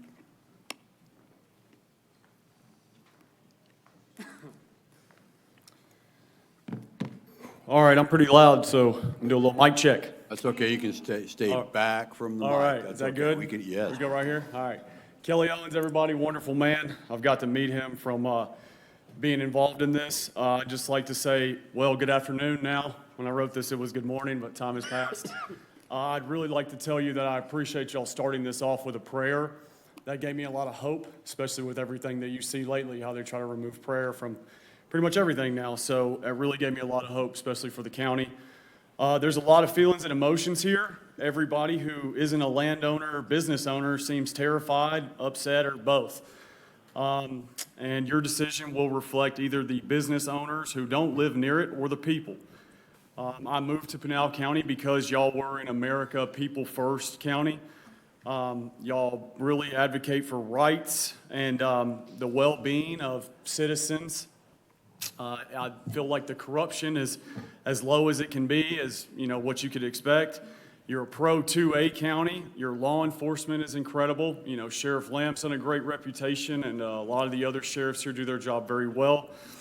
And I'm now even more grateful because of the prayer, but I'm going to try to keep it simple. They brought up the best guy they could to try to convince us on why this is a good thing for us to do. But as you can see, the crowd speaks for itself. All the red shirts that you see, that's us trying to unify to show you that we don't want to do this, to stop it. And almost, if not all of the pros are, like I said, the landowners or the business people. That's not a surprise. They try to give us a lot of statistics, but in reality, you know, we have concerns, overall quality of the environment, just pollution in general, air, water, wildlife, recreational activities, light pollution. I think it's pretty common sense that oxygen and water are more important than money and jobs, you know? So this giant hum that I'm hearing about, that sounds terrible. There's construction going on right now. If you want to experience that, just go sit in that room. The wildlife that's going to get affected. There's a children's school in the Red Rock neighborhood. I just don't think that's exactly a very safe thing to be putting right next door to literally an elementary school. Property values, land, right? All the people who own that, they're already having trouble selling. I know a couple people trying to sell now in Red Rock, they're struggling because who wants to live next to all this, right? It's not exactly a selling point, location. Guarantees, what kind of guarantees do we have to be protected from this stuff? Are we going to get compensated if we told y'all about this and they come in and do it anyway and it crushes our property values? Oh, sorry, it's not going to work. We have many examples, right, where money is chosen over the people. Corruption is everywhere. Minnesota is a great example, California, all these other places, but I really just hope that y'all can think about what Jesus would do, since we started this off with a prayer, and think about what God would want us to do. Thank you. Could you state your name for the record? Yes, sir. My name is Benjamin Burton, and again, I live in Red Rock Village. Thank you. So I don't see anybody else in line. How about, let's go back to Karen Walker, Judith Teft, Alberto Villapando, got that one. Gary Matevier, I see you out there. Nancy Hartle, Noah Hiscox, Ranella White. Sir, if I called your name, come on down. Chair, Board of Supervisors, good afternoon. Thank you for giving me the opportunity to speak today. My name is Alberto Villapando, and I represent Smart Local 359. I'm here to speak today in strong support of La Osa Data Center project, and more importantly, to speak on behalf of the working families and who would benefit from the opportunities this project could bring. We have a large number of our members that live right in Eloy and Casa Grande. For those members, this project would mean something very important, the opportunity to work closer to home. For about nearly 10 years now, most of those members have worked over in the Phoenix area and Tucson area. That's 3 to 4 hours round trip. That's a long time commuting. That's a lot of time sitting behind the wheel instead of sitting at home at the dinner table with their families. It means missing school events, missing ball games, missing important moments with their kids, and not always being there to help with the homework. These are things that may seem small, but for working families, that matters. There is also a serious safety concern. We have members involved in significant car crashes because of the amount of drive time they've had. Just a few months ago, we had one of our members driving back from Phoenix into Casa Grande when he was involved in a serious accident. Thankfully, he is okay. He did suffer a few broken bones, but has not returned back to work because of those injuries. That is a reality that our members are facing. La Osa Data Center can help change that. The project can keep our members working for years to come while allowing them to earn a good living right there in their own communities. That means fewer hours on the road, more time with their families, and more opportunities for working people to build their future without having to leave their own hometown. This isn't just about building a data center. This is about building opportunities for our people that call Eloy and Casa Grande home. We are asking you to look at La Osa project not only as an investment in infrastructure, but also as an investment for our working families. Help us move this project forward. Help us keep our members working. And most importantly, help us give our members the opportunity to work closer to home, spend more time with their families, and come home safely every night. Thank you for your time and your consideration. Thank you. And before you speak, Ms. Hartle, I'm just going to call Brenda Hiscox, Gary Matevier, Ranella White, Noah Hiscox, Robin Davis, Mary Eileen Flanagan, and go ahead, please. Okay, good afternoon, Chairman and Supervisors. Nancy Hartle from Santan Valley. I hope I can make some sense out of my notes. I scribbled everything out. So much has been said already, and I do support. I am against data centers. I have been from the beginning. I'm against this particular one, and I'm against all of them. What I would ask this group to do, whether it's the zoning, planning and zoning, and you folks, I think what we have to do, we have right now a 3-year tax incentive moratorium in Arizona, because that's what the big draw was for these centers, is the tax breaks. So now there's a moratorium. I'm asking for a construction moratorium until the data centers, until you really lay out some really good groundwork, stringent list of regulations and ordinance and so forth. They need to be legally binding and enforceable, and they need to be specific on fines and consequences consequences and stuff, because they are going to be around for 20 to 50 years if they're put in. I personally hope they're not, but if they are, we have got to, because once they're in, they're in. So in a bipartisan voice, 70% of Arizonans and the United States citizens say no to AI data centers. The risks just outweigh the benefits. And the people earlier had wonderful presentations on the effect on our environment. I don't need to go into that at all. We all know it's just actually really terrifying, I think. I felt like the presentation by the representatives was very vague in many things, and I really, I'm sorry, but it just was. They didn't hit on the sludge thing. Yeah, I know it's a closed loop, but from what I've read, they're not all the same closed loop. So when that sludge has to be gotten rid of, it is an environmental mess. So he also talked about the minimal water use. There's only minimal water in Arizona, and everybody said, it's going to get even worse. We know that. I mean, we know with the new Bureau of Reclamations and the decrease in the Colorado River water that we're going to be getting, Meade and Powell are a mess. So anyway, so that's all, rather terrifying. So anyway, to the Board of Supervisors, I would just say, we need things legally binding when you do start developing this. And I say, put a stop on it and go back to the framework like people have said. But we need no water-intensive cooling, no bait and switch, like the LOSA thing of 59 and 11 and whatever's going on. We must have an exact water cap. Developers must pay for the grid. No shifting to the customers. He did say they wouldn't, but I don't believe that. I'm sorry, I just don't. And then must include independent air quality and groundwater analysis, battery fire requirements, and strong noise limits. They talked about the noise limits, and that's always a big problem. To the attendees today, I just have to say, and I really do, I appreciate all you guys in Planning, Zoning, and the Board of Supervisors. I know this is a tough job and tough decisions. I really do commend you, but I just want to remind people that elections have consequences. So when voting this year and beyond, consider who supports data centers. The corporations and the ultra-rich, such as our current president, who decides locally which ones are to approve, Planning and Zoning Commission, and the Board of Supervisors, and who approves all of the utility rates, the Corporation Commission. Make your vote count. Thank you. Thank you.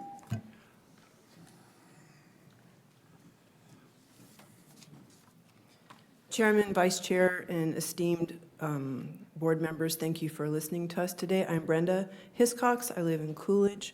I am here representing myself as a stakeholder in the county. I am not employed by any union. I am not paid to be here. I'm asking for a no vote on this project. I am not against data centers. In fact, I'm privately working with a farm and a developer to get a small data center on their particular farm.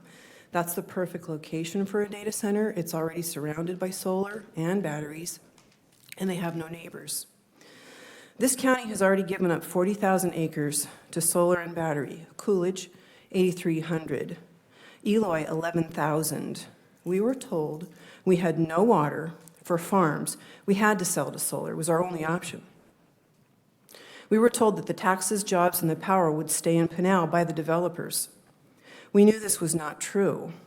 Last week at the League of Cities, Mayor Gallegos said, all of the power generated in Pinal goes to Maricopa.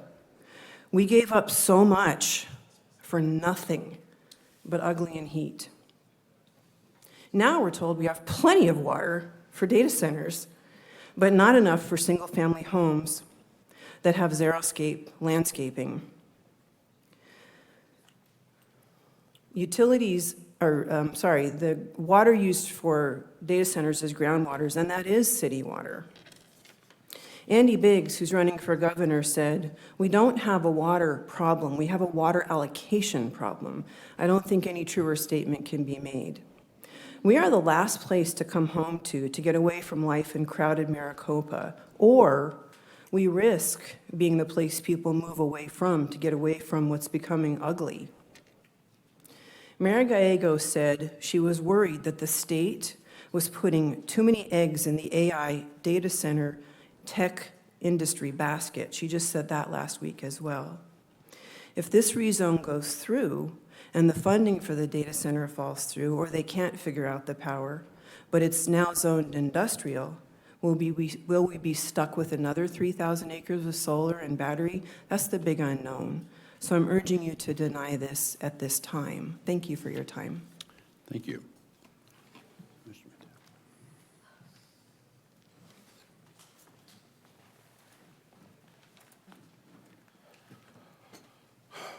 Afternoon, Mr. Chairman, board members. Thank you for the time to speak. My name is Gary Mativier. I live in Papago Buttes Ranchos 2, southeast of the city of Maricopa in unincorporated Pinal County. I think you guys need to be voting no on this because that's what everybody else is asking you.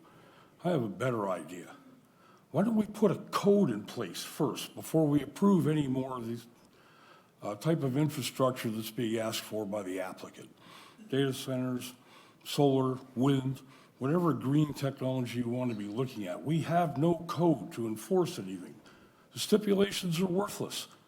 No offense, guys, but this board has a history of ignoring stipulations and not doing anything about them.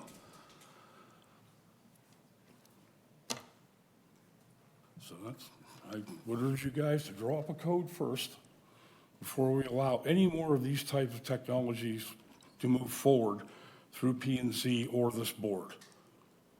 We need that. We need the safeguards. There's got to be guardrails and something concrete in place that can be measured to keep these people in line. Thank you very much for your time. Thank you.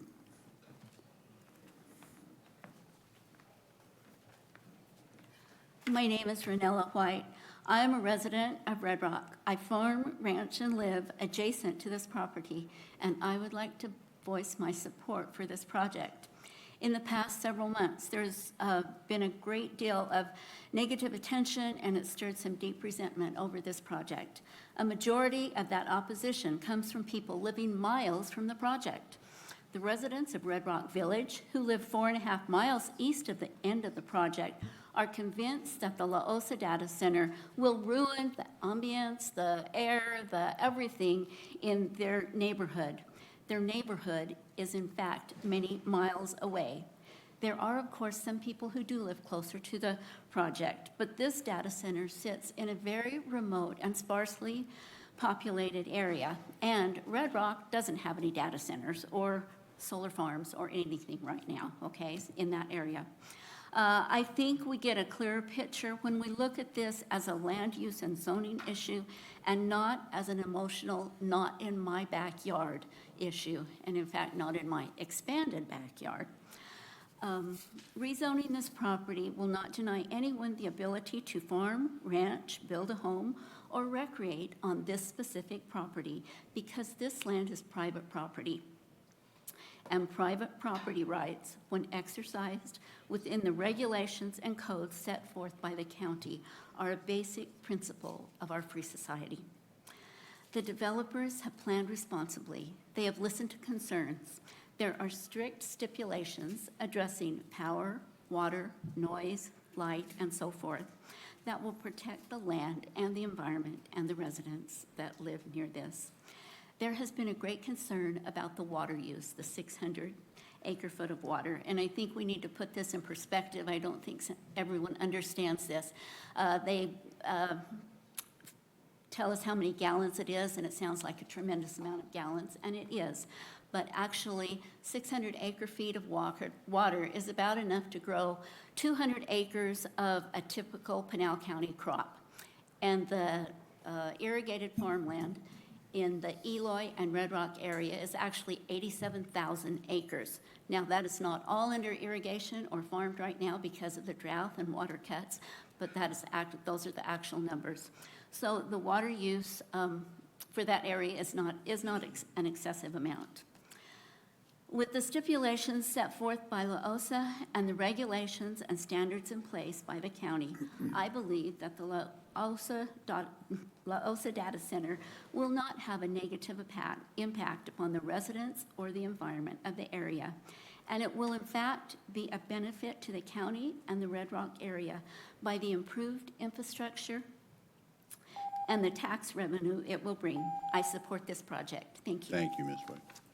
Ms. Hiscox, is Noah still here? Okay, so I won't call his name again. I'm just trying to, I'm getting down low and I'm like, so okay, just checking. Okay. Chair, Supervisors, good afternoon. I'm Robin Davis, and I live in Hidden Valley. Yes, I'm on the west end of the county, but I'm here to oppose the La Osa Data Center and support our county residents on the east side. We know if that we don't stop this here, it's going to happen over there. There'll be no area in Pinal County that will be safe. So today, you have heard a lot of really great facts and information why this data center does not belong in this location.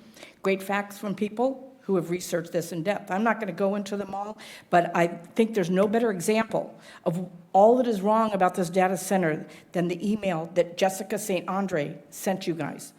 I cannot do any better. She brought the receipts. So did Mark Seidel. A few bullet points that I picked up from the applicant's presentation. They are buying the public opinion. The STIPs are rarely adhered to, so I don't believe in the 56 STIPs. Who's going to complain about them? We don't know. 56 buildings to 11, probably planned all along. Ask for more than you want and settle for what you really wanted. Also, 1.25 million acre feet of water is what Arizona is being asked to cut. Where's their 600 acre feet of water going to come from? Who's going to sacrifice? Who's going to give up their water? And the World Health Organization, contrary to their 55 to 60 decibels, anything continuous over 45 decibels is dangerous for human health. There are multiple studies, peer-reviewed. They keep pollinators away, and that sound will change the ecosystem.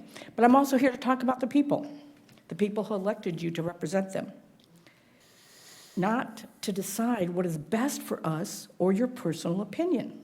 The last meeting for this data center was standing room only with 3 rooms packed, and the majority of these people were opposed to this data center. The perception is you don't even listen to your constituents that spoke against it. It's like we did not exist. Now, this is the perception, and this is what the people leave here thinking that's happening. So in closing, we the people of Pinal County and across the nation are up in arms about these data centers coming to our neighborhoods for all the good reasons, the water, electricity, everything else. And it's time to stop the madness. Pinal County must do better. We're asking you to listen to the people, the hundreds of people that have been here over 2 meetings that say, no, we can't do this in our neighborhood for all the various reasons. We, the people, come before you requesting that you protect our rights. It's time to protect those of us who already live there. Sadly, our protection as citizens has gone out the window. So we ask you to listen to us and vote no on allowing this data center rezoning to go forward. Thank you. Thank you. Ms. Flanagan, before you go, I'm going to call a few other names here. Stephen Franklin, Perla Martinez, Theron Connor, Sean Lopez, Dean Kelly. We already had Stephen Franklin. Did I? Oh, great. Okay, sorry, back up. Never mind. Rewind. Okay, Julia Gussie, Craig Patrick, Megan Jensen, Sarah from Larson. Now you, ma'am. Hello, my name is Mary Eileen Flanagan, and I live in Hidden Valley. I'm concerned that the county has no regulations or clear zoning ordinance for data centers at this time. I would ask the board to please deny this request until we have clear zoning with rules and enforceable consequences for violating the ordinances. I would also request that this zoning process go through a public comment period. Now, since I only have a little time, let's talk about one particular issue, the water cap at the La Osa Data Center, because 600 acre-feet net sounds like a small amount until you look at what it actually covers. 600 acre-feet net is about 195 million gallons a year. By the state's own math, Arizona Department of Water Resources says 1 acre-foot serves 3 Arizona homes. That's roughly what 1,800 households use in a year. The Pinal AMA is already very stressed. Many of my neighbors' wells have gone dry and require additional depth. It currently costs about $70,000 to drill a well to 900 feet. The problem is, for many, water is at 1,200 feet. What happens to land and home values when we have homes with no water? This proposed cap only limits potable water. It doesn't touch construction water, the dust suppression, grading, and concrete work for 11 400,000 square feet data center buildings. The effluent offset is optional. The applicant may choose to buy effluent to reduce its potable use, but nothing requires it. If they don't use effluent, their water comes from the same groundwater the farmers and neighbors are pumping. And the county may not even be able to enforce any cap. Groundwater in Arizona is regulated by the state, not the county. It's an open question whether Pinal County can enforce a water limit at all if it writes into a zoning stipulation. One more thing worth remembering. This land is zoned general rural. Right now, the most water it uses is cattle grazing, which, as someone recently joked, doesn't use much unless the cows have started taking daily showers. So when you hear the La Osa data center saves water, ask yourself, compared to what? Not to the rural land that's actually there. So the cap is a potable only, optionally offset by effluent, possibly unenforceable ceiling, equal to 1,800 homes worth of water on top of uncapped construction use over an aquifer that's already shrinking in an area with concentrated fissures. The fissures are an additional concern. What happens when buildings are affected? Will there be abandoned buildings on this land?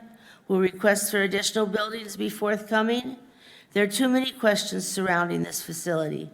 Please, let's get zoning in place before we approve a zoning change. Leave the area for Alosa General Rural, at least for now. Please listen to your stakeholders and constituents and vote no. Thank you. Thank you. Next.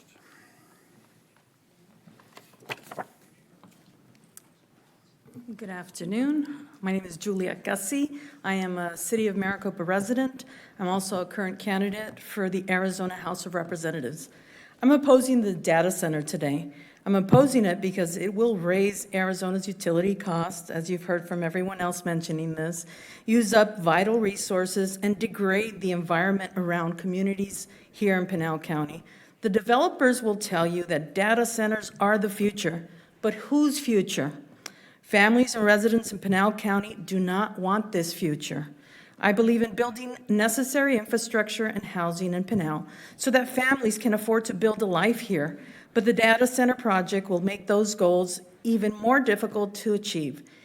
Even with the new stipulations, there is a risk of the project will raise the price of electricity for Pinal families. Even with the 600 acre-feet per year water limit, as mentioned earlier, that is enough water to serve up to 1,800 households in Pinal County. At a time when our water was just made more scarce by the federal government cuts to the Arizona-Colorado River allotments. And it will impact the quality of our environment and quality of life for our families' nearby communities. I fear for my children and my grandchildren's future if projects like this continue to proceed. And thus, I call the Board of Supervisors to please listen to the voices in the community and the community residents and not approve this data center project. To all our unions here, thank you for taking the time out of your day to be here. My dad was a union worker, a welder for over 30 years. I support you 100%. But please don't misunderstand me. Don't get me wrong. I am pro-infrastructure development. But we need to build infrastructure that the community actually wants and actually needs, not data centers serving big corporations outside of this great state of Arizona. And I also wanted to apologize for the language of my veteran brother, but I also thank you for giving him the opportunity to speak thoroughly on his concerns. But thank you. Thank you. Thank you.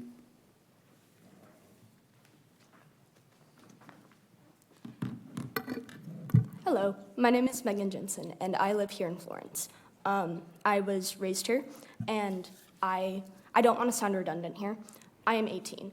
I did not vote for any of you. And so, but I am asking you that you represent the people here that have voted you into office, and you represent the uprising generation who will be able to start voting. And I am 18. 30 years from now, I will be 48. I will have kids, I will have my own family, and I would love to raise my family here in Pinal County. I love this land. This is the land that I call home, and I will continue.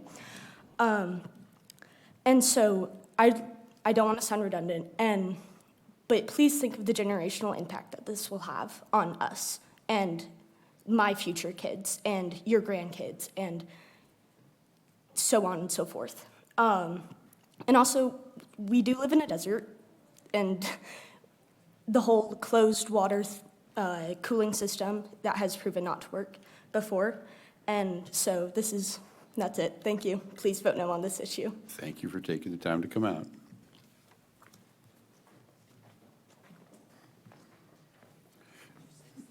Mr. Larson, before you start.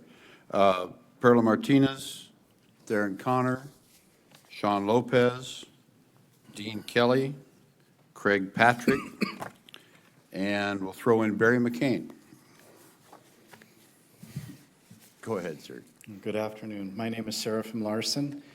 I oppose the proposal to rezone La Osa to I-3 Industrial from General Rural. I'm a resident of Cactus Forest Precinct, south of Florence. I sincerely respect and am grateful for all of your efforts to protect property rights, lower taxes, increase economic activity, and especially for your focus on water rights. You've all done tremendous work here. But one thing the union guys seem to be missing is that this isn't even a real project. They've been sold a bill of goods, I think. There's no developer, there's no builder, there's no operator, there's no actual data center, there's no actual project. It's only a speculative example. Vermaland only wants to get the I-3 zoning so they can resell the land at a higher price, and they have stated this openly. They still have the land offered for sale. So I think the union guys have, like I said, they've been sold a bill of goods. They've wasted a lot of time and money busting all their guys here from Phoenix to support a project that isn't even likely to ever see the light of day. I'm not opposed to data centers in general, but I am opposed to giving away our land rights for the sake of a speculator's entitlement project. I know at least one of you has visited the data centers in Goodyear. I think these are great projects. The difference between Goodyear and La Osa is very clear. Those were real projects. They were sponsored by credible and serious landowners like Microsoft, who did real work with local authorities to respect the city's needs and its residents. In sharp contrast, La Osa is a speculator's project trying to make a quick buck by selling the industrial entitlement to the highest bidder.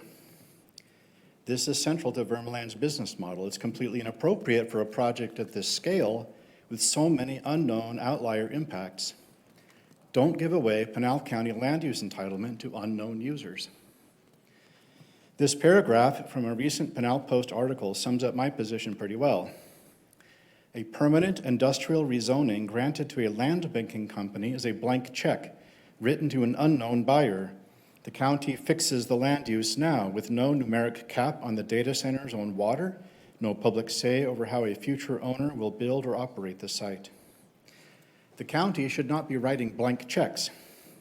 The real risk is open-ended Industrial 3 entitlement when the actual user of the land is still unknown. That's my argument. Thank you very much for your attention. Thank you. Mr. McCain, before you start, I'll again call Perla Martinez, Darren Connor, Craig Patrick, Dean Kelly, Sean Lopez, Christine Flanagan, Mark Cardenas, Sam Miller, and we'll stop there. Sir. Good afternoon, Chairman McClure, Board of Supervisors. My name's Barry McCain from Arizona. Well, Maricopa now. Born and raised.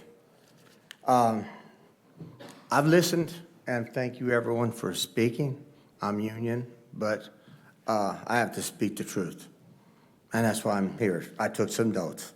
So I'd like to let you know the pain threshold I didn't hear about was 85 decibels. They didn't say that. So that tells you just how noisy that these data centers are.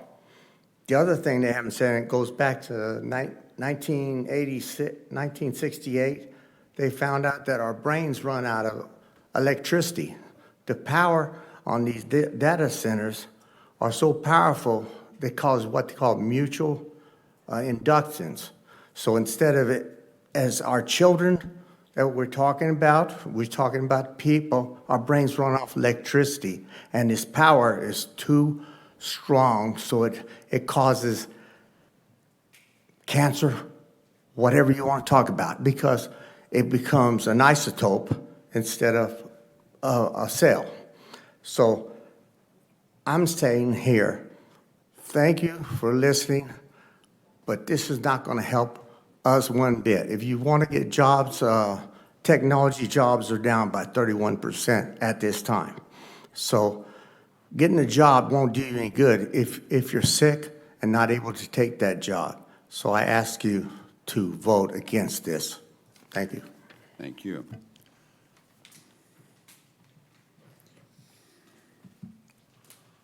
Come on up. Don't be shy if I called your name. Come on down. Hello, I'm Christine Flanagan. Good afternoon, Chairman and members of the board. I am the president of the Friends of Ironwood Forest. This development is proposed on the eastern boundary of the monument.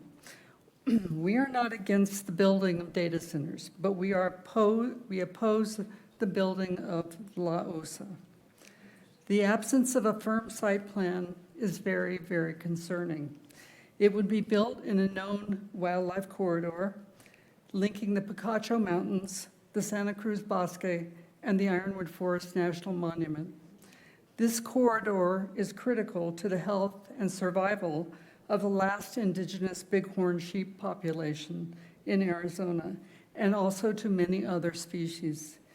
Despite 992 acres of open space, the buildings will bring light and activity and noise that will affect wildlife behavior and deter wildlife movement.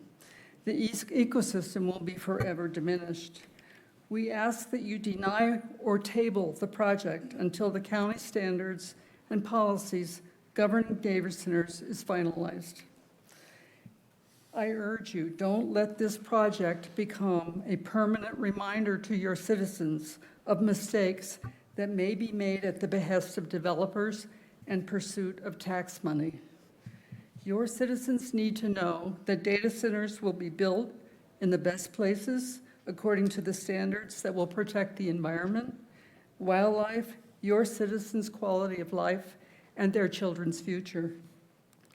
If this project is approved, 11 buildings will be the first of many more. The history is our witness. La Osa has already shown their long-term intentions.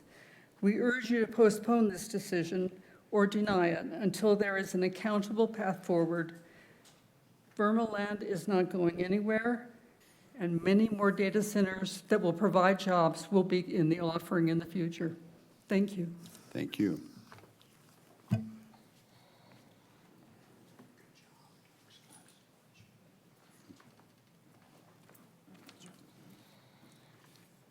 Good afternoon, Chairman McClure, Vice Chairman Surtee, and Supervisors. My name is Sam Miller. I am the Vice Chair, Board of Directors of Dark Sky International, Southern Arizona Chapter, and also a member of Pinal County's Dark Sky Committee and Coalition led by District 5's Administrator, Connie Vendrell. My comments are related to a letter that I sent you, or we sent you, and County Manager Lou, dated August 10th. It is not within our charter, Dark Sky International, to recommend for or against a data center. However, it is within our charter and an obvious responsibility to comment on the data center's outdoor lighting should they be approved. Throughout our nation, and also here in Arizona, and Mesa is a prime example. In some cases, data centers have changed their lighting following the permitting process after build, and when challenged, have overcome regulators when confronted with their outdoor lighting compliance. Our colleagues throughout the country have reported specific examples of that happening. When they believe, or why they believe it is necessary to have external lighting near Las Vegas luminosity is not understandable, nor is it justifiable. Therefore, should they be allowed to build here in Pinal County, we strongly advise that you, the board, and County Manager Lou's staff validate the facility's compliance with the county's existing light ordinance and not entertain an appeal for exemption. Pinal County residents value their appreciation of the night sky, and obnoxious lighting not only limits the awe of the night sky, but also adversely affects the health of all living things, wildlife and we humans included. we ask strongly that should they be approved, that you hold them to the line. Thank you. Thank you. Okay, go ahead. Sean Lopez. Okay. Thank you, Board, for your time. My name is Sean Lopez. I work for the Laborers International Union of North America. I represent about 2,000 union members in Arizona, many in Pinal County. On a personal note, I personally live between two data centers less than 2 miles away from my house. I don't hear them. The revenue that they have put back into my community has updated the infrastructure, built parks, 2 schools, police and fire stations, and a new grocery store due to all the jobs it brought to the area. And my property value is only going up, and my neighborhood is improving. A little perspective, I use AI for this information. A golf course uses 800 to 1,200 acre-feet of water per year. 1,200 homes use approximately 600 acre-feet of water, which would be equal to this project. Pinal County has a plan of 50,000 to 75,000 new homes in the next 10 years, which equals 18,000 to 75,000 acre-feet of water. This is not a water issue. This is an ideology and a not in my backyard issue. The developer is doing their best to choose a location far away from residents. I believe actions speak louder than words. If people don't want data centers, then I challenge the opposition to delete their Facebooks, stop using Amazon, stop using the internet, and throw away your smartphones. If they don't, then I would like to thank them for supporting data centers. Let's be real, something will eventually be built here. If we're trying to save water, let's choose a project like this that will use far less water than a housing development or a golf course. Your support for this project means 13,000 families will have medical insurance, pensions, the opportunities to feed their families and be home every night without having to commute out of Pinal County for work. Thank you. Thank you. Okay, I'm just going to, so Perla Martinez, Theron Connor, Mark Cardenas, Craig Patrick, Dean Kelly. This is kind of a last call here. And then I've got just a couple more after this, but Chairman McClure, honorable members of the Pinal County Board of Supervisors. Mark Cardenas, work at 10797 West Randolph Road, Casa Grande, Arizona. I'm a 90% service-connected disabled Iraq War veteran. I currently have an erector set holding up my spine, free courtesy of the VA. It actually used to be 2 inches short, or 2 inches taller before that happened. When I left the Army, one of the things that I missed most was the camaraderie, the feeling that the people standing next to you had your back, that you were part of something bigger than yourself. When I left, I was fortunate enough to find that again in the skilled trades. I found it amongst the electricians, laborers, operators, carpenters, and other men and women who build Arizona. And a lot of the men and women that do that are in this room today and in the overflow rooms. That's why we're here supporting La Osa Data Center. For the construction workers in this room, this project isn't an abstract discussion about economic development, it's work. It's years of good paying construction jobs right here in Pinal County. It's a mortgage payment. It's groceries on the table. It's putting their children through college. It's building a retirement. And for the apprentices just starting their career, it's the project that teaches them a trade that will feed the families the rest of their lives. The men and women sitting behind me in the overflow rooms and the construction trades aren't asking this board to give them anything. They're asking for the opportunity to earn it. Give them the opportunity to build a project that will help feed and house their families today and create careers and prosperity that can feed and house their children and grandchildren tomorrow. That's the generational opportunity that you have in front of you today. I respectfully ask you to support La Osa and let Pinal County workers build Pinal County's future. Thank you. thank you. So I've got 2 cards left. So Bogdan Turturika and Vladislav Juman. So I know you're out there someplace. I'll call last call for Perla Martinez, Theron Connor, Craig Patrick, Dean Kelly. Mr. Chair, maybe make an announcement. There's actually some seats in here. If anybody's in the overflow room, you could probably find a seat now. What he just said. Judith Tartef, Thomas Silva, Robert De La Cruz, Michelle Tatter, Alexandra Moen, Leighton Davis, Lynette Canarini, Carla Canarini, Irene Klinakis, Vincent Siebert, Jeffrey Fitzwater Castle, Strayan Branover. Last call. And Bogdan Turturka and Vladislav Juman. Are you here? You're here? If you're here, come on down. Don't.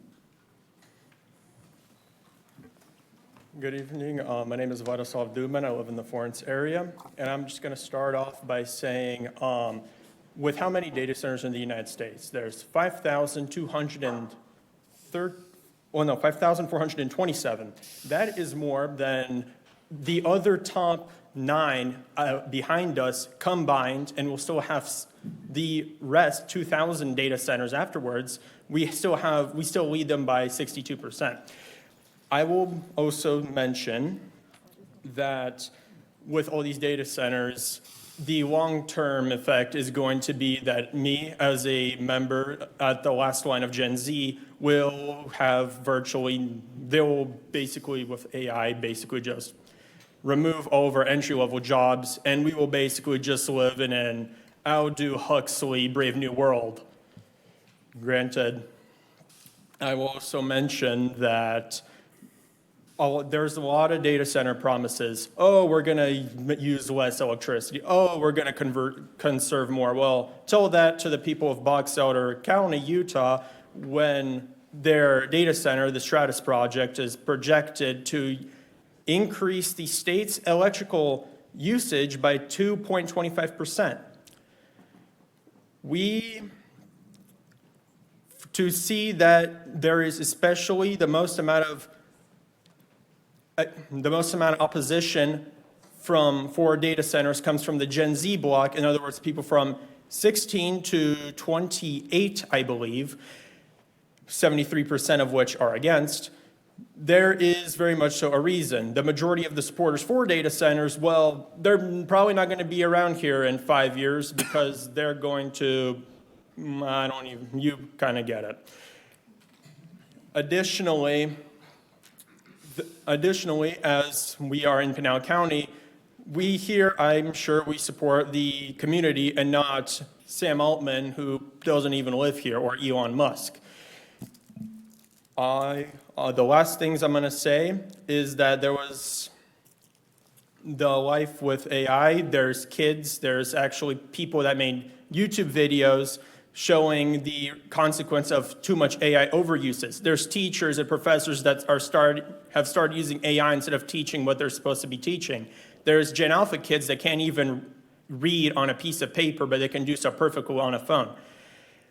I will end off by saying that there was once a man who was arrested in 1996 who said, "The Industrial Revolution and its consequences have been a disaster for the human race." Thank you. Thank you. Bogdan Turturka, are you here? Okay, I'm not seeing any of the people I called. Are there any in the audience that filled in a card that haven't spoken yet? Okay, good. And so I'm going to give the chance to you. You didn't fill out a card, right? I did, but I wasn't going to speak originally. Oh, But you guys okay. seem to have a gap. Okay, you went in my other pile over, so okay. And so for anybody else that wants to speak that hasn't filled out a card, you're welcome to in just a minute, but we're just about wrapped up. So yes, go ahead, please. Thanks. Hi, I'm Tess. I'm outside the city limits of Florence. I too am in construction, and I'm actually shocked and disheartened to see so many people from the union pushing for this long-term project. I think it's a little short-sighted. Everybody wants a short drive to and from work. Trust me, I know. I've commuted my entire life for construction. I'm temporarily retired on it right now, thankfully, but it just breaks my heart to see so many people out here thinking this construction is going to lead us to a long-term thing. The area is all wrong for it. You guys got to listen to your people. We voted you in. we really hope to hear from you, and I just appreciate the time today. Thanks, guys. Thank you. Are there any others that wish to speak at this time?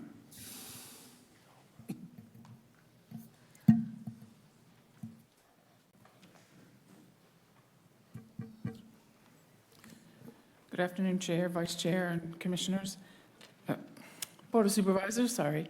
I just have a few points I wanted to make. One is the major comp plan amendment was passed, as the presenter stated, at each level, CAC, P&Z, and Board of Supervisors.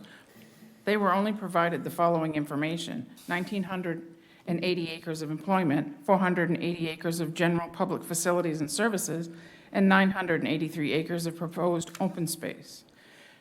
Nothing was mentioned about the data center, and data centers hadn't come here yet. So I think if they had given any bit of indication that that's what they were looking at, we might have even started drafting a code and maybe had it ready. A couple of other points that I have mentioned before: the Oregon Amazon groundwater contamination settlement for $20.5 million for nitrates in the water. Sure, $20.5 million is a lot of money to have to pay, but what does that actually do for the residents in that area for the contamination, and how long will that take? The same thing with the Wyoming's Meta groundwater contamination. They had a $10,000 fine and they lost their wastewater permit. And lastly, there are 11 buildings on 3,300 acres. Why rezone all 33 if the project is downsized as it was shown in the May meeting? If you are actually considering this approval, please consider downsizing the zoning area. Otherwise, they'll just be able to come back with other energy projects such as solar, BESS, and wind, just to continue adding on to that 3,300 acres. Thank you. Can you please state your name for the record? Oh, I'm sorry, I thought I did. Karen Money from Santan Valley. Thank you. Last chance. Any others that want to speak to the board before I close public hearing? Hearing and seeing none, we'll close them. Excuse me. Close the public hearing. And I'm going to ask the board, do you have any questions? I have a couple. Besides the one of why does the guy want to spit on dogs? I don't get that one. But I'd like to ask, how long would the actual construction of this project take? And then the follow-up question is, are there no bids on the contracts to bid these? These automatically go to unions?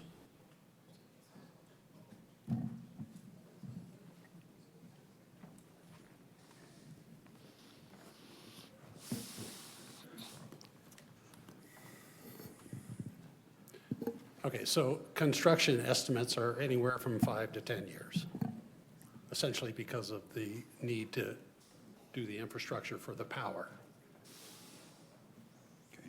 Okay. And then what was the other question was? So do you not bid out to different contractors for the jobs? They automatically go to the unions?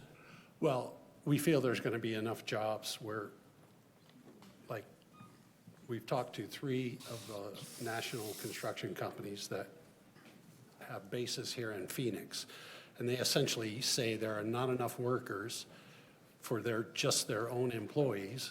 They actually have to go and bring in union workers as well. So they feel like there's going to be enough jobs where they're going to have to bring in union workers, including their own workers as well. So it'll be kind of a mix. Okay, thank you. Supervisor Miller, do you have any questions?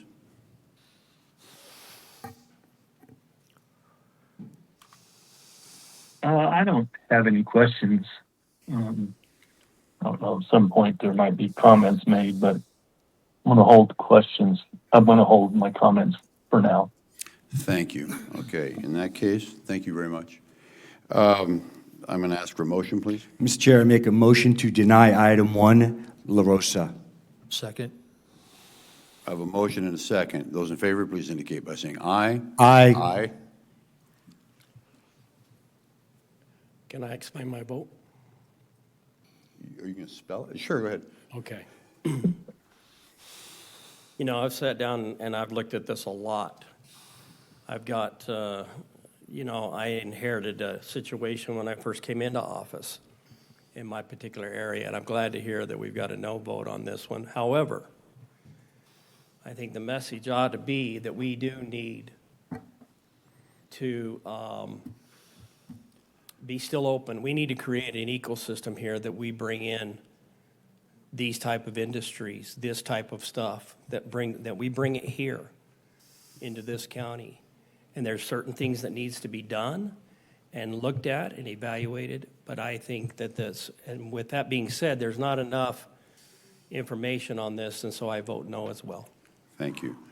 And that was Supervisor Miller. Did he vote? Supervisor Miller, did you have a say in this? Did you vote? I have not voted, and I'm going to vote nay on this motion. I really feel like we're cutting into the Constitution of the United States. Individuals have a right to use their property the way they want, and I really think that this is just really part of what our society really needs to look at going forward. You heard from a number of people that this is not going to have an effect. I'm actually, it kind of appalls me that people stand around holding their cell phones next to their ears when we have hundreds of doctors that say that'll give you brain cancer, and everybody's worried about a data center that's 5 miles away. Our whole system, and I really truly believe that all the negativity on these data centers has been from our adversaries around the world. We need them. It's national defense. And I would have supported it on a yes vote for supporting this development. It's 5, 6, maybe 10 years away. Actually, what ends up being built there, this is a zoning case, in my opinion. What finally ends up there is, who knows? I mean, it's this economy and the technology is moving so fast. Frankly, to see a data center built there, it's more likely to be a factory or something to that effect. I don't think I-3 zoning is a bad thing in this location. So my vote is no to the motion. Thank you. So that's 5 noes, correct? Correct, Ms. Kennedy? No, it's 4-1. No, it's 4-1. I voted 4-1. Yes, it's 4-1. So we have 4 yeses for denial Okay, and 1 against, 1 opposed. Okay, okay, so motion to deny is approved. I mean, motion to approve is denied, however you want to say that. Okay, I need a motion for item 2, please. Mr. Chair, on item 2, I also will. Chairman, hi. Hi there. I just want to clarify for the record, because the motion was to deny item 1. Was to deny. 4 votes in favor of denying and 1 against it. Yes, that's correct. That's Just what to clarify the record. Right, I know, it took a while to get there, but yes, that's where we are. Thank you. Thank you, okay. Mr. Chair, I make a motion to deny item 2, also La Rosa. I'll second that as well. I have a motion and a second. Those in favor, please indicate by saying aye. Aye. Aye. Opposed? Nay. 4-1. Motion to deny is, Chairman, I did not hear all votes, so just for the confirming that silence does confirm that they are approving for the denial 4-1. That's what I heard. correct. What I heard, yes. Thank you. So motion to deny is what we've got here. So off we go. No, please don't go there. Thank you very much. Thank you all for your time. Thank you for your patience. I really appreciate it. With that, we'll let the room clear for a minute, and then we're moving to item 3, elections. Ms. Lewis, I know you're around somewhere. What were you trying to say? Definitely be finishing.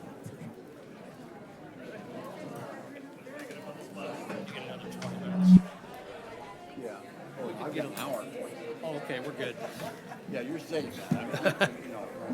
I'll do it. I just don't want to be stuttery. I want to be, No, you're yeah. good.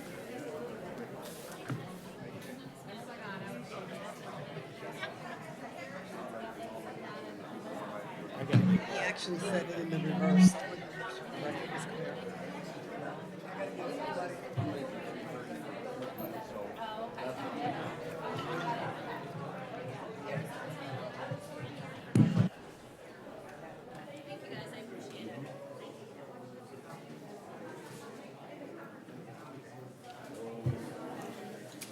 See, I don't think we explained ourselves well.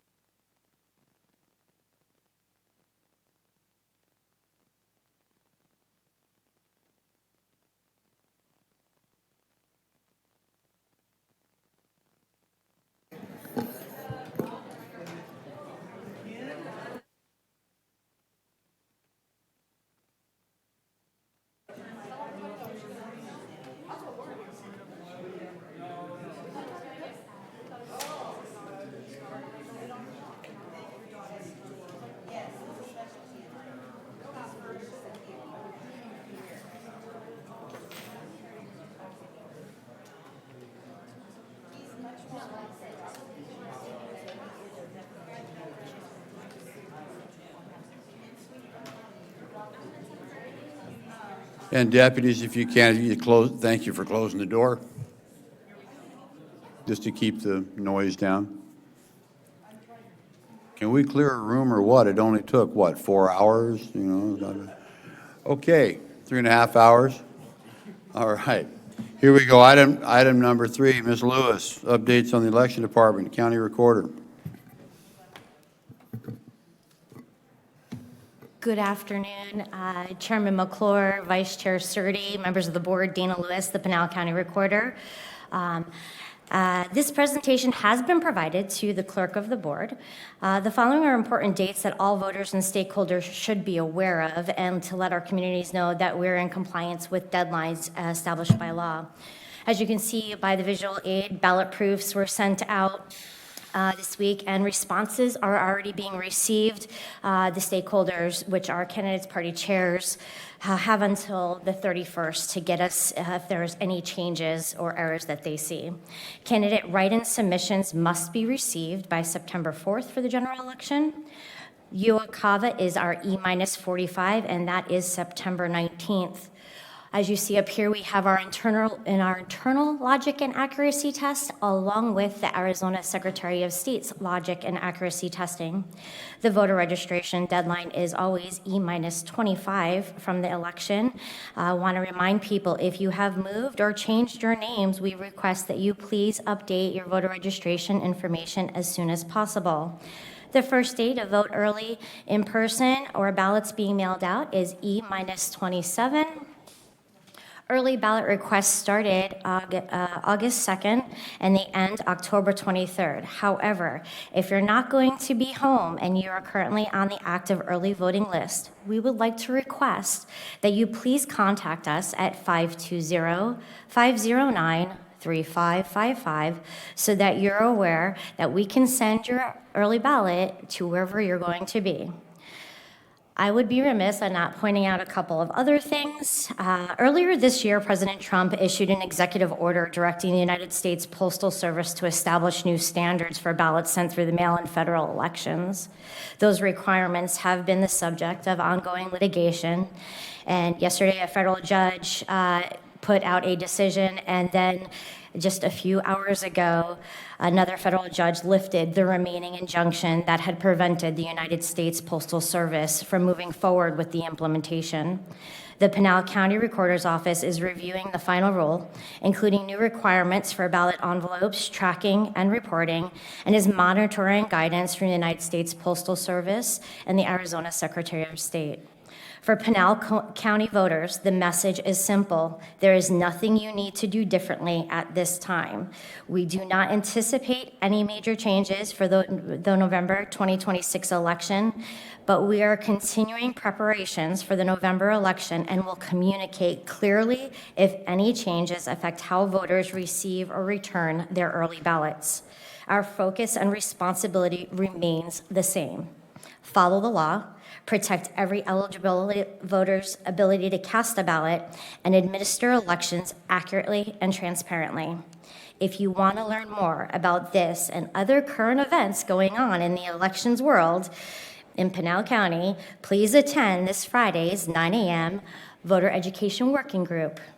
November 3rd is Election Day, and I implore you, please have a plan to vote.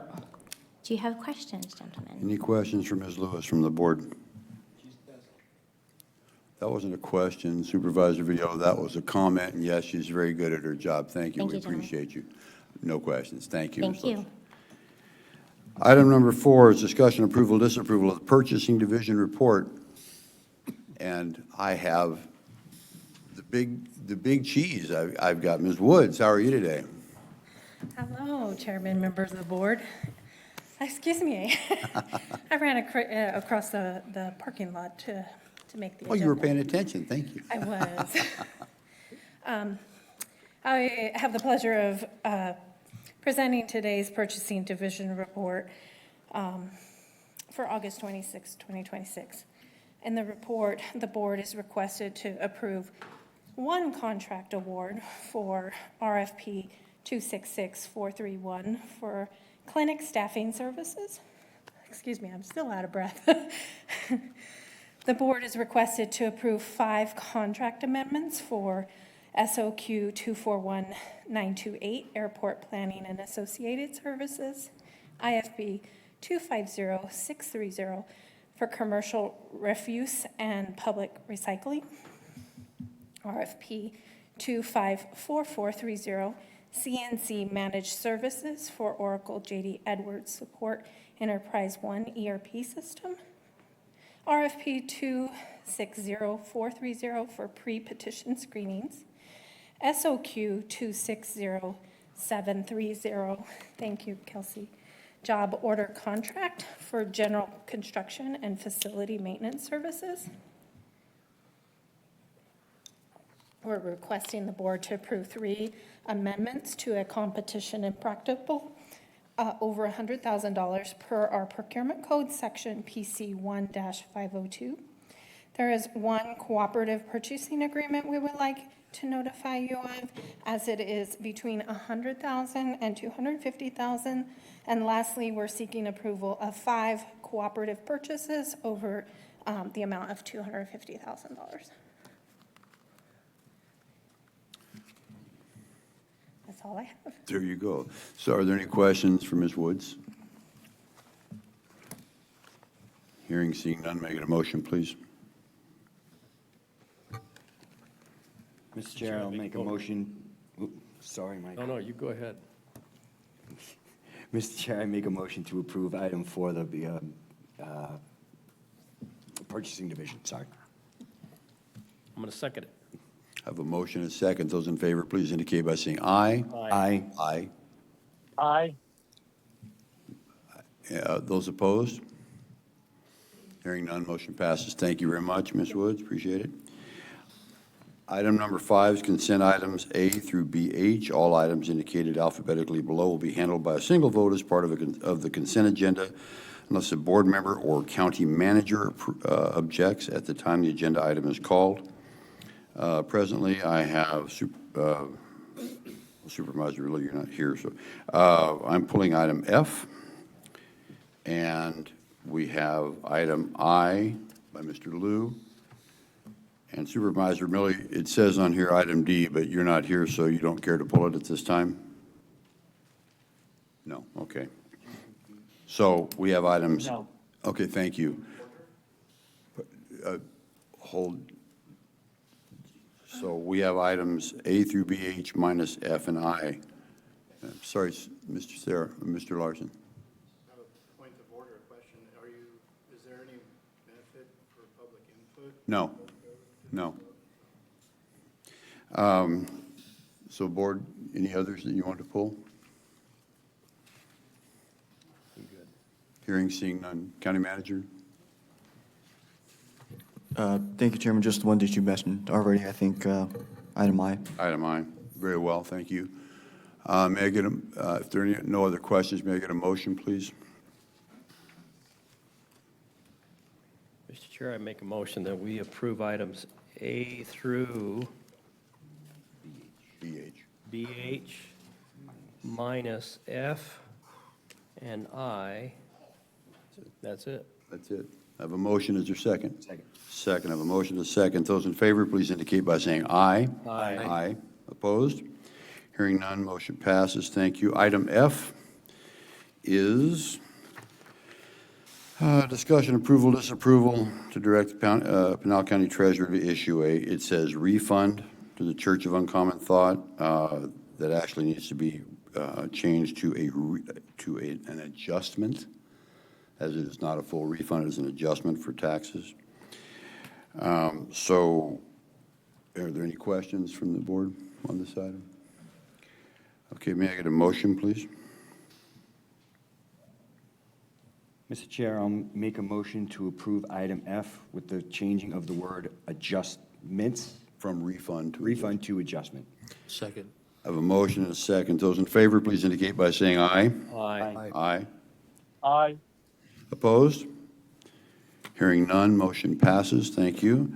Item I, Supervisor, not you, Manager Lou. Item I. Thank you, Chairman. The applicant just requested to withdraw the item. And that's it. We have to, so we have a action here to withdraw, so may I please get a motion on this item? Mr. Chair, I No, make. yes, no, oh, and I did something wrong. No, Chairman, I just wanted to further confirm that Vice Chairman Surtee did not have any questions as it relates to this item. Did you have a question? I'm sorry, did I miss you? This is the one that we're, This Yeah, is fully. fine. yeah, there was a lot of talk about this, and I wanted to explain that the county works with a lot of different entities, and a lot of them donate to a lot of charities and events around the county. And if we denied every one of them because of that, then we wouldn't have anybody left, because just about anybody that's involved does. But with that being said, I was going to say that we should vote no on this, but I guess it's a moot point now since it's been removed. Okay, but, well, it hasn't yet. But, Since it will probably be removed. so, okay, I need to get a motion on item I, please. If there are no further questions. Mr. Chair, I make a motion that we remove item I as presented. Withdraw. Withdraw Thank you. as presented. I have a motion. Is there a second? Second. I have a motion and a second. Those in favor, please indicate by saying aye. Aye. Aye. Aye. Aye. Opposed? Hearing none, motion passes. Thank you very much. Brings us to item number 6. I'm going to, at this time, recess the Board of Supervisors' regular meeting to convene the Pinal County Flood Control District Board of Directors meeting. And this consists of item 1, consent items A and B. All items indicated alphabetically below will be handled by a single vote as part of the consent agenda unless a board member or county manager objects at the time the agenda item is called. Are there any questions about the board, or does anyone care to pull anything? Hearing none. County manager? Very well. No questions, no pulls. May I get a motion, please? Mr. Chair, I make a motion that we approve items A and B as presented. I have a motion. Is there a second? Second. Motion and a second. Those in favor, please indicate by saying aye. Aye. Aye. Aye. Opposed? Hearing none, motion passes. Thank you. I'll now adjourn the Flood Control District Board of Directors meeting and convene the Public Health Services District Board of Directors meeting. This consists of one item with A and B. It's consent. All items indicated alphabetically below will be handled by a single vote as part of the consent agenda, unless a board member or county manager objects at the time the agenda item is called. Does the board care to pull any items here? Excuse me. Hearing none. County manager? Okay. In that case, may I get a motion, please? Mr. Chair, I make a motion for item 7 for the public health to approve. I'm sorry, A and B. What are you reading? Okay, okay. Sorry, I'm Yeah, I have a not motion. listening. Is there a second? Second. I have a motion and a second. Those in favor, please indicate by saying aye. Aye. Aye. Opposed? Aye. Oh, there we go. Sorry about that. Opposed? Hearing none, motion passes. Thank you. I will now adjourn the Public Health Services District Board of Directors meeting, and reconvene the Board of Supervisors regular meeting. And that brings us to call to the public. Call to the public is the time period for members of the public to address the Board of Supervisors to provide public input related to subject matter within the Board of Supervisors' authority and jurisdiction. Those wishing to address the Board of Supervisors need not request permission in advance. Action taken as a result of public comment will be limited to directing staff to study the matter or rescheduling for further consideration and decision at a later date. Do we have, yes, I do. Oh, look, it's only just a few cards. How nice. Okay. 1, 2, 3. So I got 3 cards here. The first one is Thomas Silva. Are you here? There you are, sir.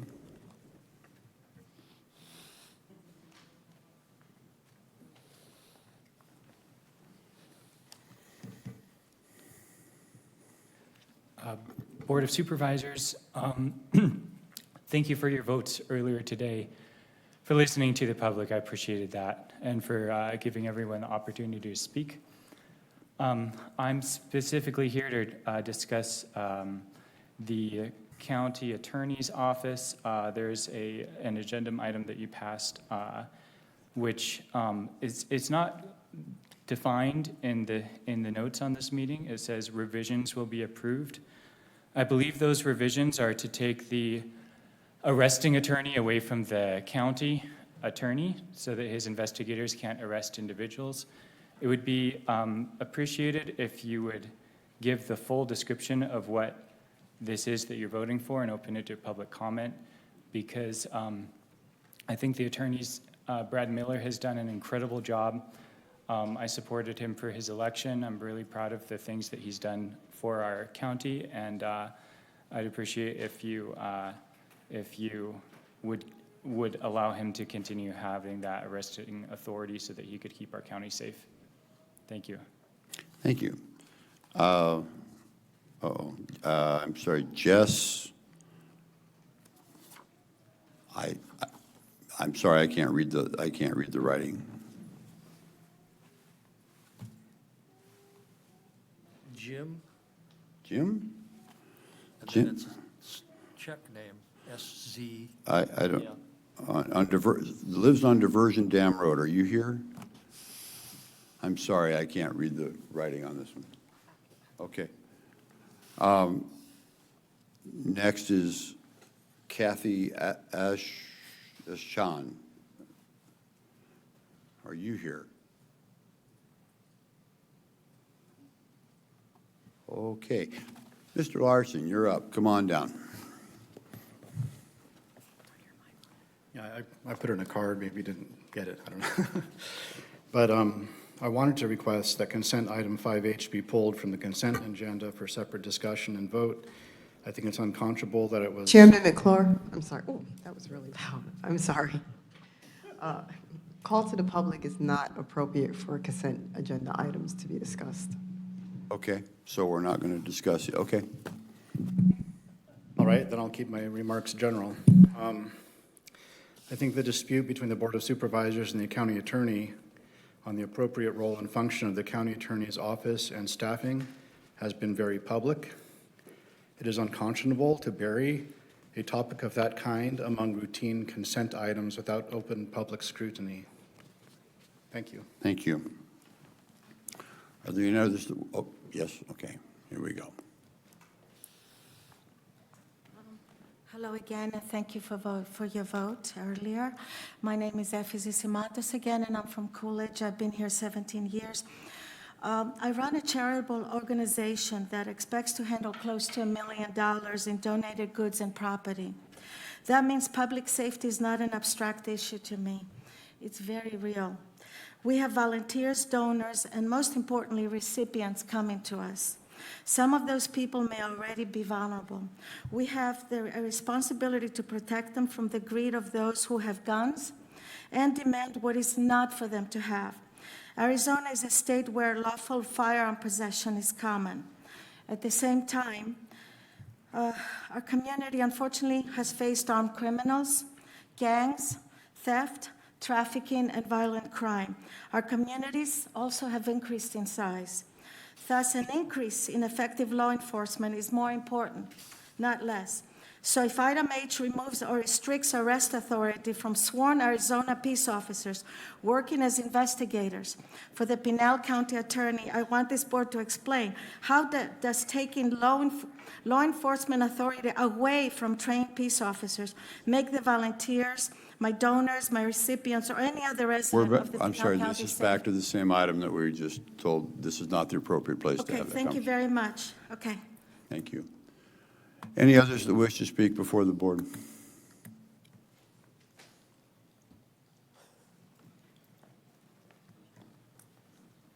My name is Shemin Hawes. I'm from San Manuel. I drove here over an hour to get here. I'm not going to engage in the typical butt-kissing amenities because I'm really unsatisfied with the way you guys are doing your job. I thank you for having some common sense and finally denying that data center and the rezoning. But the fact that it took you over a month, in spite of the fact that over 100, nearly 200 people showed up the last time we talked about it and made their displeasure very well known to you, still we had to go through all this rigmarole and come out again and blah, blah, blah. Now we're supposed to be real happy that you guys did what we wanted. I'm tired of feeling like that when I come to this county. I'm tired of feeling like because I don't have corporate dollars in my pocket that I'm not being heard. I'm tired of my mic getting cut off. I'm tired of being hung up on. I'm tired of it all. I'm tired of you not letting us have public comment on consent agenda items. That's how Oak Flat got swapped away to these criminals at Resolution Copper, is because Barry McCain slipped the transfer onto a last-minute rider of the National Defense Authorization Act, which is never discussed and always just signed. Because people don't know about it doesn't mean we approve of it. We need more transparency out of this government. I don't like it, the way things have been going down. And Mr. Surtee, I would like to say I do very much approve of the way you were behaving at the last meeting, protecting our rights against the surveillance state. And I expect all of you guys to listen to us. We are the ones that pay your salary. Great, and for transparency, can you please state your name for the record? Actually, you didn't, but thank you so much, Ms. Hawes. Okay, any others that wish to speak before Mr. Reck?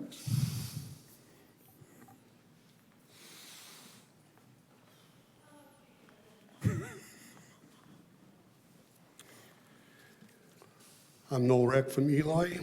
I don't mind waiting to speak so long as today's hearing was a great example of an involved citizenry being allowed to speak their minds. At the last meeting, Chairman McClure communicated that meeting would be the last direct opportunity for constituents to pull consent agenda items for discussion.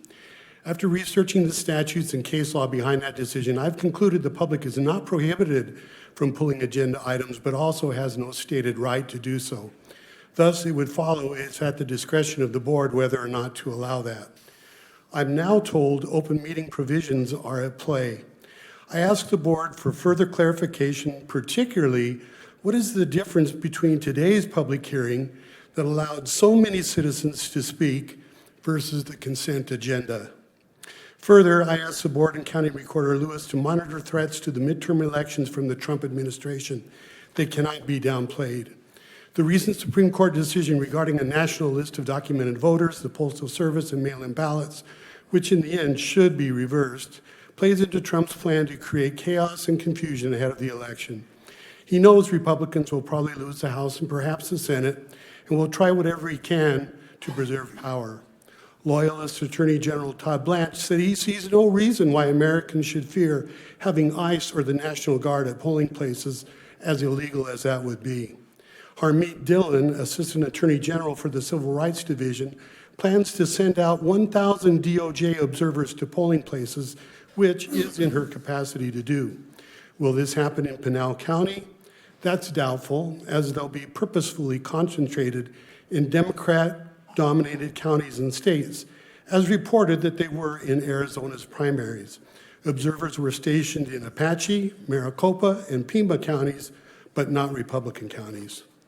Ultra-right media personalities such as Steve Bannon and Wayne Allen Root are positing that the National Intelligence Director Clayton is working on scenarios enabling Trump to declare a national emergency to, quote, protect elections. Former White House Attorney Ty Cobb warns of possible voting machine seizures, ICE agents at the polls as a virtual certainty, along with a possible National Guard presence. Please be vigilant. Looking no further than January 6th and the ballot seizures in Georgia, I put nothing past Donald Trump. Finally, I appreciate County Attorney Miller being here for most of the meeting today. I imagine the meeting was more important than making more Facebook videos. Thank you. Thank you. Any others that wish to speak before the board for call of the public? Yes, come on up.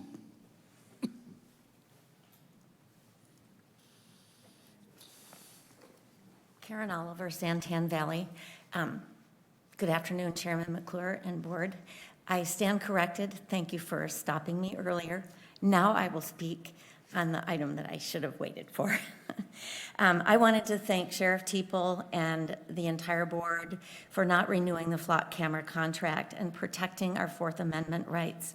If flock does not come to get their cameras, my suggestion is that you please consider taking the cameras down and repurposing the poles to hold banners welcoming people to our beautiful county. That was it. Thank you. Any others that wish to speak before the board of the call? Hearing and seeing none, I'm going to close the call to the public. Does the board have any? I do. I want a clarification on protocol. I mean, I know that you cannot no longer comment on consent items, but once it's been voted on and it's a county issue, wouldn't the people be allowed to then make their comment? Why would we ask them to stop? Because they still would have their right to have their opinion heard. It's an agendized item that was on the consent agenda, which the board has not allowed for public comment. So they're not allowed to comment on call to the public. Call to the public is designed for other issues that people want to bring to the board's attention that's not on an agendized.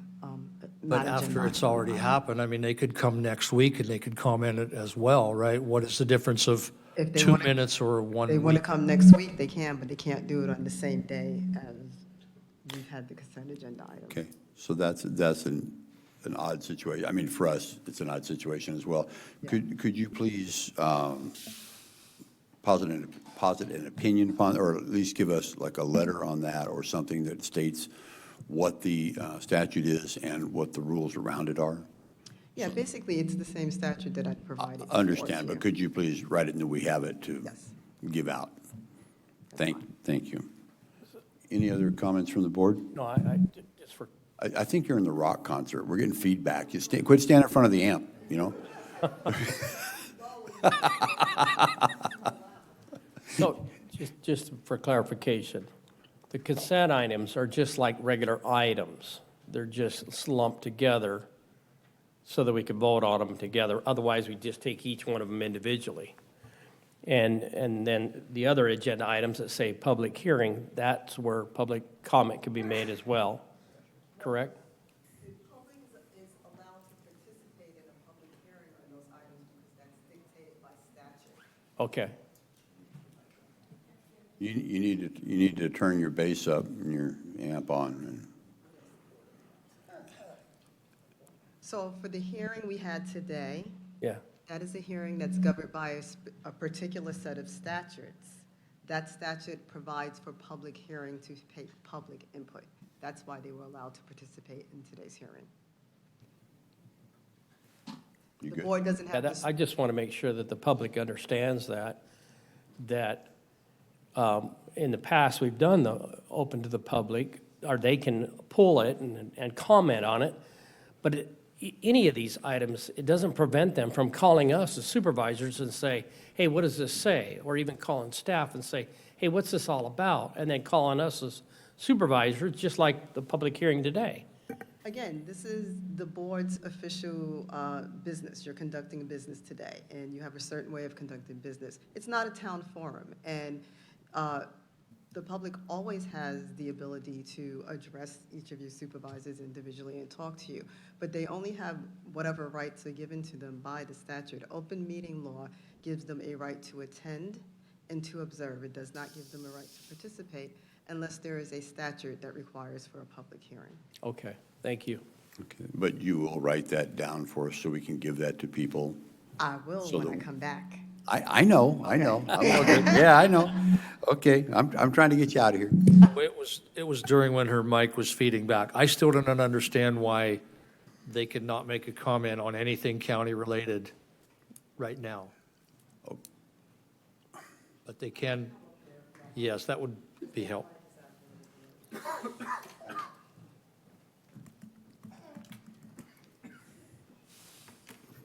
Okay, so for clarification, under open meeting law, the public only has a right to attend and observe the official conduct of their supervisors.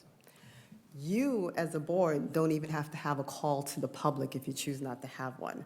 But we if- did. But if you do have one, it is for the members to come up to address you on other items that aren't specifically agendized on the agenda. So if they come in later at call to the public and try to talk to you, you didn't give them a right to talk to you about the consent agenda items, right? And you're doing those all in a bunch. So now, later on, they're subverting that and coming to talk to you at call to the public in the same meeting. If they want to come talk to you separately, they want to email you, they want to come back at a different time, they can do that, but they cannot do it in the same day that this was on a consent agenda. And the difference, again, in what happens with like the planning and zoning hearings is that those particular matters are governed by a certain set of statutes depending on what you're doing. If it's a plan amendment or an overlay or whatever, there are statutes that govern that determine how much notice time has to be made, what the publication time, and they're all different statutes.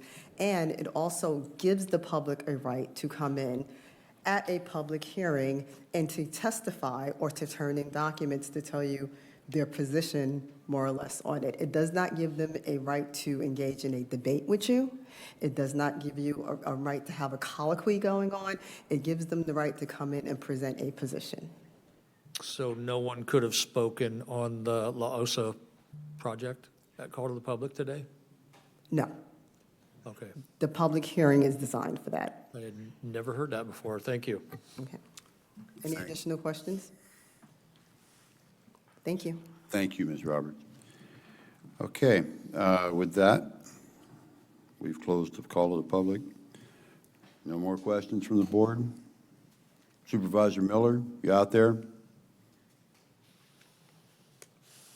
I am out here. Just checking to make sure you're not falling asleep. We're out here for a while, so okay. I'm not falling asleep. Trust Okay. me, I'm not falling asleep. Okay, then we're moving on to, well, I can't tell, so item number 9 is a public hearing and discussion, approval, disapproval of ordinance number 2026 PZ012-26.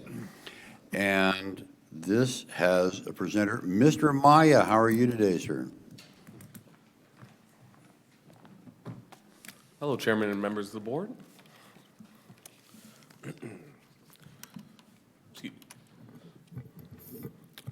So as you stated before, this is for case PZ012-26. This is titled the Monroe Event Venue Rezone.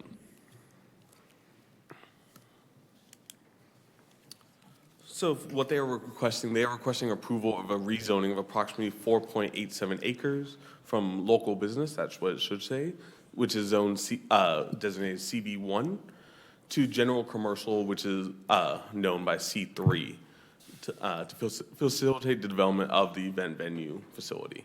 It is located along West Hunt Highway, is located west of North Ange Way, and is south of the town of Queen Creek. The applicant is Shane Alman of Tiffany and Bosco, and then the property owner is Edgewood Capital LLC. So this shows the subject site compared to the rest of the county.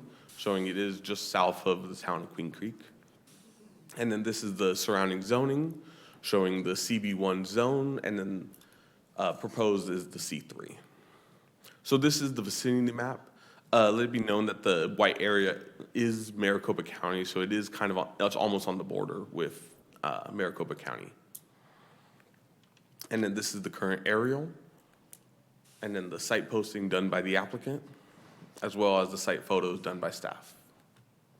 So to break down the preliminary site plan, they have 2 event venues to go east from west. It is event space A, which is going to be the main event center, which had the assembly hall, restaurant, indoor and outdoor cocktail area, as well as an outdoor event lawn, and then a commercial area that the staff will be using for event planning and administrative duties. To the west, they have the event space B, which is a smaller location, but it includes the assembly hall, restaurant, and outdoor event space. Currently, the preliminary site plan has approximately 165 acre parking spaces. I apologize. And then to summarize what they are requesting, sorry, my notes. So this is for 4.87 acres going from CB1 to C3. It currently has the Santan Valley Special Area Plan designation of suburban neighborhood. And then the C3 zoning is used as an event venue, which is compatible with the suburban neighborhood and does not require the minor comprehensive plan amendment. Currently, the site has access along West Hunt Highway. And then at the site plan review level, the traffic, drainage, as well as lighting will be reviewed. During the public participation, according to state statutes, we have received 1 letter of support towards this application, and this was the adjacent property owner to the west. And then at the June 15th Planning and Zoning Commission meeting, the commission recommended approval 9-0, subject to the 13 stipulations. And then this is the motion if you choose to approve it with the following 13 stipulations. Thank you. That concludes my presentation. Thank you, Mr. Amaya. Any questions for Mr. Amaya from the board? Hearing none. The applicant is present, I believe. Yes? Would you like to do your thing here, sir? Good afternoon, Chairman, members of the board. Shane Alleman with Tiffany & Bosco, 1850 Central Avenue in Phoenix. Grateful to be here. I know it's been a long day. I do have slides. I'm happy to go through them if you'd like me to. There is one slide, or a couple slides that I do want to show real quick. This is a proposal, as Sam discussed, for an event venue space that we're excited to be able to get started with the site plan and then the construction of this. There are no other event spaces like this in the area. The closest one is about 2 miles away in the Santan Heights area, but it's private. So we're very excited to provide this event venue for families that could use it for a number of different events that they have going on. Just to give you a little bit of flavor for what they are trying to build here, this gives you a little bit of context of the type of project they want to bring. It's a very high-quality project that we believe will add greatly to the area, and we're excited to bring that. Grateful for staff and for them working with us through all the stipulations. We know with event centers that it's noise, traffic, different things that can be there. And we've addressed that with all of the stipulations, and we'll continue to address those as we go into the site plan phase application approval process. We do have stipulations that will help us to further bolster those things with noise regarding hours and different things. And we're excited to get moving with this. We've worked closely with our neighbor to the west, the Moon Valley Nursery, as well as a home that's to the south of us, and they have provided the support letter. We also have neighbors. We had 4 attend the neighborhood meeting. They all expressed support, are excited to have this in the area. So with that, I'm happy to take any questions from you, but we'd appreciate your vote for approval for this following Planning and Zoning Commission's unanimous approval. Thank you, Mr. Allman. Any questions? Just a statement, if you don't mind, Mr. Chair. You may. Welcome. This looks like an unbelievable project. We need more of these in Pinal County. We have no places to really go have weddings and quinceañeras and graduation. So as I've said to you before, that this is such a great project, and I hope that you could spread this throughout Pinal County. Yes. And Supervisor Vitiello, I know I was looking for a stipulation that said we had to provide another one somewhere else if we brought this one too, but I I don't didn't want to see it, be so any program. we're good. But So, we would welcome thank you for your everywhere. support. Appreciate it. Thank you. Okay, thank you. beautiful Any other questions from the board? Supervisor Miller, you have a question? No, I'm good. Thank Okay, you. okay, thank you. If there are no other questions, this is a public hearing, so I'll open the public hearing on item number 9. Anyone from the public care to comment on this? Especially not you, Ms. Mooney. Let's see. Hearing, seeing none from the public, we'll close the public hearing. There's no other questions from the board. I would ask for a motion, please. Mr. Chair, I make a motion to approve item 9 as written. I have a motion. With Oh, 13 stipulations. Oh, got it. I had to put my Okay, glasses on. we got that one right. Okay, we have a motion. Is there a second? Second. We have a motion and a second. Those in favor, please indicate by saying aye. Aye.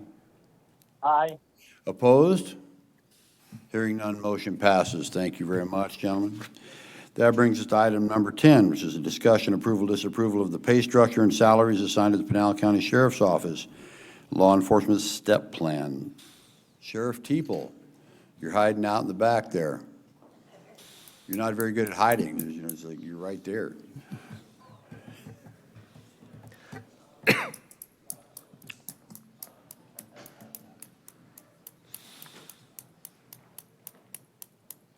Mr. Chairman, Vice Chairman, members of the board, Pinal County, I really appreciate you guys having this on the agenda item. I especially want to thank these amazing people right here, Kimberly Verdugo, Marianne Shippard, and Finance. Absolutely wonderful that they recognize that we need the finest law enforcement individuals that we can. We hire the best at the Pinal County Sheriff's Office, and if you decide to approve this pay plan, we're going to assure them that they are the best. If there's one person in this room that I will feel bad about, if you pass this, that's Detective Carzona down there in the green, because she is our recruiting deputy, and she is getting inundated with phone calls about people asking if this pay raise is going to go through. So if you have any questions whatsoever, I'd love to answer them. Are there any questions from the board for Sheriff Teeple? Crickets. All right. No, thank you very much, Sheriff, appreciate it. If there's no questions, then may I get a motion, please? Mr. Chair, I make a motion to approve item 10 as written.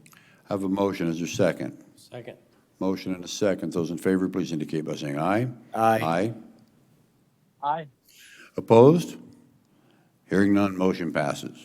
Thanks, sir. And good luck to you for answering all the phone calls. All right. Item number 11 is discussion, approval, disapproval of the request to create a new job classification to meet the current staffing needs of the department in order to provide necessary services, the department. And Ms. Verdugo, you're up. Good afternoon. Chairman McClure, members of the board, my name is Kimberly Verdugo, and I'm the Human Resources Classification and Compensation Manager. Today, we are seeking your approval to create a new classification of a civilian pilot position for the Pinal County Sheriff's Office.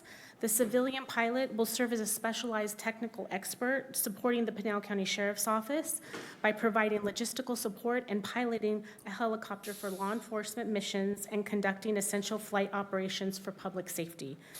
The creation of the civilian pilot will expand the potential pool of qualified applicants for this very critical role. Thank you, and I'm happy to answer any questions you might have. Are there any questions for Ms. Verdugo? Hearing, seeing none. Okay. Thank you. May I get a motion, please? Mr. Chair, I'd like to make a motion that we approve item number 11 as presented. I have a motion. Is there a second? Second. Motion and a second. Those in favor, please indicate by saying aye. Aye. Aye. Aye. Opposed? Hearing none, motion passes. Thank you very much.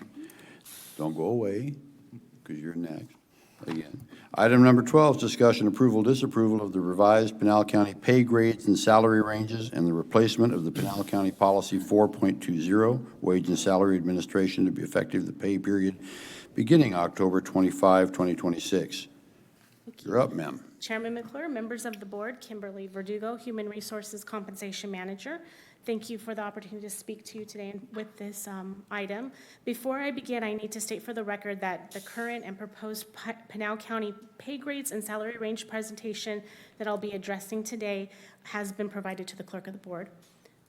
We are seeking your approval to adopt a new Pinal County pay grades and to replace our existing wage and salary administration policy effective October 25th, 2026. The proposed pay grade structure reduces the salary range spreads. This creates a more competitive entry salary and it helps employees reach the market midpoint faster. The market midpoint represents the market rate for fully competent and experienced employees performing the full scope of the position. As you may recall from previous presentations to this board, this change is critical to preventing the loss of highly qualified staff. The proposed wage and salary policy administration maintains our practice of using objective job-related criteria for all salary decisions while enhancing procedural integrity and administrative efficiency. Together, the revised pay structure and new policy promote internal pay equity, legal compliance, and operational transparency while strengthening the county's ability to attract well-qualified applicants and retain high-performing employees. I'm happy to answer any questions you may have. Are there any questions for Ms. Verdugo on this item? Just to make sure that this was discussed with the elected officials of the other departments as well. I'm sure, right? Okay. Supervisor Goodman, that's correct, yes. Okay. Okay. So, any other questions for Ms. Verdugo? I know there's been a lot of work, and I know that it's been carefully constructed. Correct. With that, are there any other questions? Mr. Chair, I'll make a motion that we approve. That wasn't my question. You got to wait for me to say that. Yeah, I'm moving Hey, along, you know, I man. don't hear any questions. No other questions from the board. Great. May I get a motion, please? Now you can do that. Mr. Chair, I'd like to make a motion that we approve item number 12 as presented. I have a motion. Is there a second? Is that a question or answer? No, A second. We're getting slappy. Okay, a motion and a second. Those in favor, please indicate by saying aye. Aye. Aye. Aye. Opposed? Hearing none, motion passes. Thank you very much. And again, don't go away because you're still up. Item 13 is discussion approval, disapproval to amend section E2 of the 2026-2027 Pinal County Employee Compensation Plan to authorize across-the-board increases to be applied to the base salary when the resulting salary exceeds the maximum of the salary range in lieu of a one-time lump sum payment. Ms. Verdugo. Thank you. Chairman McClure, members of the board, Kimberly Verdugo, Compensation Human Resources Manager. We are seeking approval to amend the fiscal year 26-27 Employee Compensation Plan to allow the across-the-board salary adjustments to be applied to base salaries even when exceeding the current salary range max. Without this change, employees who currently are at the max of the range will receive a lump sum payout in lieu of a base pay adjustment. This amendment is necessary to ensure all employees eligible for the across-the-board increase are treated equitably when the new pay grade structure, which includes higher salary range maxes, goes into effect on October 25th, 2026. So in effect, it's the raise, the change in pay, and then adjusted. Correct, because this will occur after the across-the-board adjustment, and so we want to allow for those. It doesn't go into effect until October 25th, and so we want to make sure that those that are at the current max, when the new ranges are applied, they're treated equitably and would have received the range adjustment as opposed to a lump sum adjustment. Okay, thank you. Are there any questions for Ms. Verdugo? You ready? Mr. Chair. With no questions, may I please get a motion? Okay. Mr. Chair, I'd like to make a motion that we approve item 13 as presented. Second. I have a motion. Is there a second? Second. I have I got a motion and a second. Those in favor, please indicate by saying aye. Aye. Aye. Aye. Opposed? Hearing none, motion passes. Thank you. Thank you very much. Thank you so much. And with that, I have any items for future agenda that the board wishes to see? Mr. Chair, I'd like to look at getting back and doing some form of strategic planning. You know, we've got a lot of stuff that's going on, and I think that it'd be helpful if we all got together and had several sessions in regards to strategic planning, with the direction we're headed. Okay, all right. Anything else? All right. Well, with that then, there's no more business before the board. We're adjourned. Thank you very much, everybody, for being so patient today.